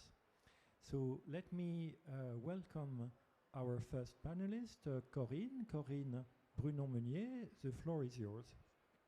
Thank you, Jean-François, for giving me the floor. I'm very pleased to be with all of you this afternoon, and also to be able to introduce as briefly as possible this side event. And I do it on behalf of CIRAD, INRAE, and IRD, the three organizations which led the PREZOD initiative, standing for Prevention of Zoonotic Disease Emergence. As you have said, less than 2 years ago, after the launch of the initiative at the One Planet Summit in January 2021, PREZOD can be proud of creating a worldwide network of nearly 180 members. It is now a large community of 50 countries and more than 160 universities and research institutes, NGOs, foundations, and international organizations from Africa, America, and Asia, and Europe. PREZOD was born out of a finding strongly emphasized by the COVID-19 crisis. In order to avoid pandemics, it is really crucial and cost-effective to invest in prevention through, first, anticipation and prevention of emerging risks, and second, through early detection and rapid reaction. Achieving these objectives requires robust and simple indicators in order to quantify the risk of zoonotic disease emergence. This is why the International Expert Working Group was launched with the World Health Organization and PREZOD. I'm sure that you will have the opportunity to talk more in detail about this. By developing these critical indicators, this international working group developed tools for national and international health authorities in order to implement their prevention strategy. PREZOD was developed and designed to complement and support other One Health initiatives. However, I want to stress one fact. PRESOD's original approach lies really in its co-construction for and with local stakeholders and population. So far, we have involved all of our partners in several countries in the south to build PRESOD with them, including strategic agenda and the overall governance of PRESOD. These benchmarks were approved by the First General Assembly on October 11th of this year. It was a success, and this success rewards the hard work that the whole team and our partners have achieved. And I really like to thank them warmly here today. In conclusion, I believe that we need to strengthen our efforts to maintain and expand the political momentum and the current financial support in order really to translate PRESOD principle into science and above all in transformative actions on the field. I thank you all for your attention. Thank you, Corinne, for this introduction and for setting up the scene. Yeah, you can applaud. So we will now carry on, and we will really enter into those interactions between climate change and those One Health risks, the risk of emergence. So let me say that One Health is an integrative cross-disciplinary approach that brings together policies and research at the human-animal-environment health interface. However, in that triad, environment has often been overlooked. We can say that more is now needed to understand communicable diseases such as zoonoses and diseases with antimicrobial resistant pathogens and unsafe food. When we think about the rising temperatures, they may stimulate the rate of reproduction of pathogens and vectors. They may also increase the foodborne infections. So climate change and rising temperatures lead to the spread of zoonotic hosts and vectors, increasing the human population that is exposed to vector-borne diseases. Global warming has in fact a direct impact on the geographic distribution of biodiversity, including the wildlife species that are reservoirs for viruses and other pathogens, but also for the vector species like the insects that are vectors for some of the zoonotic diseases. For instance, the spread of the West Nile virus has increased, and we have seen also the establishment of new vector species in Europe, especially in France. We have seen a lot of the tiger mosquito and some new tick species, and this is really clearly linked to global warming. And it's not only climate change, it's the interaction between climate change, land use change, and biodiversity loss. When we think about land use change, it causes ecosystem fragmentations, enhances contacts with natural areas and wildlife, and we have habitat degradation through agriculture, urbanization, deforestation, that cause proliferation of some species that are better adapted to humans and live in closer contact with them. We also see that increased environmental stress may impair the wildlife immunity, causing shedding of the pathogens to the environment and infection of other individuals, including humans. As you know, in several cases, we have seen new emerging diseases that were connected to deforestation. This is the case from Ebola, and Ebola happened because of spillover to humans through deforestation and contacts with previously geographically isolated wildlife. And we know that contacts with wildlife are also strongly increased by wildlife trade, and Stephen Craig will address this with us. Biodiversity decline is also linked to increased prevalence and risk of zoonotic diseases, since it may compromise the so-called dilution effect that often reduces pathogen spread and infection rates in humans. So globally, land use change as well as wildlife hunting and trade are major causes of biodiversity loss that are also central drivers of transmission of the zoonotic pathogens to humans. So we know that there are about 10,000 virus species that have the ability to infect humans, but are at present, in a vast majority, circulating silently in wild mammals. However, changes in climate and land use will lead to opportunities for viral sharing among previously geographically isolated species of wildlife. Someone said we are heating and steering the global viral soup. In some cases, this will facilitate the zoonotic spillover, which is a link between disease emergence and global environmental change.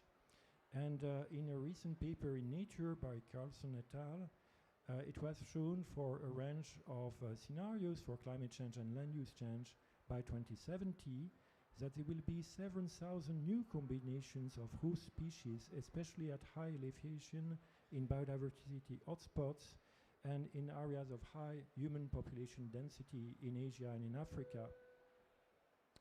This would result not only in new cross-species transmission, but also in spillover to livestock and humans. In fact, bats are with a very high dispersal ability, and they account for the majority of the novel viral sharing. And unfortunately, this is projected to happen even if we can contain the global warming to 2 degrees Celsius. So there are obviously some other examples. I'll try to keep this short. For instance, there are large changes in the livestock and in the animal mobility, and this is because drylands respond to interannual climatic variability, to rainfall pulses.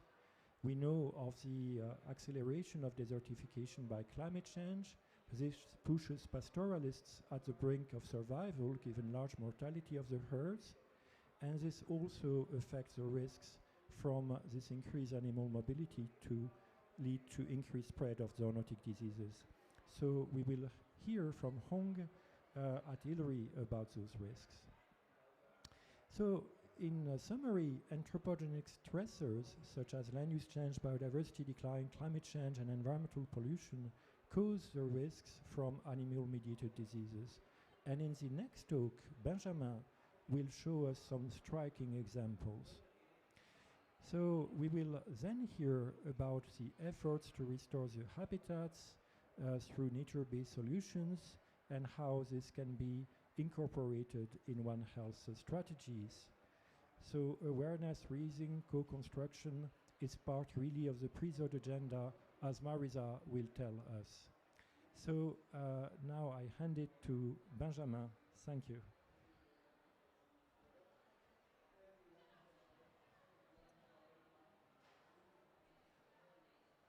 Thank you, Jean-François. Good afternoon, everyone. Do we have the slides I've prepared? Thank you so much. So as Jean-François said, climate change can have multiple impacts on emerging diseases. And next slide, please.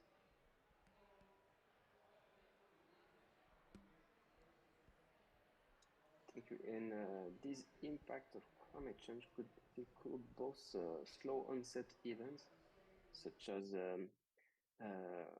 increasing temperature, rising sea level, and also extreme weather events, which may both be a threat for health. And slow onset events refer to the risk and impacts associated with very slow events such as loss of biodiversity, land and forest degradation, and it could alter habitat conditions and driving organism migration to higher latitudes and to different altitudes. And it may interfere with natural control of wildlife population and cause outbursts of disease vectors or host species. And for instance, you have rising temperature that have been implicated in the emergence and spread of tick-borne encephalitis in several European countries. And rising temperatures accelerate also the population growth of different vectors and pathogens. The last IPCC report concluded with high confidence that climate change has already affected the transmission of vector-borne pathogens such as dengue, chikungunya, Zika, and West Nile viruses. And climate-sensitive vector-borne disease risks are projected to increase under all levels of warming without additional adaptation. And in particular, dengue risk will increase with longer seasons and wider geographic distribution in Asia, also in Europe, in Central, South America, and Sub-Saharan Africa, which could put additional billions of people at risk by the end of this century. And you have here an example of climate change impacts on the density of two mosquitoes that are implied in the dengue distribution. And you can see in red a strong increase of this density in Southeast Asia because of these changes in terms of temperature and humidity in the future. And this increased density of mosquitoes will likely increase the incidence of dengue disease. And you have also changes in the rate of extreme weather events and weather disasters, including floods, but also fires and hurricanes. And heavy rainfall could increase the risk of wastewater overflow and also waterborne disease outbreaks. And as an example, I will speak now about leptospirosis, which is a neglected waterborne zoonosis of growing concern in tropical and low-income regions. And leptospirosis is affected by climate conditions, especially under tropical climate with more extreme events. And heavy rainfall and floodings are the main drivers of seasonality and spatial patterns and also outbreaks of this disease. And you have here on the left a map showing the incidence of leptospirosis in Thailand and model prediction based on 10 variables that could accurately predict leptospirosis distribution in Thailand. And they are mostly related to climate and especially to high precipitation that are then modulated by flooding, by topography or urban coverage. Next slide, please. So near-term actions that could limit global warming could reduce projected loss and damages in human systems and in new ecosystems compared to higher warming levels, but it won't eliminate everything, and we clearly need adaptation in the future to limit the risks of global warming. And this figure is from the IPCC report, and it's crossing the different levels of warming and 3 levels of adaptation, from limited adaptation to proactive adaptation. And it shows in red the highest risk for human health. And it is really clear that from this figure that for same level of warming, the risk is higher without any adaptation. And for vector-borne disease, effective adaptation options include surveillance, early warning systems, but also vaccine development. And for many researchers, surveillance and prevention of future epidemics are therefore closely linked to the surveillance of environmental changes, of climate monitoring that could help design early warning systems or to highlight areas at risk in the future. Next slide, please. So I will now show you 2 examples of such monitoring of climate that could help to control future disease. They have been both designed within the ECOMOR 2 project funded by IFD. And you have here a web platform on Southeast Asia, which provides high-resolution future changes of temperature, of rainfall, and other relevant indicators for different emission scenarios. Next slide, please. In addition, from this platform, you can also visualize the impacts of such changes in terms of rainfall, in terms of mosquitoes densities of Aedes aegypti, of Aedes albopictus, and you have here in red areas with the highest density of mosquitoes in the future. Next slide, please. Next one.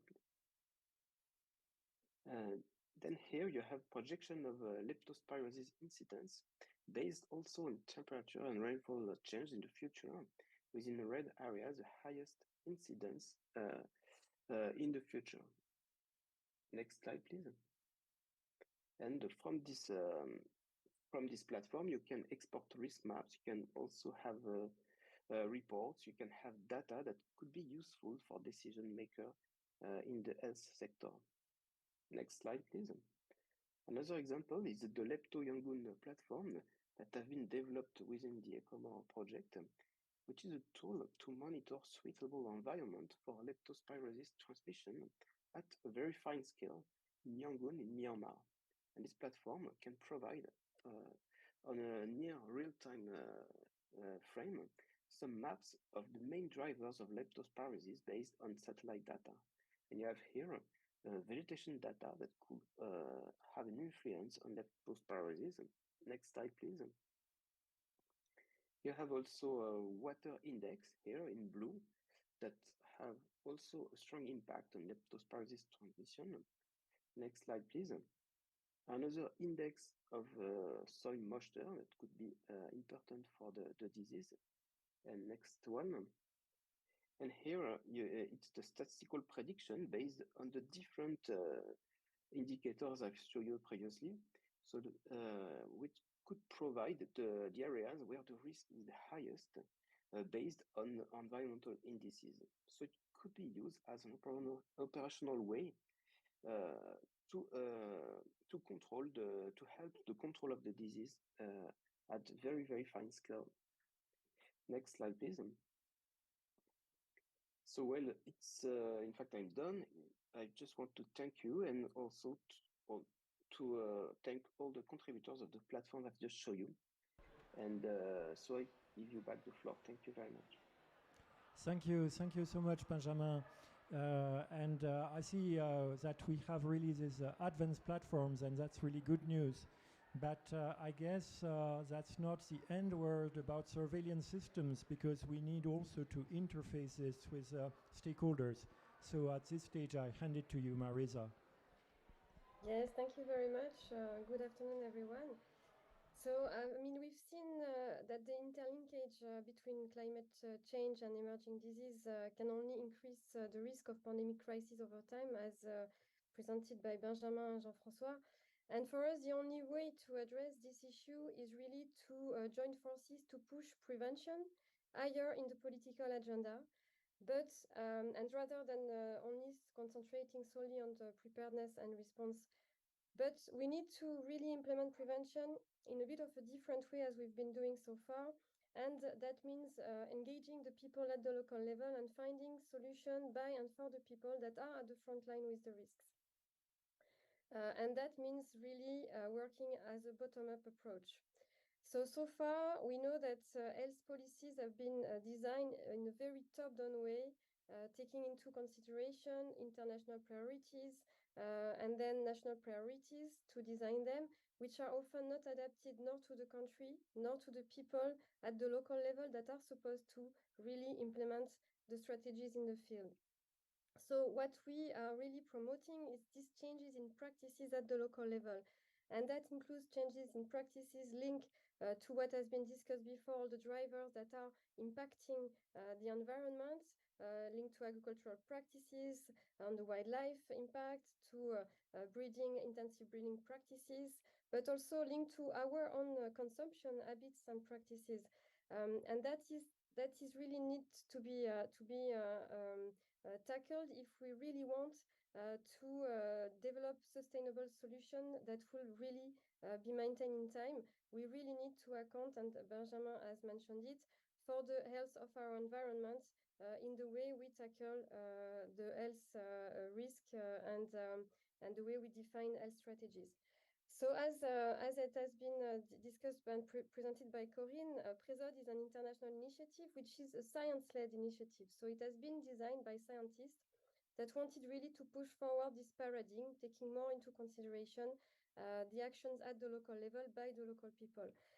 So we've seen, and this has just been shown, that the science has shown that the human imprint is really increasing the risk for pandemic. And we have put down some scientific postulates that has been developed by science and proved by science over the past 20 years, that the most efficient way to really deal with emerging threats is to prevent them. And we know that it will cost at least 100 times lower than having to deal with the consequences of a pandemic, as we are experimenting right now. But to be able to do that, we need really to work on local solutions to reduce the risk and to reduce the practices that are promoting the risk, and that includes all the drivers that are also promoting climate change. We need to react quickly to this first sign of emergence, and that has been mentioned. So all the practices and the same driver as climate change really increase the probability of animal and human contacts, and this is where this spillover can happen. And we need to be able to set up early warning system that will recognize the first sign of this spillover, and that should be done at the local level, because then the local people need to react quickly. So that means engaging with the people that are involved in the system, and I mean hunters, I mean breeders, I mean farmers, local authority, but also technical agents from animal, human health, and environmental health, and also, of course, any community members. So we are really promoting this community-based early warning system and community-based prevention. And to be able to do that, those people really need to be recognized and acknowledged in their role and responsibilities in the system, and they need to know as well that they have a role and responsibility in the system. And this is really the only way that they can be engaged and be able to implement those systems and implement those innovative solutions to really prevent and reduce the risks. And that is not the case in most countries worldwide. At the moment, the people that are in the field are considered as data provider, source of data, but they're really not acknowledged as a principal actor in the system in a real partnership. And last but not least, it's important also to involve the top level as well. So we really need to promote this prevention in an international collaboration way, because we need to ensure that the actions that will be implemented at the local level will be coordinated, and that the fundings will be relevant and according to the context. And that is the only way that the solution can be also sustainable in time. And we need to engage with the countries, with the policies of the countries, because if we want to ensure that prevention is maintained and should be maintained, because this is the only way it will work, it needs to be integrated into national policies, and it needs to be funded over time. So country at some point needs to be autonomous in their own implementation of their prevention strategy from the central level to the field and vice versa. So PRESOD is really promoting such values, and that means engagement of communities, impact on relevant health policies, international collaboration, and co-design of the strategies. And we've also seen with Corinne that we wanted to co-design the initiative itself at the international level, which is a bit of new and complex, but that's also a way to engage everyone in this change of paradigm. I just want to straighten, and that would be my last comment, that health system, we can straighten health system as much as we want, but as long as our environment where we set up this health strategy is at risk, is at threat, and I'm also talking about, of course, climate change, environment, but also enabling environment such as social issues, political and economical issues. So as long as this is not accounted for when we design health strategy, the solution, the actions will not be sustainable in time. One else is about the fact that our health depends on the health of the planet, but we have to acknowledge that every action we do, even when we want to reduce the risk of emerging disease, might have consequences on the environment and our health itself, because it might have consequences on food safety and livelihoods, and we really need to account for that in the planning of the policies. That is why we need to promote this integrated approach to health based on the needs and engagement of local people and communities. And my colleague Priska will tell you a lot more about it later, and I leave you the floor. So thank you so much, Marisa, because you have really a very good overview here. And I'd just like to open for questions here in the room or online. It's getting a bit late here in Sharm el-Sheikh, but we do have some courageous people in this room. And let's see if we have already some questions. Maybe someone can check online if there are questions. And in that case,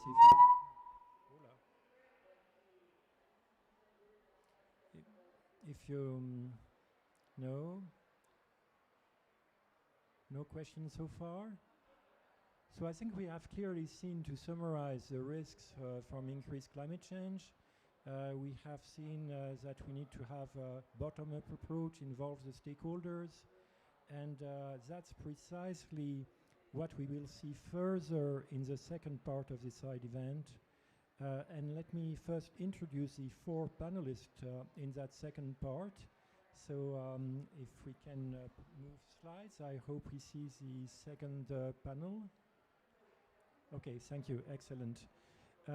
So we will actually start with Dr. Priska Mugabe.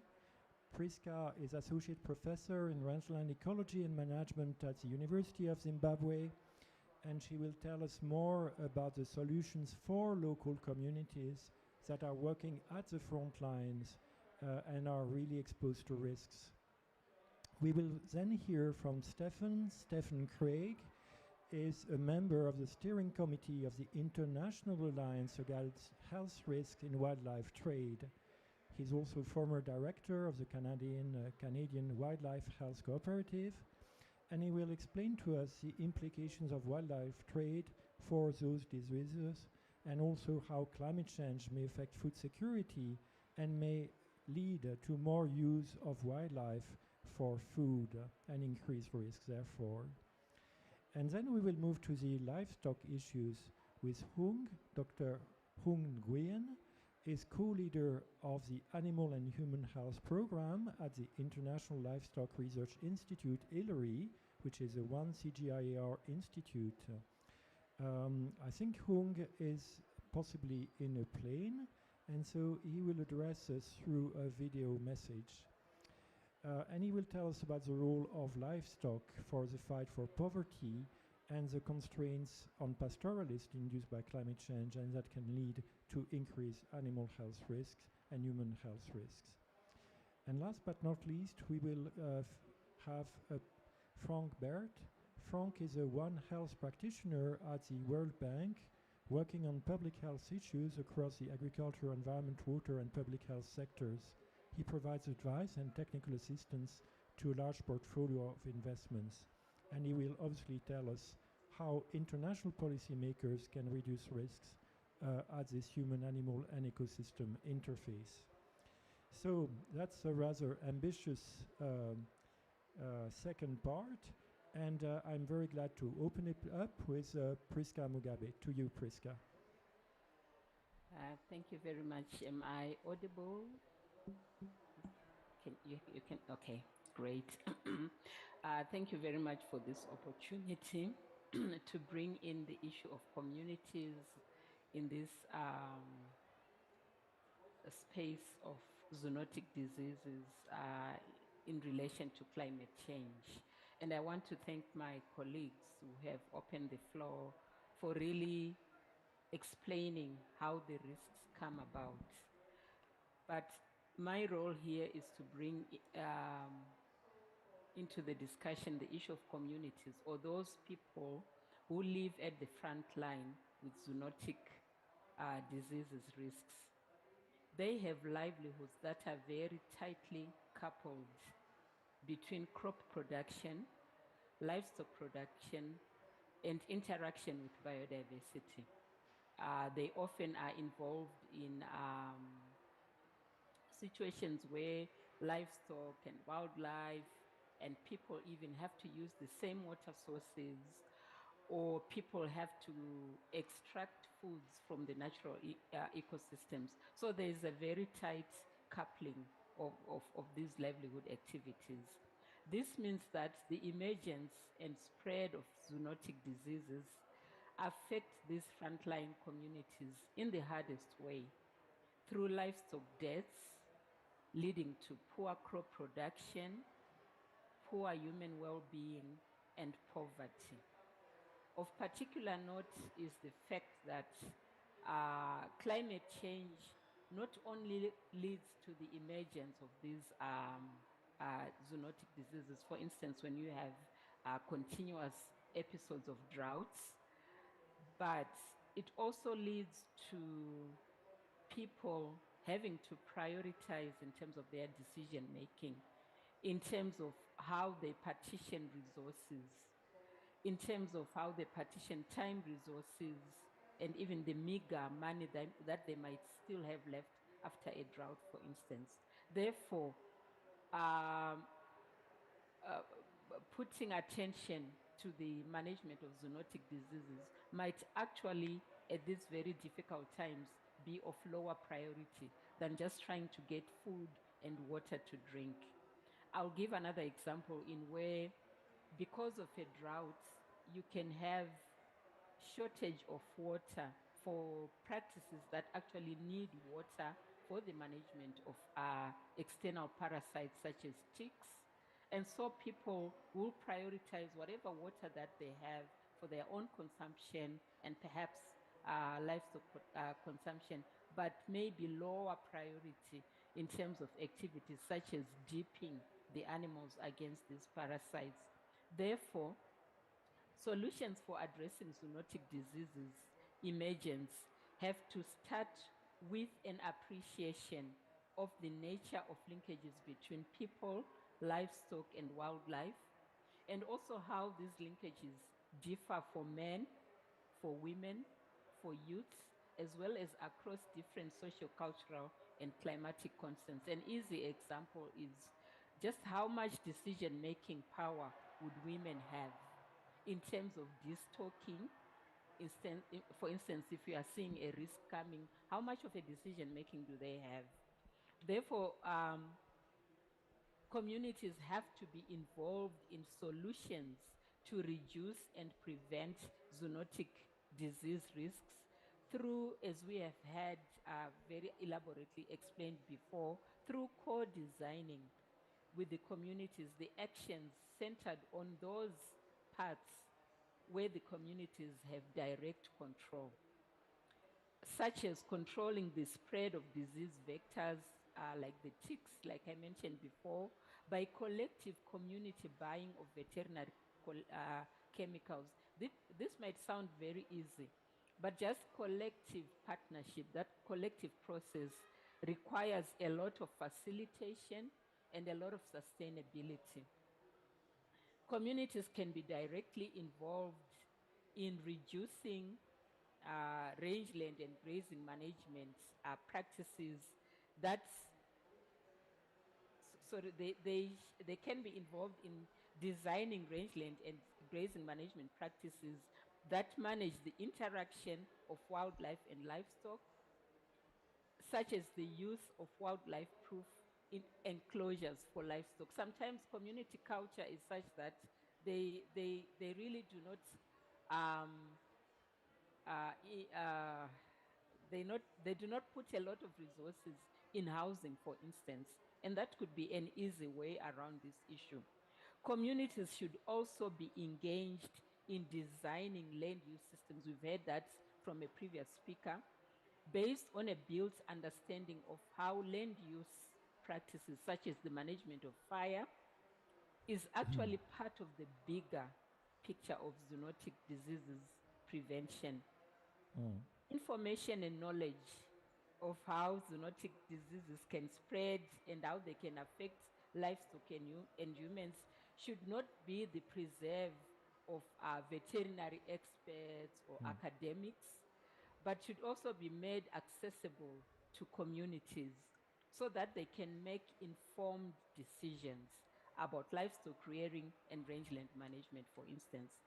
Communities must have a role to play in zoonotic risk assessment and management of risks, as well as monitoring their environment for potential risks using community-appropriate indicators and processes.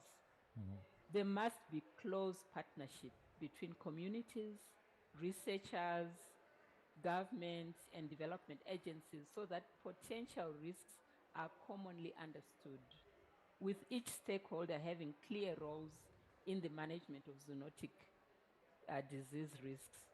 At this point, all these points to working with communities in multidisciplinary and multi-sectoral approaches, with communities at the center and all the other stakeholders playing mostly a facilitatory role. Thank you, The Priska. role of communities must be sustained through approaches that not only look at the issues of disease vectors and pathogens, but also on how communities can define their priorities and collectively work together in upholding these priorities. So in conclusion, I will give an example where in Southern Africa, the research platform production and conservation in partnership brings together all these stakeholders in the anticipation of zoonotic diseases risks and management of zoonotic disease emergence by capacity building, not only of scientific researchers from universities and veterinary and agricultural extension personnel, but also communities, especially in fostering sustainable collective actions based on prioritized needs.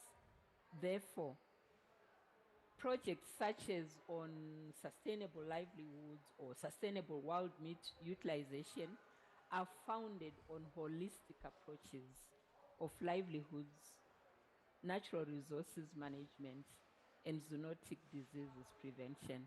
Thank you very much. Thank you so much, Priska, and thank you for showing this holistic and community-based approach. I think it's very important.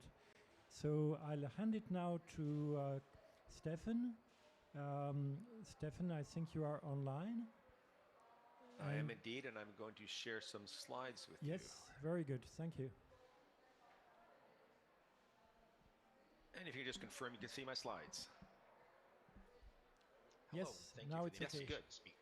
Well, thank you very much for the invitation to be here today.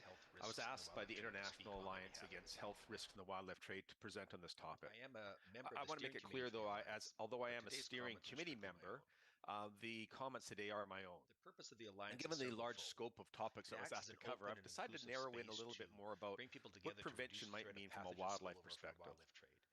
But as a quick introduction to the Alliance serves as an open and inclusive and collaborative space to try to reduce the threat of pathogen spillover from the wildlife trade, to try to translate the commitment, knowledge, and will of its members to improve health, equity, and well-being of all species, and to broker knowledge and insights to empower evidence-based action. What that might mean for planning prevention strategies. I'm going to assume that everybody agrees that saving biodiversity is a health imperative and really is the foundation of climate change adaptation.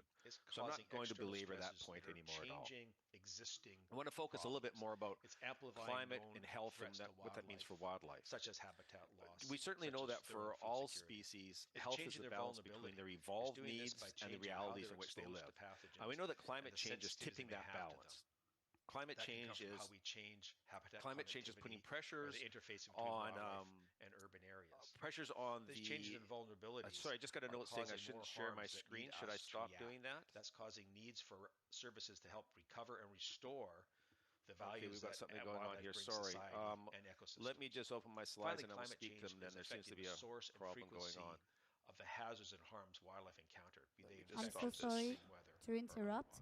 Craig, could you not please share your screen, because we're sharing it on our side, so unfortunately we are hearing twice what you were saying. So would you mind to start again the presentation, please?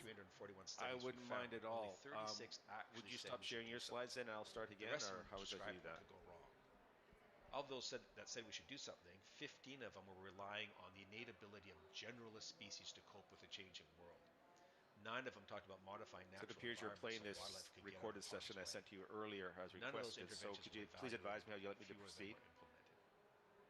This suggests to me we need to rethink how we talk about prevention by creating what I call the continuum.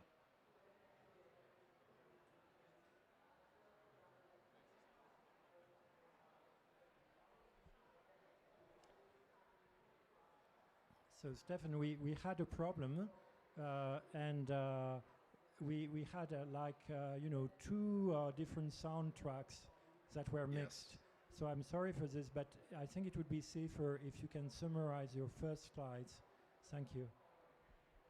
certainly. I mean, I just began by introducing myself and introducing the Alliance and its purposes, as well as trying to set up the particular talk. Now, I'm not sure where you'd like me to begin from. I was making the point that I'm not going to talk really about why biodiversity is a critical health imperative and the foundation of climate change adaptation, but instead I'm going to talk a little bit more about how climate change is affecting wildlife health and what that means for planning prevention.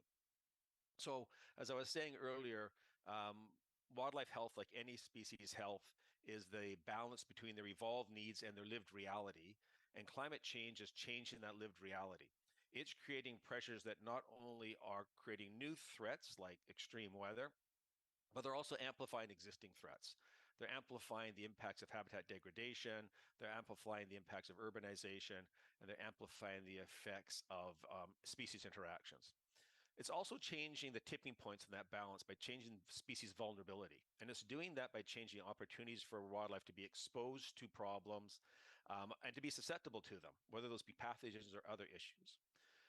As we change those pressures and vulnerabilities, we're seeing an increased need to help wildlife recover from the effects of climate change and any diseases that might emerge from that, as well as the communities impacted by that. So we need more investment in recovery and resilient solutions.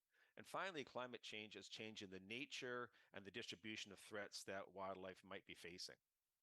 So in that previous slide, I talked a lot about, what we know, but what do we really know? We recently conducted a study on the question of what does the literature talk about when we talk about climate change adaptation and wildlife, or in animal health in general.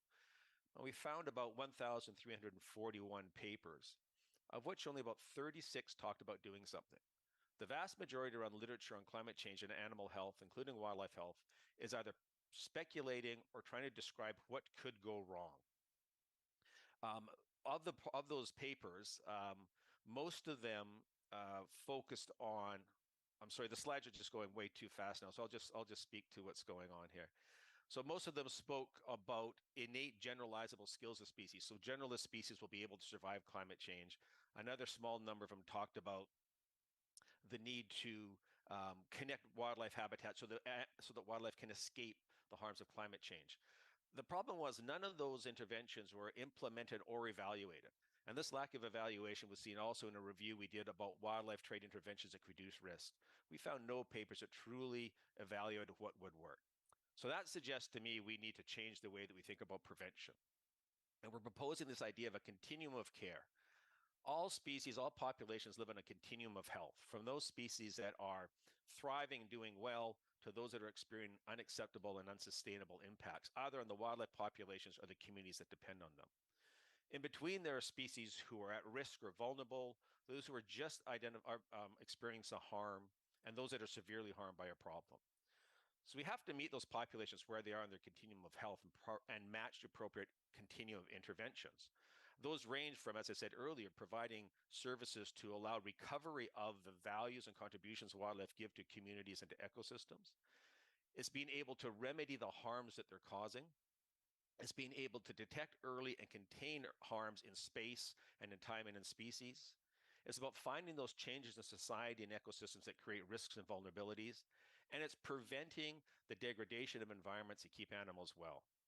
In order to do that, we have to be able to have a continuum of observations that include population information, information on changing vulnerability, and information on changes in health and hazards. And to deliver to that, we have to have a continuum of interventions from institutional to community to local levels.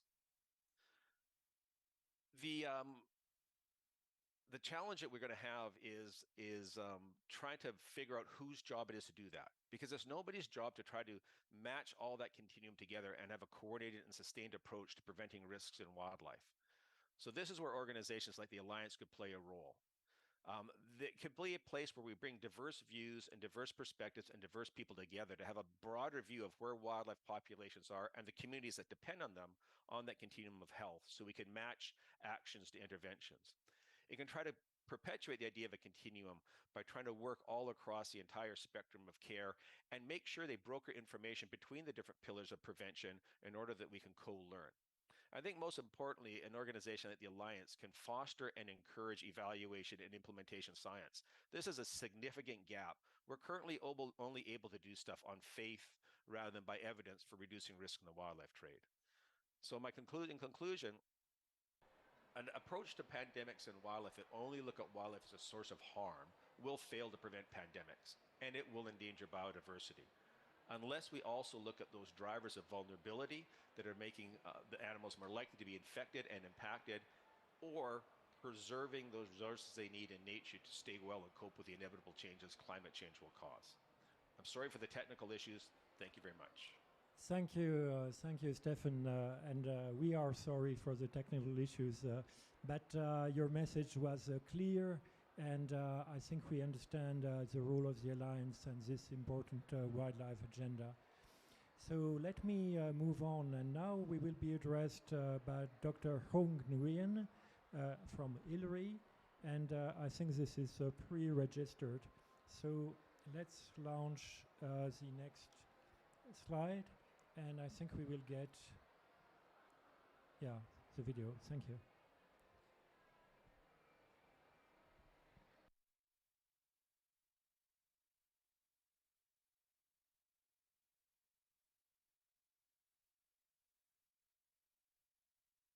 For inviting me to speak at this event. I'm very glad to say a few words about how to prevent the zoonotic disease emergence from a livestock and food security perspective, but also the constraints to implement this solution. I'm working for the International Livestock Research Institute, INRI, part of the CGIAR systems. So we work across the developing world and livestock for improving the life of farmers in low and middle income countries, because livestock is actually involving over 1 billion people around the world who depend directly or indirectly on farm animals. The demand of animal source food, including meat, milk, and egg, is increasing in this developing world because if you look at the data, American people consume more than 100 kilograms of meat per year, whereas in Africa, here in Nigeria, for example, they eat just 7 kilograms of meat per year. So the need are there in the coming years, and it's already happening already, and that contribute to the challenge of how to manage infectious diseases emergence in our world. Another challenge is about animal health. African countries suffer a huge burden of livestock diseases, and that lead to the loss of around 1 in 5 animals, including zoonotic diseases we are talking about. And finally, in the context of the pandemic, but also from a country perspective, the consumption of bushmeat and wildlife farming in some of the areas around our globe are challenging for managing zoonotic disease emergence and re-emergence. So in this context, what can we do? And here I want to highlight a few experience from INRI works and our partners on how to control and prevent the emergence of zoonotic diseases from a livestock and food security perspective. So I think that, we need to continue improving the disease surveillance from a One Health perspective. So developing tools and a solution for better management of diseases. And this is an adaptation measure, if we put it in the context of COP27, since they enable farmers to keep animals under difficult conditions and to prevent the diseases. The second point I want to make is about we need to work more on biosecurity at the farm level. But unfortunately, this is very challenging in low and middle income countries because the biosecurity investment require farmers to invest themselves, and very often farmers don't have means to do so. So we need to think about solution how to help them, for example, from the public-private partnership solution, for example. The management of herd health and disease control measure in general will help also. So really bringing the vet services and the innovation to work at the farm level to improve herd health. Another area is important for zoonotic diseases is about hygiene practices in different levels along the value chain of livestock production. For example, from the farm, I talked about that before, but also at the slaughterhouse and the wet market, traditional market, where you have live animals are sold and slaughtered, but also where the infrastructure and the hygiene are not good, and that creates the condition that facilitates the transmission emissions of zoonotic diseases. The bushmeat consumption and wildlife farming I mentioned earlier, we need more education and behavior change to manage this system. We cannot ban it, but we will accompany people to practice better to reduce the risk or to avoid the risk. And on this thing, it falls under the umbrella of One Health approach. We need to strengthen the capacity of One Health at different levels, in particular at the country levels, to change the policy, to attract more investment, but also to strengthen the capacity of people who are practicing One Health at the ground level, including public health people, animal health workers, and farmers. And this is very important, and that calls for the investment into One Health to improve on this practice to prevent the emissions of zoonotic disease. So thank you very much for the attention. So we thank you, Hong, for this contribution and showing the challenges with livestock sector. And I think we move on now to Frank. Thanks, Frank, for staying with us and for being online. So please address us about how you see the policies to be implemented. Yeah, thank you very much, Jean-François. Thanks for this very interesting side event. It has been a great pleasure to be there and learning about so many different aspects. But clearly, the link between climate change and emerging infectious diseases is there, and we've seen multiple examples and dimensions of this in the conversation today. Maybe I will take a slightly different angle yet, or bring another dimension, which is the one of financing and asking ourselves, so what is this that we're talking about when we want to bring resilience in terms of emerging infectious diseases and climate change, and there at the bank we've been trying to look at the different and key components of prevention, and the way we would describe that is probably in terms of building blocks, having animal health systems in place, veterinary services really in all low and middle income countries. But it's also about having on-farm biosecurity measures, good animal husbandry practices established, at least in the most risky part of the livestock production, and there we may want to think about poultry and the pig production sector.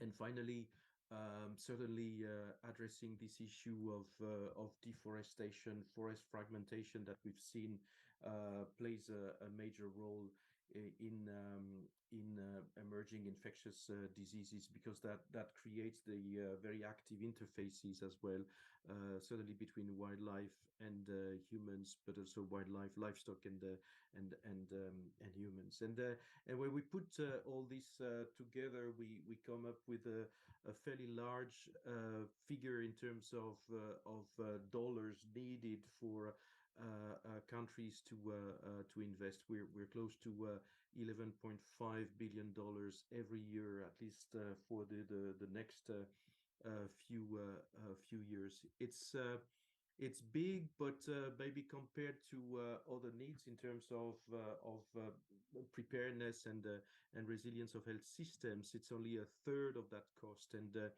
if you compare to the cost of a large outbreak like COVID-19 in 2020, the cost of prevention is less than 1% of that cost. So it's big, but it's not that big. And then we look at that not necessarily as a cost, but really as an investment, as a way to de-risk the money that we put in preparedness for health systems, and certainly would reduce the need of subsequent money for response to large outbreaks. Now, I think it may have a value when we talk about reducing the risk and investing in prevention, to look at the co-benefits that these investments would bring, and to stick a bit to the theme of our discussion today and climate change. If we consider reforestation for risk reduction point of view and emerging infectious diseases, what we bring with those projects that would reduce deforestation and even work on reforestation or forest restoration would be increased carbon sequestration, reduced chemical runoff into aquatic ecosystems, for example, reduced soil erosion, increase the restoration of ecosystem and wildlife habitats, and creating green jobs. And so what we're doing at the bank in our dialogue with the ministers of finance, but also ministers of environment, ministers of agriculture, and ministers of health, is really to articulate those co-benefits and in a way to come to an agreement that those who benefit from those co-investments, those who benefit from those investments, should also contribute to the investment. So very often we articulate One Health and global health security as a global public good, but I think that our message is also that the interventions that are designed at the community level, at the national level, and sometimes regional and global levels, they do also provide